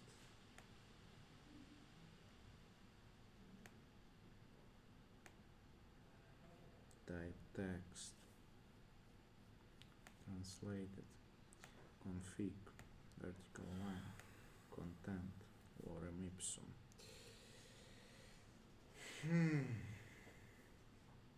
CMS slot. Yeah, where do I put the product? Okay. Probably I need to open Postman, open not landing page, not product, but product this one, product details. Yeah, right. So what info can we got from there? Calculated SEO category accessories, path.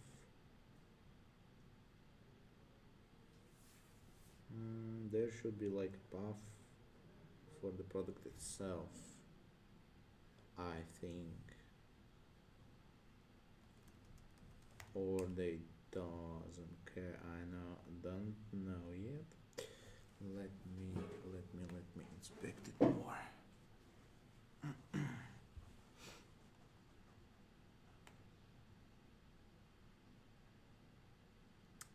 Name, meta title, meta description, text, cover. What? Cheapest SEO URLs is null actually. Not cool.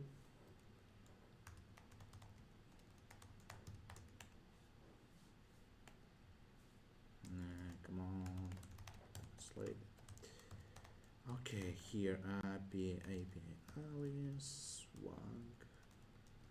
No, they really don't have a path.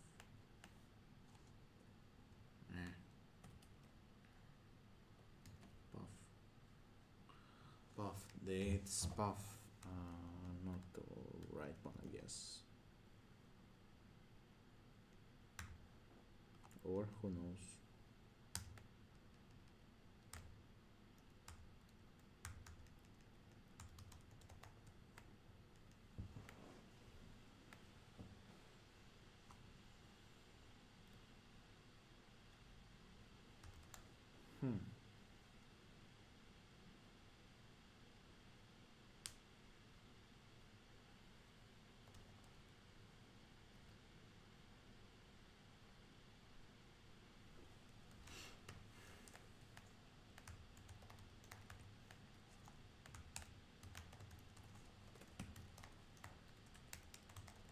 Oh no, it's an image. Yeah, right.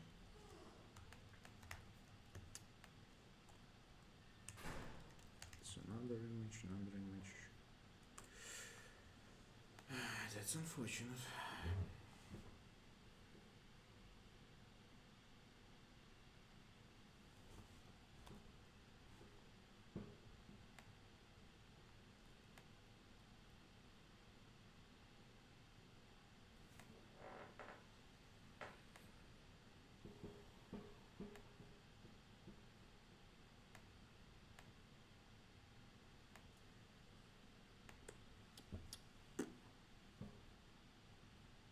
CMS page, footer, navigation information in print.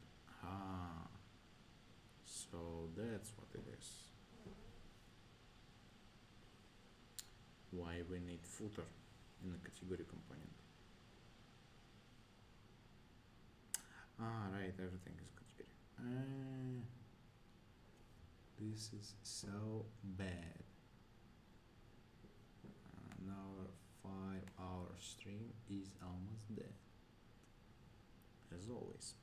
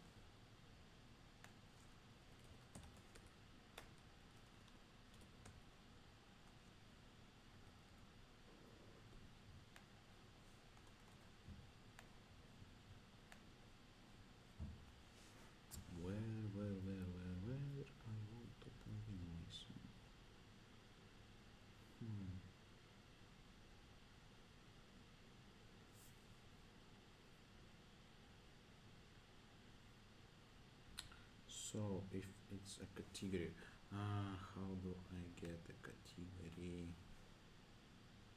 not from footer but SEO category? I guess this one. CMS page ID.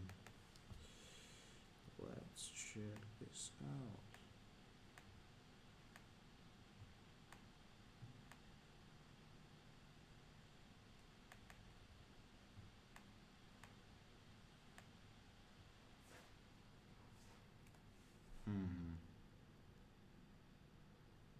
So we have sections, 14,000 of them. Sidebar, that's it, okay. Product listing, available sorting, and here's our aggregations and elements. Boom. Nice. Okay. How this page is called actual product list. Is there a SEO URL? No, there is not. Default category layout. Because it is not wrapped. CMS section. Product listing. I guess I have to get it from there. No. Where then?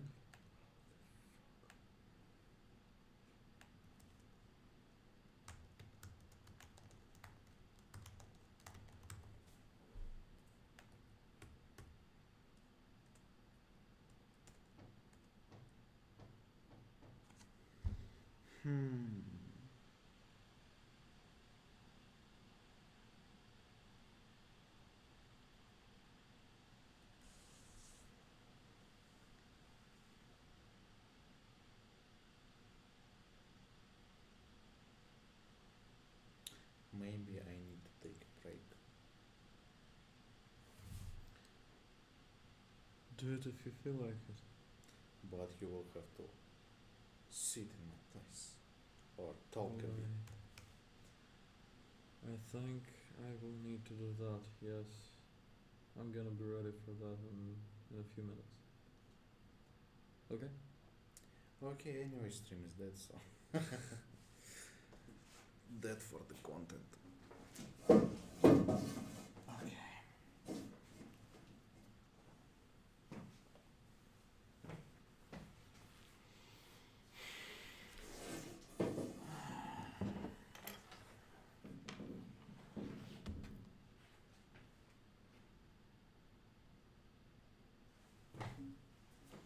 Do you have any kind of camera here?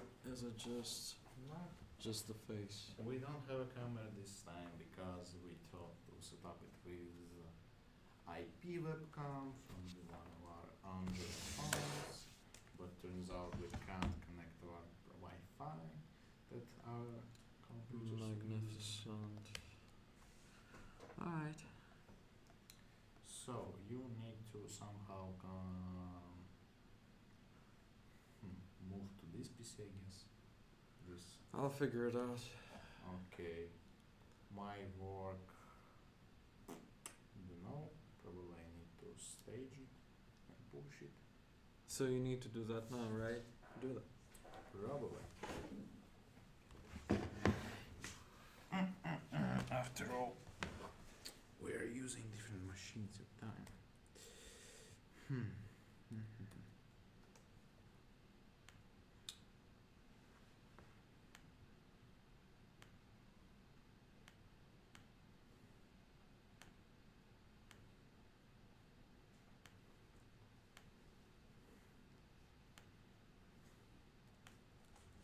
And the filter.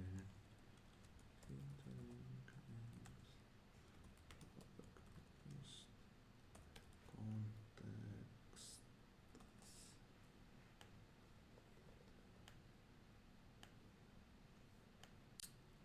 also fix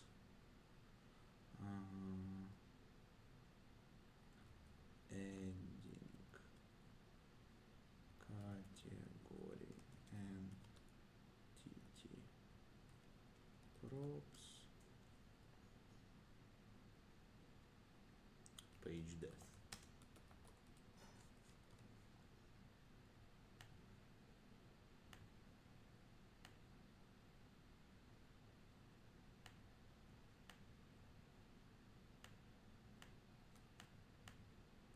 Fuck. Add compare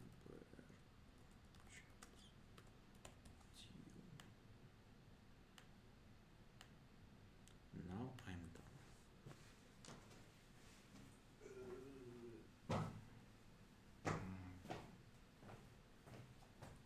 Here you go. Good. I'm gonna commit my work, or no, I'm gonna think about it. I really don't like working from any machine apart from mine, so I think I'll find a way to stream somehow with this. Or no, I won't waste time for that. Now I'm gonna commit my work and then we're gonna proceed with what I commit.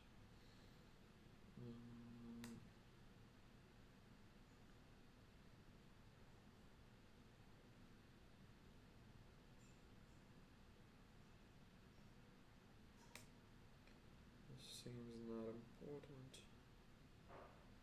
This seems not important as well.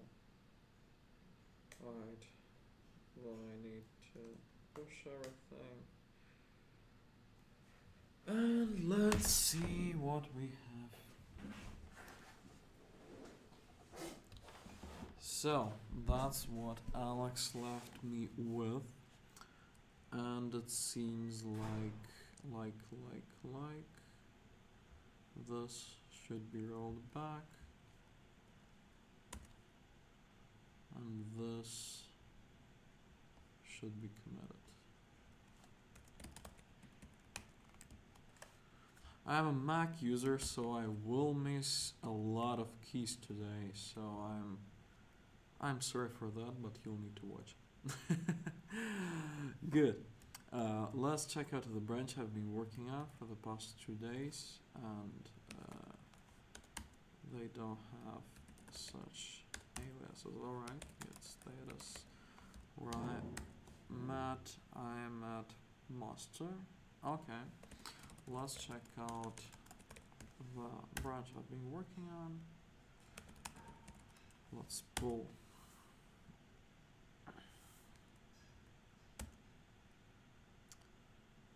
Very good. So, where I'm at, I can then run yarn dev and I'll see my project. Now,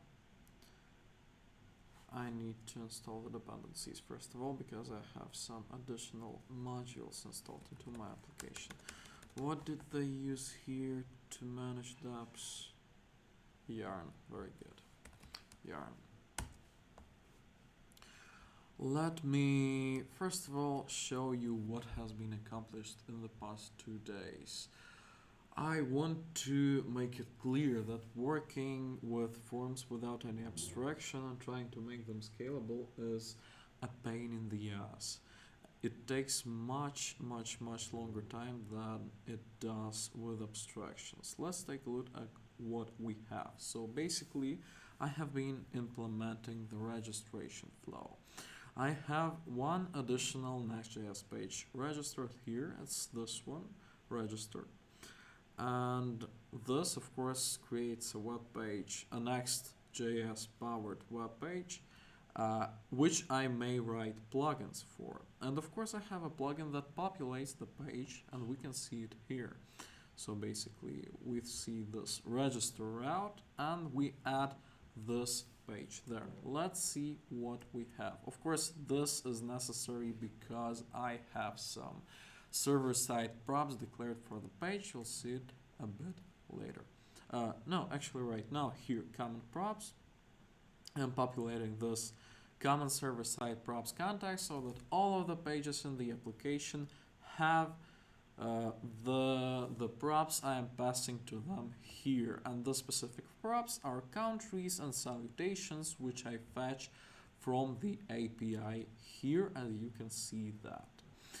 Let's see the page itself. The page itself is a basic component. It has been reworked so many times that I don't even remember in which state I left it. So here it's some abstract form logic for drop downs and for inputs, extending something, inheriting. I know that React people advise composition over inheritance, but composition here would be a bit slower to implement, and I am following the best practices of inheritance-based React development by providing a single abstraction and over it a single implementation that uses this abstraction.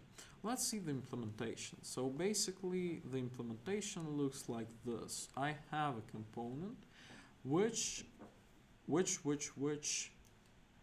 of course is a form, and it renders stuff. The first thing that it renders is this field render map. Basically we have two blocks in this registration. Let's take a look at them. I think I don't need this anymore. Nothing from here, nothing from here. But I do need scantypwa.shopware.store. Ah, you're kidding me. Why so? Why so? Let's maybe log in here so that we have access to this endpoint.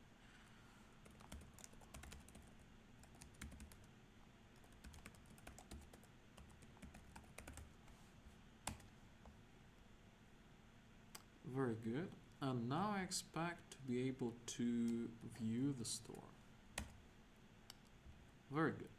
So this is the registration page. As you see, both login and registration are located at the same page. For now, I was implementing this right part of this page. We have two blocks here. The first block is the information about a customer. Name, surname, salutation, password, etc. And the second block is the address.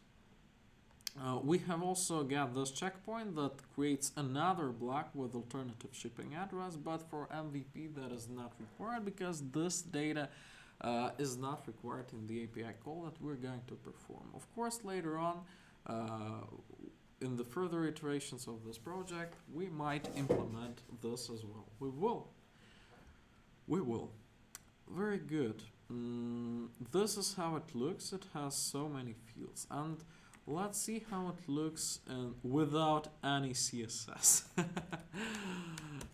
Let's see. We don't have this here. Why don't we? Because I have not launched the project. All right. Yarn dev. Let's do it. I'm sorry for the noise. I'm moving stuff around. Let's see. Very good. So here we have the customer block and here we have the address block. When we enter anything here in these fields, the state gets updated because this is a controlled component and it's controlled by its container. Let's see what the container has to offer. Basically here you see each and every field that we have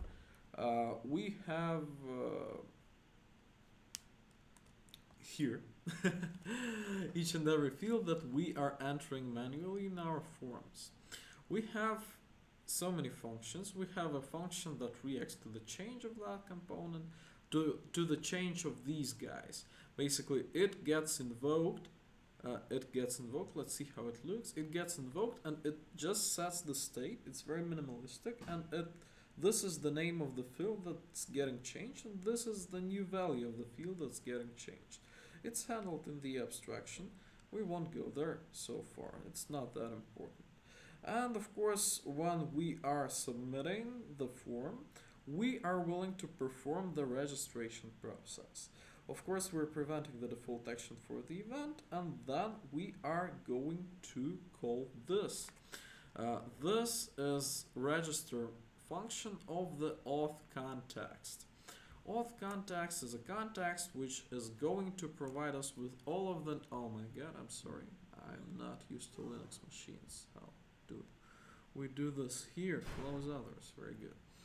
The auth context is a context that contains all of the things that are necessary for us in order to perform registration and authorization. It has a register function that's so far a template, and it has a get context value member that is good in conjunction with our custom with high order component. You see it in use here. Yes, with high order component, because otherwise this function on every re-render of this provider would create a new reference, and all of the consumers of this provider would consider that the whole provider has changed, and it has not. But our with HOC high order component handles that perfectly, so that it performs the modification, the comparisons, the diffing mechanism. It has its own diffing mechanism. Let's see what should we do next. Next, of course, we should implement this register function. And I have encountered severe trouble when trying to attempt it, just because I will show you now. Basically, here we have this register, and here we have this auth request, which is going to make a post request to this register endpoint. The endpoint is correct. It's taken from the documentation. Let's see our documentation. Developers. No, developers shopware.com. I believe that's it. No. This one is good.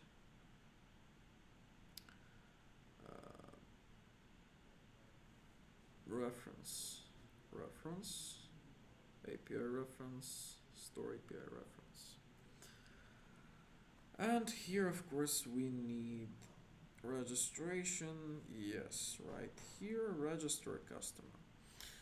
So, you see that we have this endpoint account/register, and we need to give an access key to this endpoint in order for it to work properly. I am currently unable to do so due to not knowing where this access key comes from, and I have severe trouble trying to understand it just because it's not clearly documented anywhere. Well, that's a shame, but I think we will sooner or later manage to get through it. Let's see. Here, when registering a customer, which is the first request I'm performing directly from my front end, they expect me to have this access key. Where should I get it from? No idea. Context token, I'm sorry, access key is another thing. One of my theories was to request a customer if it returns the context that we're currently operating with, it would return some kind of identification that I might have used to get the token, but my assumption failed, and I'm currently looking for some other direction on how to implement it. Logging in, guest customers, blah blah blah, registration. Alright, so maybe in the overview we're going to see something that might be helpful. Store API, and what's this? What will happen if I just request this? Do we have a postman here? Of course we do, very good. Oh, how many requests? Let's create a collection. I like working in collections. So here we need auth.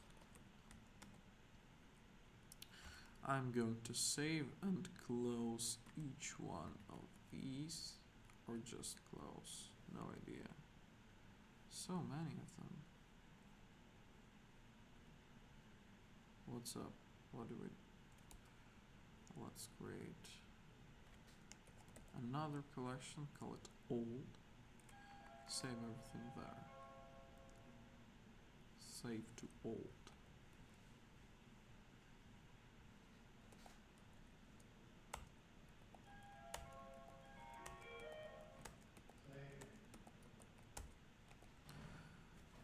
Good. And now here, let's create a request, and we are going to try to get context token. Save. It's gonna be a get request to the following endpoint. scannypwa.shopware.store. We are going to use HTTPS scannypwa.shopware store API. Let's see what happens if we just fetch that. Nothing. I am desperate. I have no idea what to do. So, let's dig further. They say this endpoint reference contains an overview of all endpoints comprising the Shopware Store API. The Shopware Store API is this one, and we basically have, okay, the Store API should be used to build blah blah blah. Endpoints provides endpoints protected using an access key, which we have, and which can be shared with other clients, and a context key which must be only shared with one client. So we must share a context key with our client. How can we get the context key?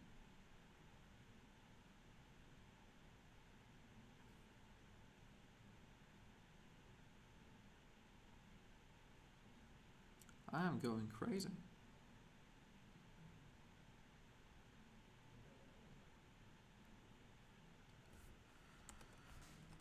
Let's maybe just try to generate it manually and see what happens. Let's see what happens.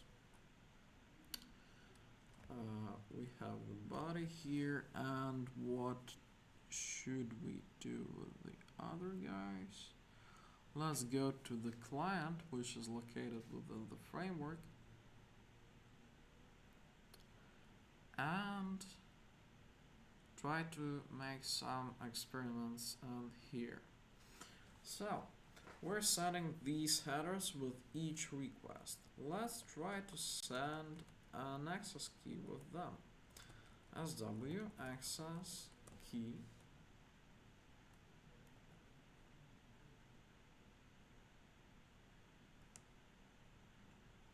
not access key. I'm so sorry. I'm frequent to forgetting that. Oh no, access key. Access key. I took a wrong path here, but okay. Order, system and context. Maybe this one will help us. No abstract about it. Fetch the current context. We only need the access key for that, and I believe we have one. Here it is. Where it's used in both post and get. I think we might optimize it now.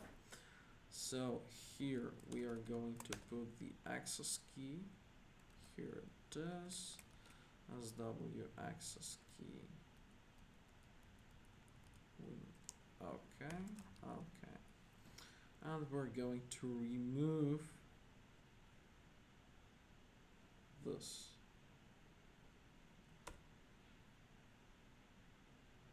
And this.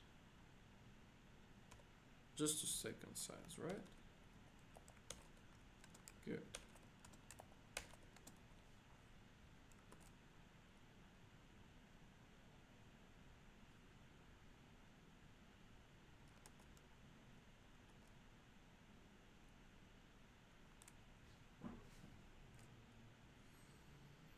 SW access key. We have it. And then we are going to fetch the context. Let's see what happens if we fetch the context in our postman.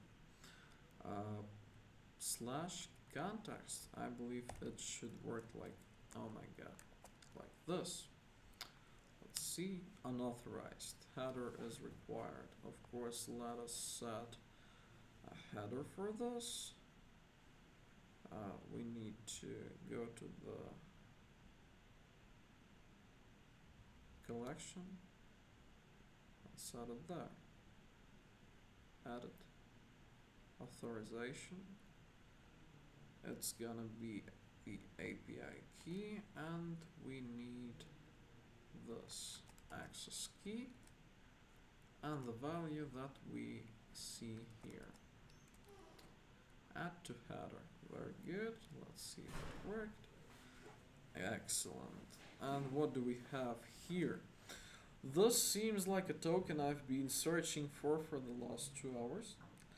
And a lot of information I do not need, but it's common thing to see in REST APIs. That's okay. Basically from this we need the token. So I'm going to create some kind of a context where I'm going to store all this. Let's see what we have here also. We have the current customer group, which is not really relevant for our current situation. We have the fallback customer group. Customer groups are not the things we're working with. Currency, good. Sales channel, okay. What else?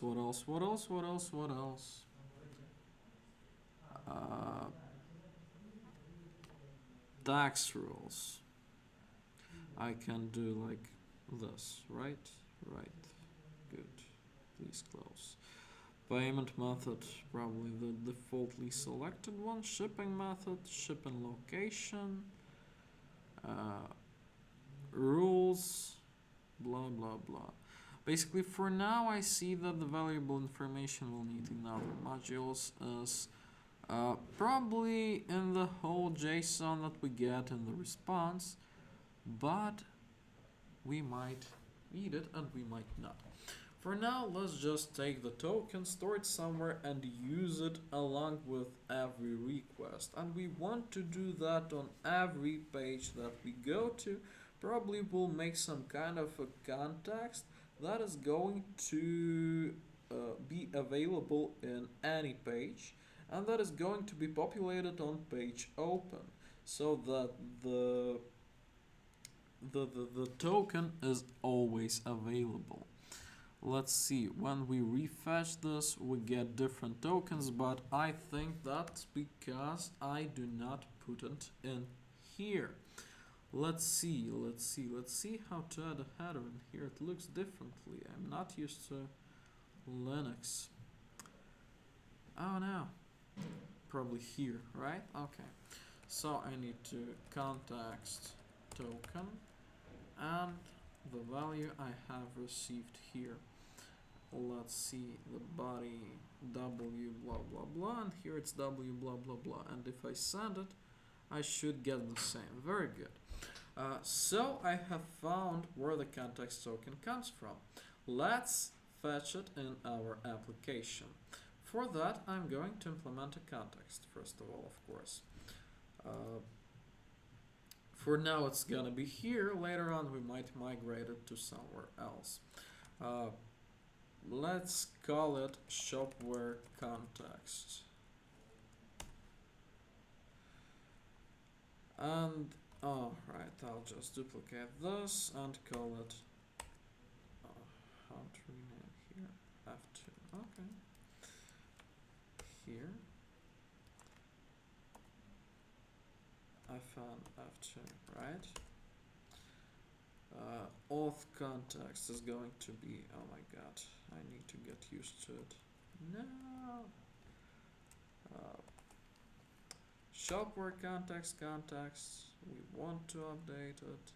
Shopware context. and it's gonna be called Shopware context. Very good. Then we are updating this guy here, Shopware context provider, and here I'm going to call that like this as well. We see that it has created a proper namespace for our new context. Then, what do we need here? Here, we need to fetch the context. So for starters, let's create a request that is going to fetch it.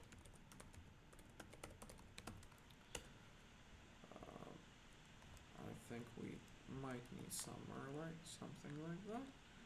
Context request. Basically, we don't have anything here. It's using get, and it goes like store API context without any body.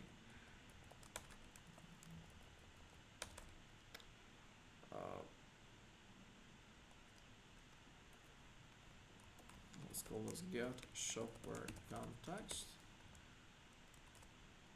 And what else?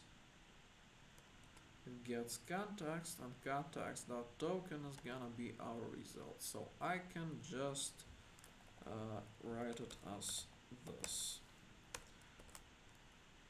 Very good. Let's use that in the context provider in order to populate the context. So we are going to provide a token. No. So for now, let's just remove this, and let's remove this.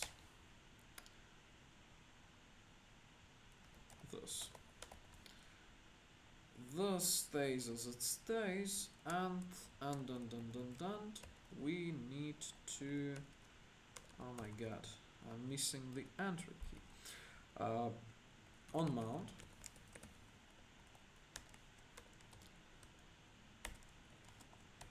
we need to fetch the context. So basically, we're going to do that asynchronously.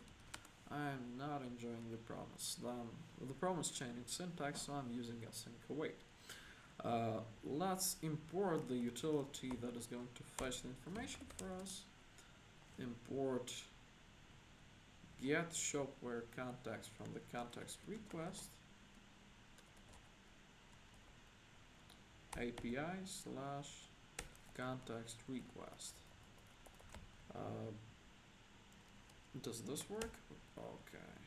Does this work? Okay. And this doesn't. Okay. Get shopware context, and we are using it here.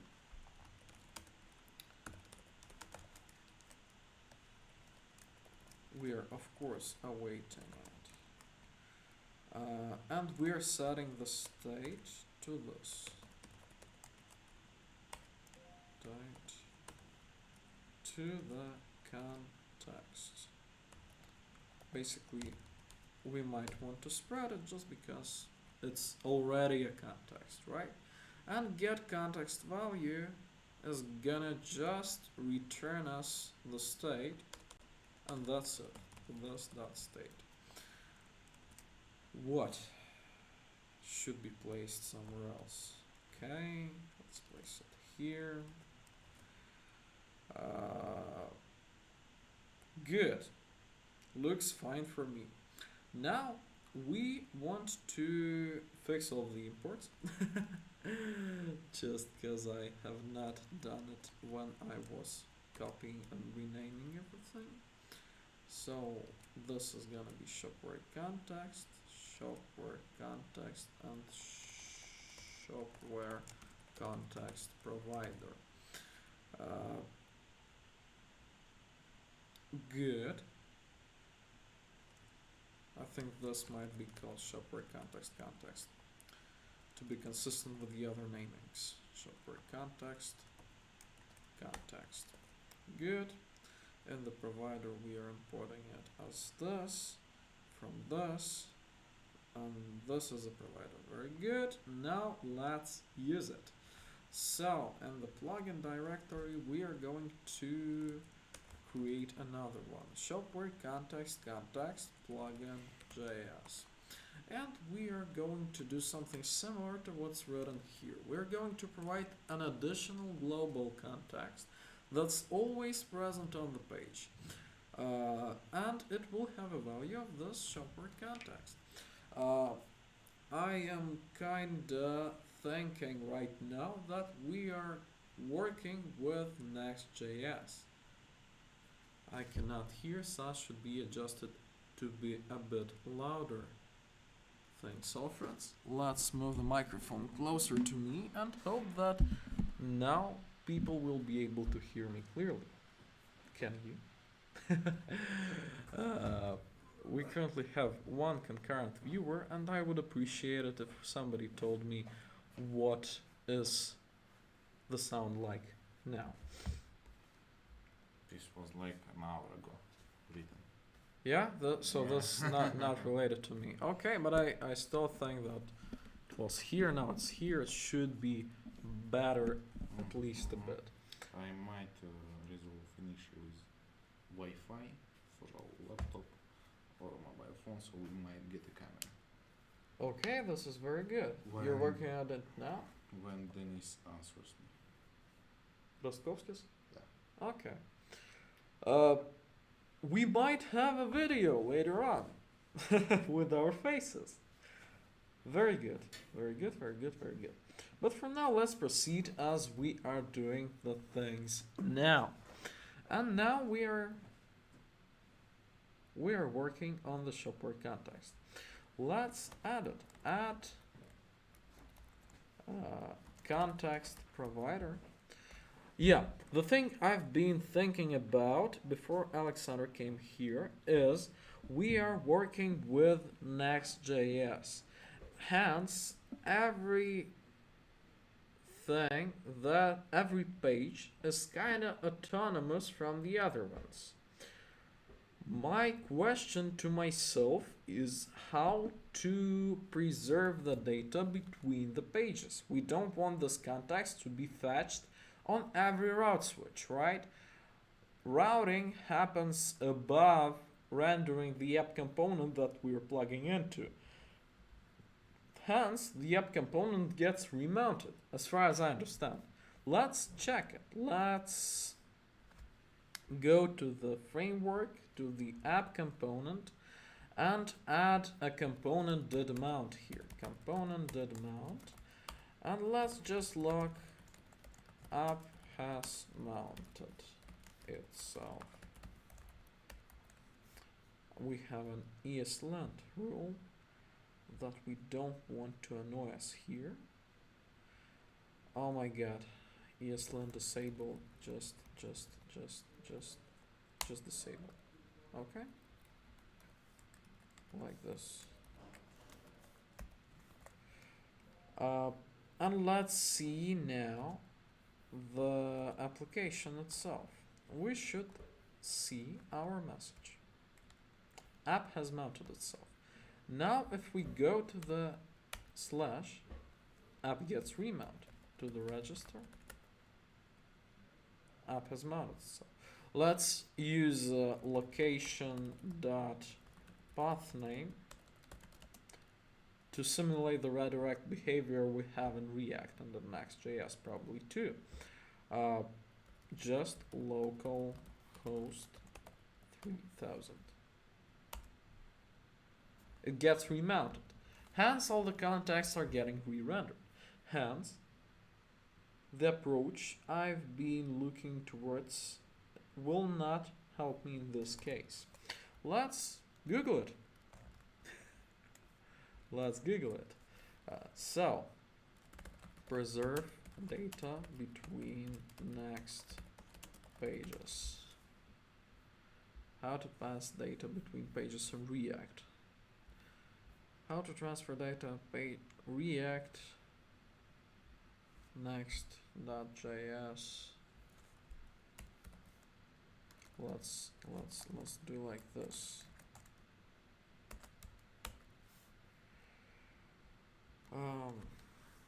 good and blah blah blah uses the app component to initialize pages. You can override and control the page initialization. To achieve that, simply create underscore app.js file in root of pages.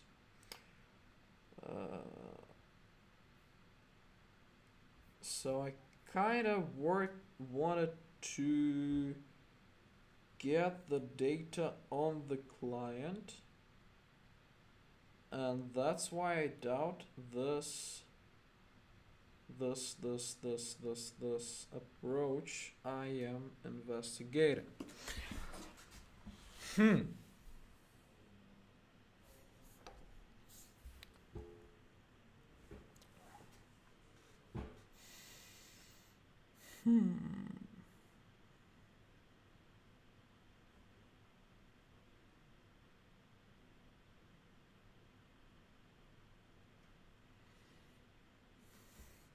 Maybe we have something for that. Let's check the Mosaic documentation.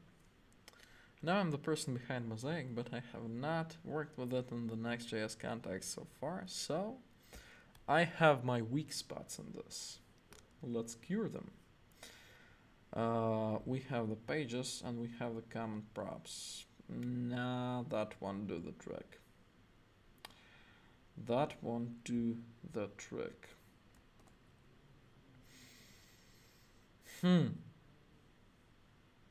We are willing to store the data in the auth context that's mounted just like this. Maybe I'm overthinking this. Maybe it will work as I have intended it to work from the start. Let's try implementing it and see what happens. We have this provider. Okay, we just want it to be a different one. We want it to be a Shopware context. Oh my god. Shopware context. And we want it to be a Shopware context provider. We'll put it here and here. And of course it's Shopware context provider. Bang, bang, bang. Okay, so now we have this context. And on mount, it fetches the context, it stores it within itself, it gets the value, and now all that's left for us to do is to consume this context from somewhere. For example, from the registration form where we need the context.token value. Let's connect the context to our registration form component. We'll take this and duplicate it. No, not like this. How? Not like this. Duplicate. Please.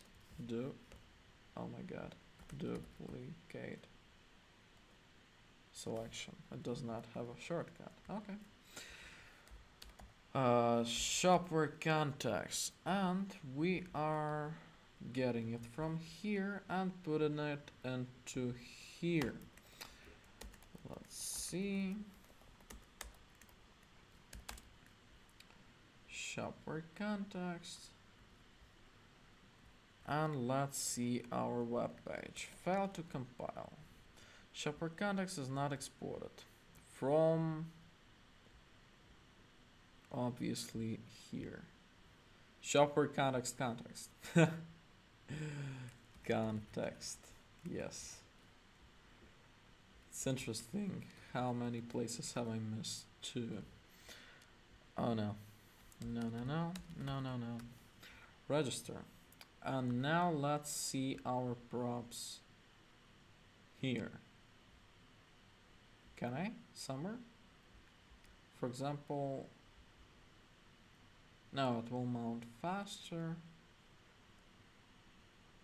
Let's see on the container props. Yeah, let's dump the props here. Oh my god. Alright. It does not get declared. Why now? Why no? So we have this context provider. Let's close this. Let's close. Okay, we need this. We don't need this. Context request. Do we need it? Yes. We're getting a promise here and get Shopware context. No, I'm looking at the wrong thing. We await it and we spread it. Do we do that? Let's see.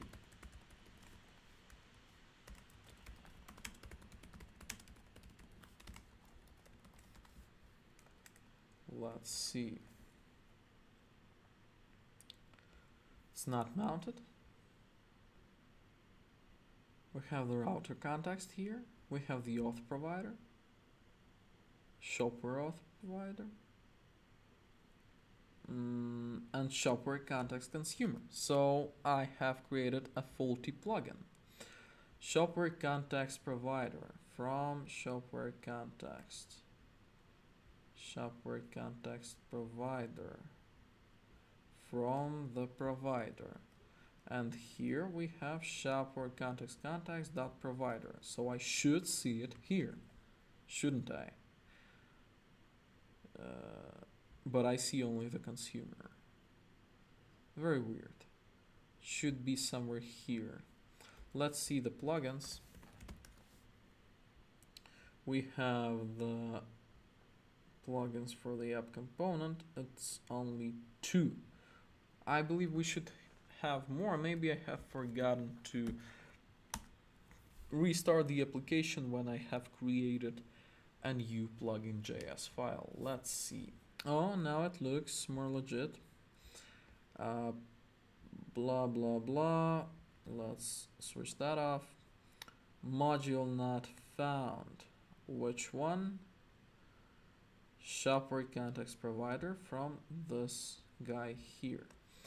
Shopware context provider from Shopware context. Shopware.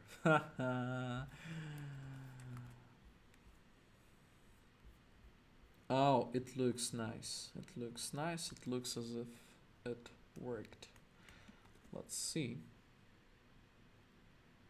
the console. Now we have the context, and within the context we have the token. Token. And we might use this token to perform our registration. But for now, let's of course commit this. We have implemented the context.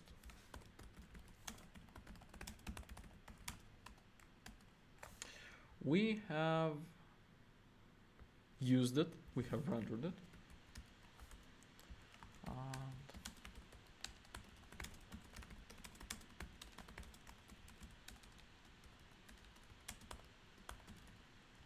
Oh my god, component. Yes. We have a better access key here. Better access key.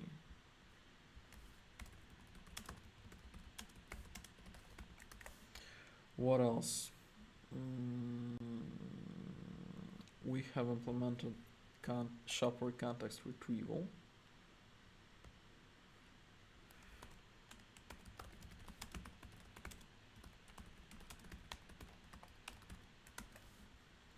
And what's up with the container? We're going to use it here. But for now, let's not commit this. Let's just open. Oh my god. No. No. Registration form. Let's close everything and open it again. Everything means everything. Excuse me for a moment. I'm gonna grab some water.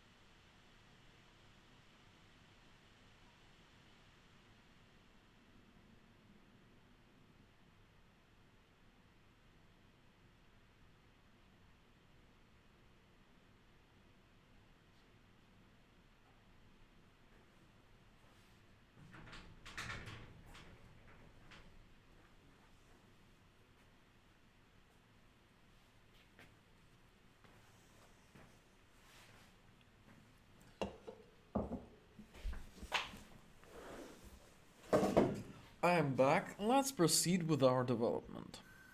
So, we've been working on the registration form container in order to make it respect the context value. It is triggering the register function.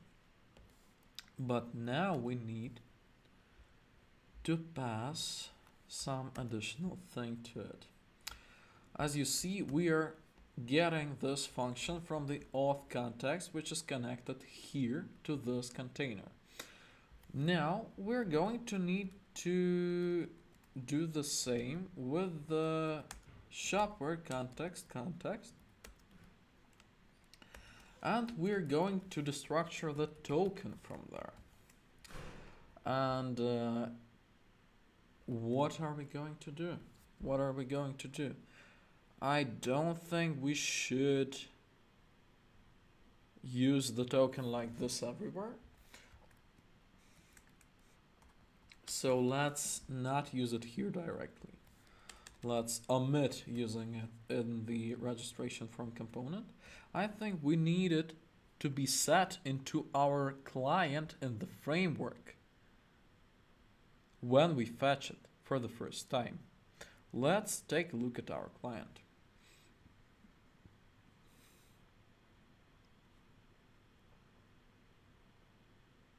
Okay, so it has some initial headers here. Let's make them appear on the client itself. So we'll create base headers property, and we're gonna provide several fields in this property like this. And of course we're gonna use it, this base header s.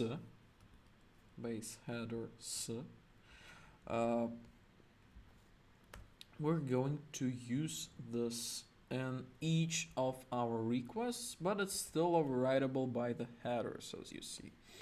The headers that we pass into this function and to the function that invokes this function here, etc., etc. Now let us set this when we fetch the context that we fetch there. Context, Shopware context, Shopware context, right? No, provider. In the provider,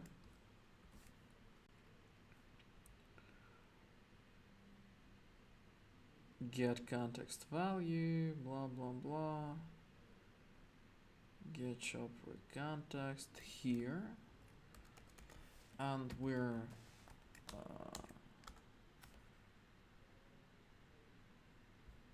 going to import the client here. Import client from scan dpwa framework src util client as this. And then we're going to set the base header SW, what's it called once again, so that I don't mistake it with anything once again. Not the access key, but the context token, right? Context token equals context dot token. Good. Good. Now let's see.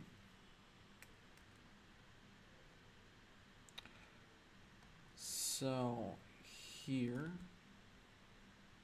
when fetching it, let's make sure it's fetched. Console log client. Client is a singleton object, as you might have understood by now. Target base headers SW context token. Very good. And now let's attempt registration. So we have some kind of first name, Yegor, Batov is my actual name. Yegor@scandipwa.com. Feel free to contact me with your questions and loving comments. And the address, of course, will not be proper. Let's say that I live on Grove Street, but still in Latvia and Riga. Or in Sweden. And I'm a mister, of course. And if we press continue, it's gonna log this just because I have forgot to implement this, right? This is no longer needed, this is no longer needed, but we need this.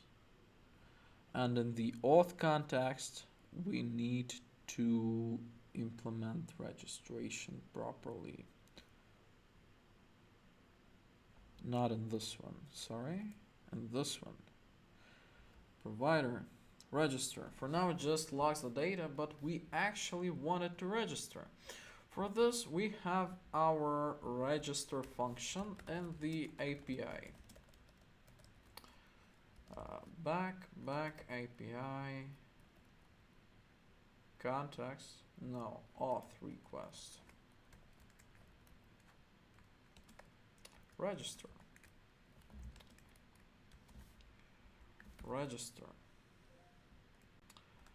And here all we want to do is just to perform this registration with our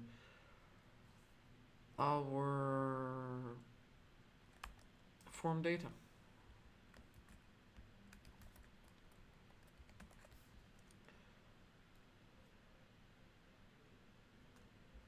Well, this is stupid.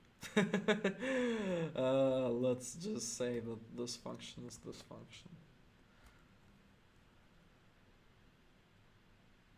Can I do this? No? Okay. Good. So now when we say continue, we should get something failed to fetch. Never. Failed to fetch. Why? Because we are blocked by the cross-origin request policy. Cross-origin request policy. No access control allow origin header is present on the requested resource. If an APAC response serves your needs, set the request mode to no CRS to fetch the resource with CRS disabled. I will admit that cross-origin request fetching is my weak spot, so now we're going to find out how to deal with it. Awesome job, Igor. You're my favorite YouTuber. Good. So let's figure this out. Auth context looks nice. No. Looks nice. I'm glad you're happy. Yeah. So now I have figured out the missing variable that I've been looking for the 2 hours maybe today. It wasn't clearly documented. Or I haven't found the spot. I'm not claiming anything. What's up? You're telling me, or you're just telling I'm telling you. I'm Okay. telling you. Okay. So yeah, I have found it and I have implemented an additional context. It's called Shopware context. Wow, what is this? Uh, I it's- have it's seen context. it while watching, but what it does? It's Shopware context endpoint? Because I have seen some. Yeah, this one. Okay. Store API /context. Okay, what it And contains? it returns like Hell of a lot of stuff. 600 lines long JSON from which I need one field. Mm-hmm. But this is a very important field. I have a wow, question okay. for you that I've been thinking about recently. The question is, the situation is with this token. Mm-hmm. This token is fetched for each session of each user. So when user goes to the page, the context gets rendered, and on mount it fetches this and gets this token. Mm-hmm. How can we preserve it within several pages? As far as I'm concerned, Next.js will re-render this context provider each time we switch the page, Yes. because the app component will get re-rendered Keep as it in well. local storage. In local storage. But how can we know that This it's is also valid? not secure, but yeah. Other solutions I've seen just keep the context in the local storage, the token in the local storage or in the cookie. How you sure it's valid? The abstraction, you mean valid, like what valid? So I, for example, go to the page. It fetches the token, saves it. Very good. I log off, and the next time I go to the page, I will have this Once token you there. log out, just delete the token from the storage. But if I won't log out, this token will be preserved. Or this is kind of expected behavior properly, right? Yeah. Okay, You can we may do that. You can do a trick here because our local storage abstraction supports the lifetime of a token. You can specify how much time would you like it to be present. Okay, then A quick let's... question. So this context, it's like a huge thing. It tells everything about user language stuff. Look, it tells us the customer group, the current one, the fallback one, the selected currency for the shop, the sales channel. It's kind of identification of... Well, Shopware is an API, mainly as far as I understand, and they offer an opportunity to have multiple sales channels to be present for the single API endpoint. So, for example, our storefront is going to be a unique sales channel. And we can have several storefronts, for example, that will make us have several sales channels. So that's the current one, as far as I'm concerned. Next, the tax rules... Customer, Okay, so quite a lot of stuff. yeah, customer will be here as far At some when point, I yeah, fetch at it. some point this could be a very big one. Yeah, very payment big one. method, probably the default one because it's the only one, cash and delivery. Shipping method, probably also the default one. Wow, okay, Shipping quite a lot. location, blah blah blah. Quite a lot. A lot of stuff. I miss GraphQL, but we have what we have. Yeah. So Okay. yeah, that's it. Okay, let's proceed with the development. For now, let's put the token we have fetched into the local storage. Awesome stuff, you gotta keep it up. I was walking back and watching this stream. It was quite nice. Thank you. Quite nice. I especially loved when you reloaded the application because you forgot that that's running and spent some like 5 minutes. It's like happening all the time for me as well. I don't know, maybe this should be resolved. We should watch it What sometime. exactly are you talking about? There was a moment like 10 minutes ago when you were saying, "Oh, my plugins doesn't work. I have mistyped a plugin. You're searching for it." Oh right, I Plugin didn't and then- reload the app. And Yeah. then you reloaded and then it worked. We should solve this someday. I hope. Yeah. I think I'll make a GitHub issue right now for that. Oh yeah, let's go. It would be nice. It's a stream contribution. I like fixed the bug with Next.js, the one I spoke with you in the morning, but I didn't commit. So Feel welcome to. yeah. I will not stream the issue creation just because I don't want to log into my GitHub on this workstation, but I will create an issue. Tilework mosaic issues, new issue, auto reload the application when a new plugin.js file is created. Let's auto handle new plugin.js file being created. Overview. Currently, we need to restart the application manually. That annoys us. Let's get rid of this thing. Submit a new issue. We'll prioritize it someday. Oh my god. Everything is fine. Good. For now, let's return to our development flow. Let's leave course for now. And let's save the context token somewhere. Basically, what I want is for the token to be available for our client each time the client is recreated or each time the page is switched. Okay, in the context provider, we're setting it directly. Let's not do that. Let's tell our browser database to save this. Import blah blah blah from Scandi PWA framework src maybe util, yes, here it is, and we need the browser database. And here we are going to set an item that's called SW access, no, context token, and its value is context.token.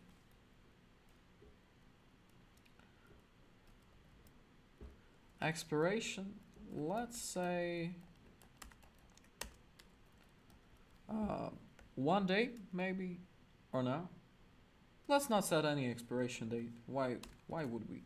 I think we'll see in some time whether the solution will be good or no. Just because I am not aware of the session length, maybe we should get aware of the session length.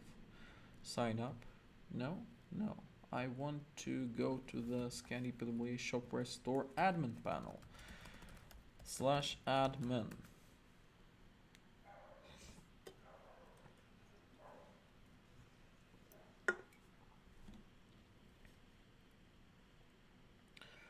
And here, let's take a look at what? At customers, right? Overview. We have a lot of customers. That's not what I expected to see. Settings, probably. Settings. Customer groups. No.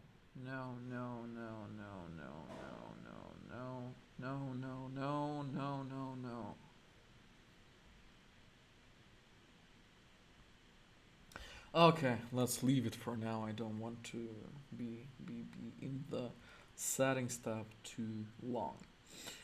So we're setting this context token here, and we should get this context token in our client, of course. The client here will use a context token fetched from our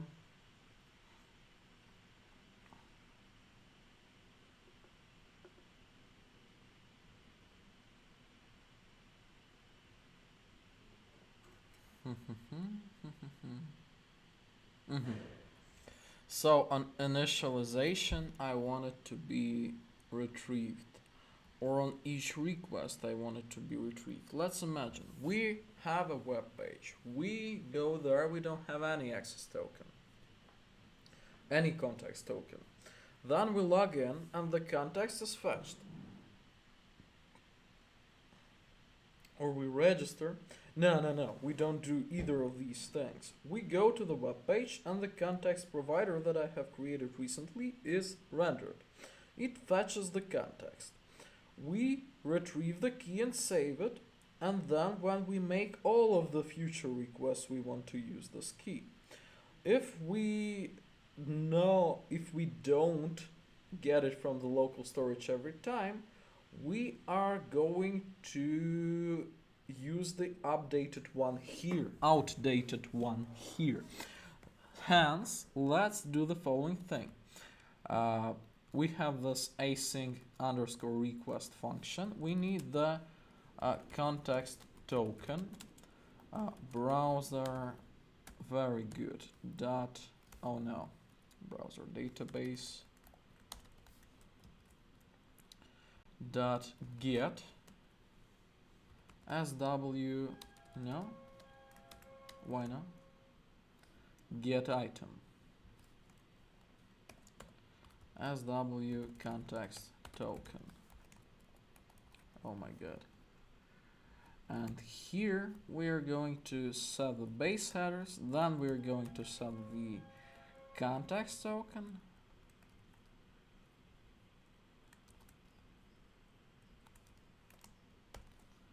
and then we are going to set the headers. Very, very good. And now what do we have? Now what do we have? Now we should have a working registration flow. But this get item is asynchronous, so I should await it, as far as I remember. Browser database dot get item, data entry object local storage get item. Is it synchronous? It's synchronous. We parse it. Parsing is also synchronous. Okay, then we don't need to await anything here.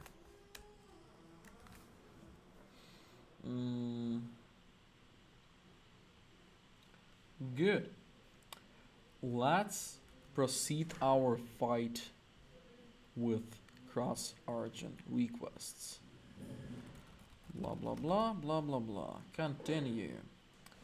Failed to fetch. Very sad.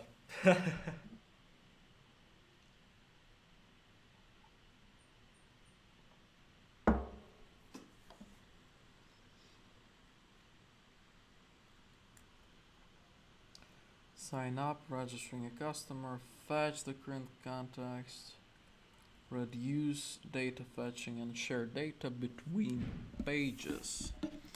Nah. You're not reading my comments. I am not. You can do it from the plugin. Not sure if modifying client to achieve goals of auth module is right. We can do it from the plugin by modifying the arguments. You're, as far as I understand, talking about. Last thing you did. I'm constantly watching your stream. Okay. This is so perfect. What's up? Are you joking now or what? No. There was a client where you did underscore request. What was underscore request? This one. Yeah. And underscore request. And you think we can modify this from the plugin? Yes, because yeah, we can. But let's do that later. Now I want to get focused on course. To do at. There is a course issue. Token to but the course headers from a plugin. Isn't the course server side stuff? Because course so should be set on bang, server, no? and I'm entering the password, Yeah. and I'm spamming continue, and it says something's wrong with course. Yeah, but course should be added on server, so most probably there should be some stuff. There should be some stuff. Basically on the server side. Can you see the request? No access allow origin header is present at all. That's not good. Can you? Is anyone from Shopware currently on the stream? I wish Dominic94ST would be here. Request resource. Yeah, most probably. Like, can you check the network again? Just the whole, the real request here with register stuff. Where are you fetching? No, it's doc. Here it is. Okay. And you see it says course. What's the headers? What? No. Yeah, like this header. Scan the PWA store account register. Origin referrer. Okay. Seems like it to me, but then it gets sketched and not responding. If you do the same stuff from Postman, will it work? Because I think Postman bypasses course, but not sure. I think it has worked for me, though I have it on my Mac. It's fine. If you tried it and that worked, then most probably that's an issue. By the way, all of your requests are here in the old directory if you'll be looking for them. Thank you. The core stuff isn't like a thing we can fix now because basically it's a server side. Shopware register. If we are unable to fix it now, it's okay, because I was gonna finish soon anyways. Yep, that's what I wanted to suggest. So let's wrap it up then. I will commit my changes and we will finish the stream. So what have we accomplished here? Nothing has changed apart from the coding style. Let's say that. Improve coding style. Perfect. Get the context token from the database.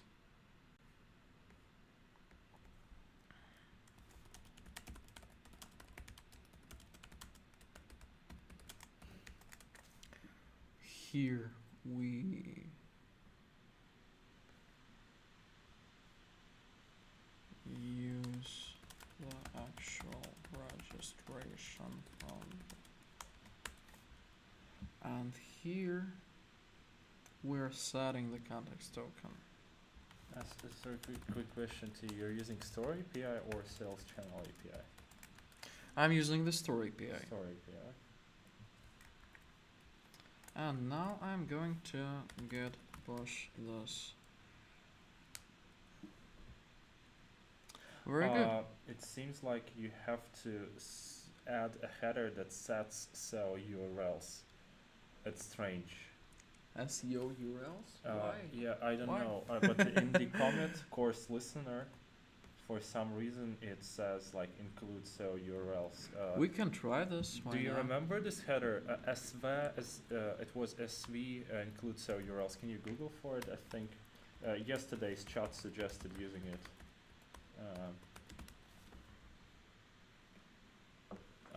This is Shopware specific. Yeah. Shopware. I see this in some comments.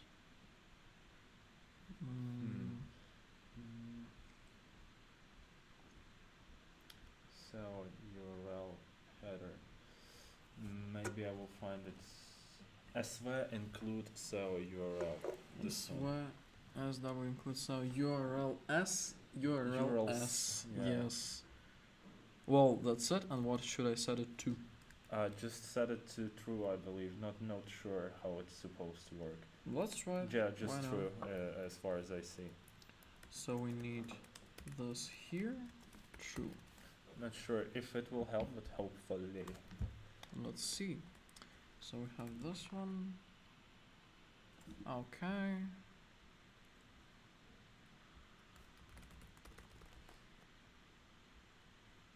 No, Nope. no, it doesn't want. With that, I think we can pretty safely wrap it up, because today what we built is we started from my side working on CMS module. We integrated and implemented category. We implemented SEO URLs and joined together SEO URLs and category. From your side, as far as I can see, you did an authentication context, you did a form, you did a page. That sounds pretty good. Alexander was working on a category and then switched to products. And I think we are on the right track today. And I think tomorrow I should finish the basis of CMS. And I think we should think something about this issue while. Yeah? Because Yes. possibly we would need to have some proxy for now. Not sure. We'll see. We'll figure it out. Yeah, I And- will reach out to Shopware core team. Maybe they have some suggestions. Very good. Very good. So for now, our dear viewer, we Oh, it's only one. No, we're gonna to say goodbye to you. Thank you for being with us, and thanks everybody who are watching the stream in the recorded way. Have a nice whatever it is for you now, and see you on the next stream. Goodbye.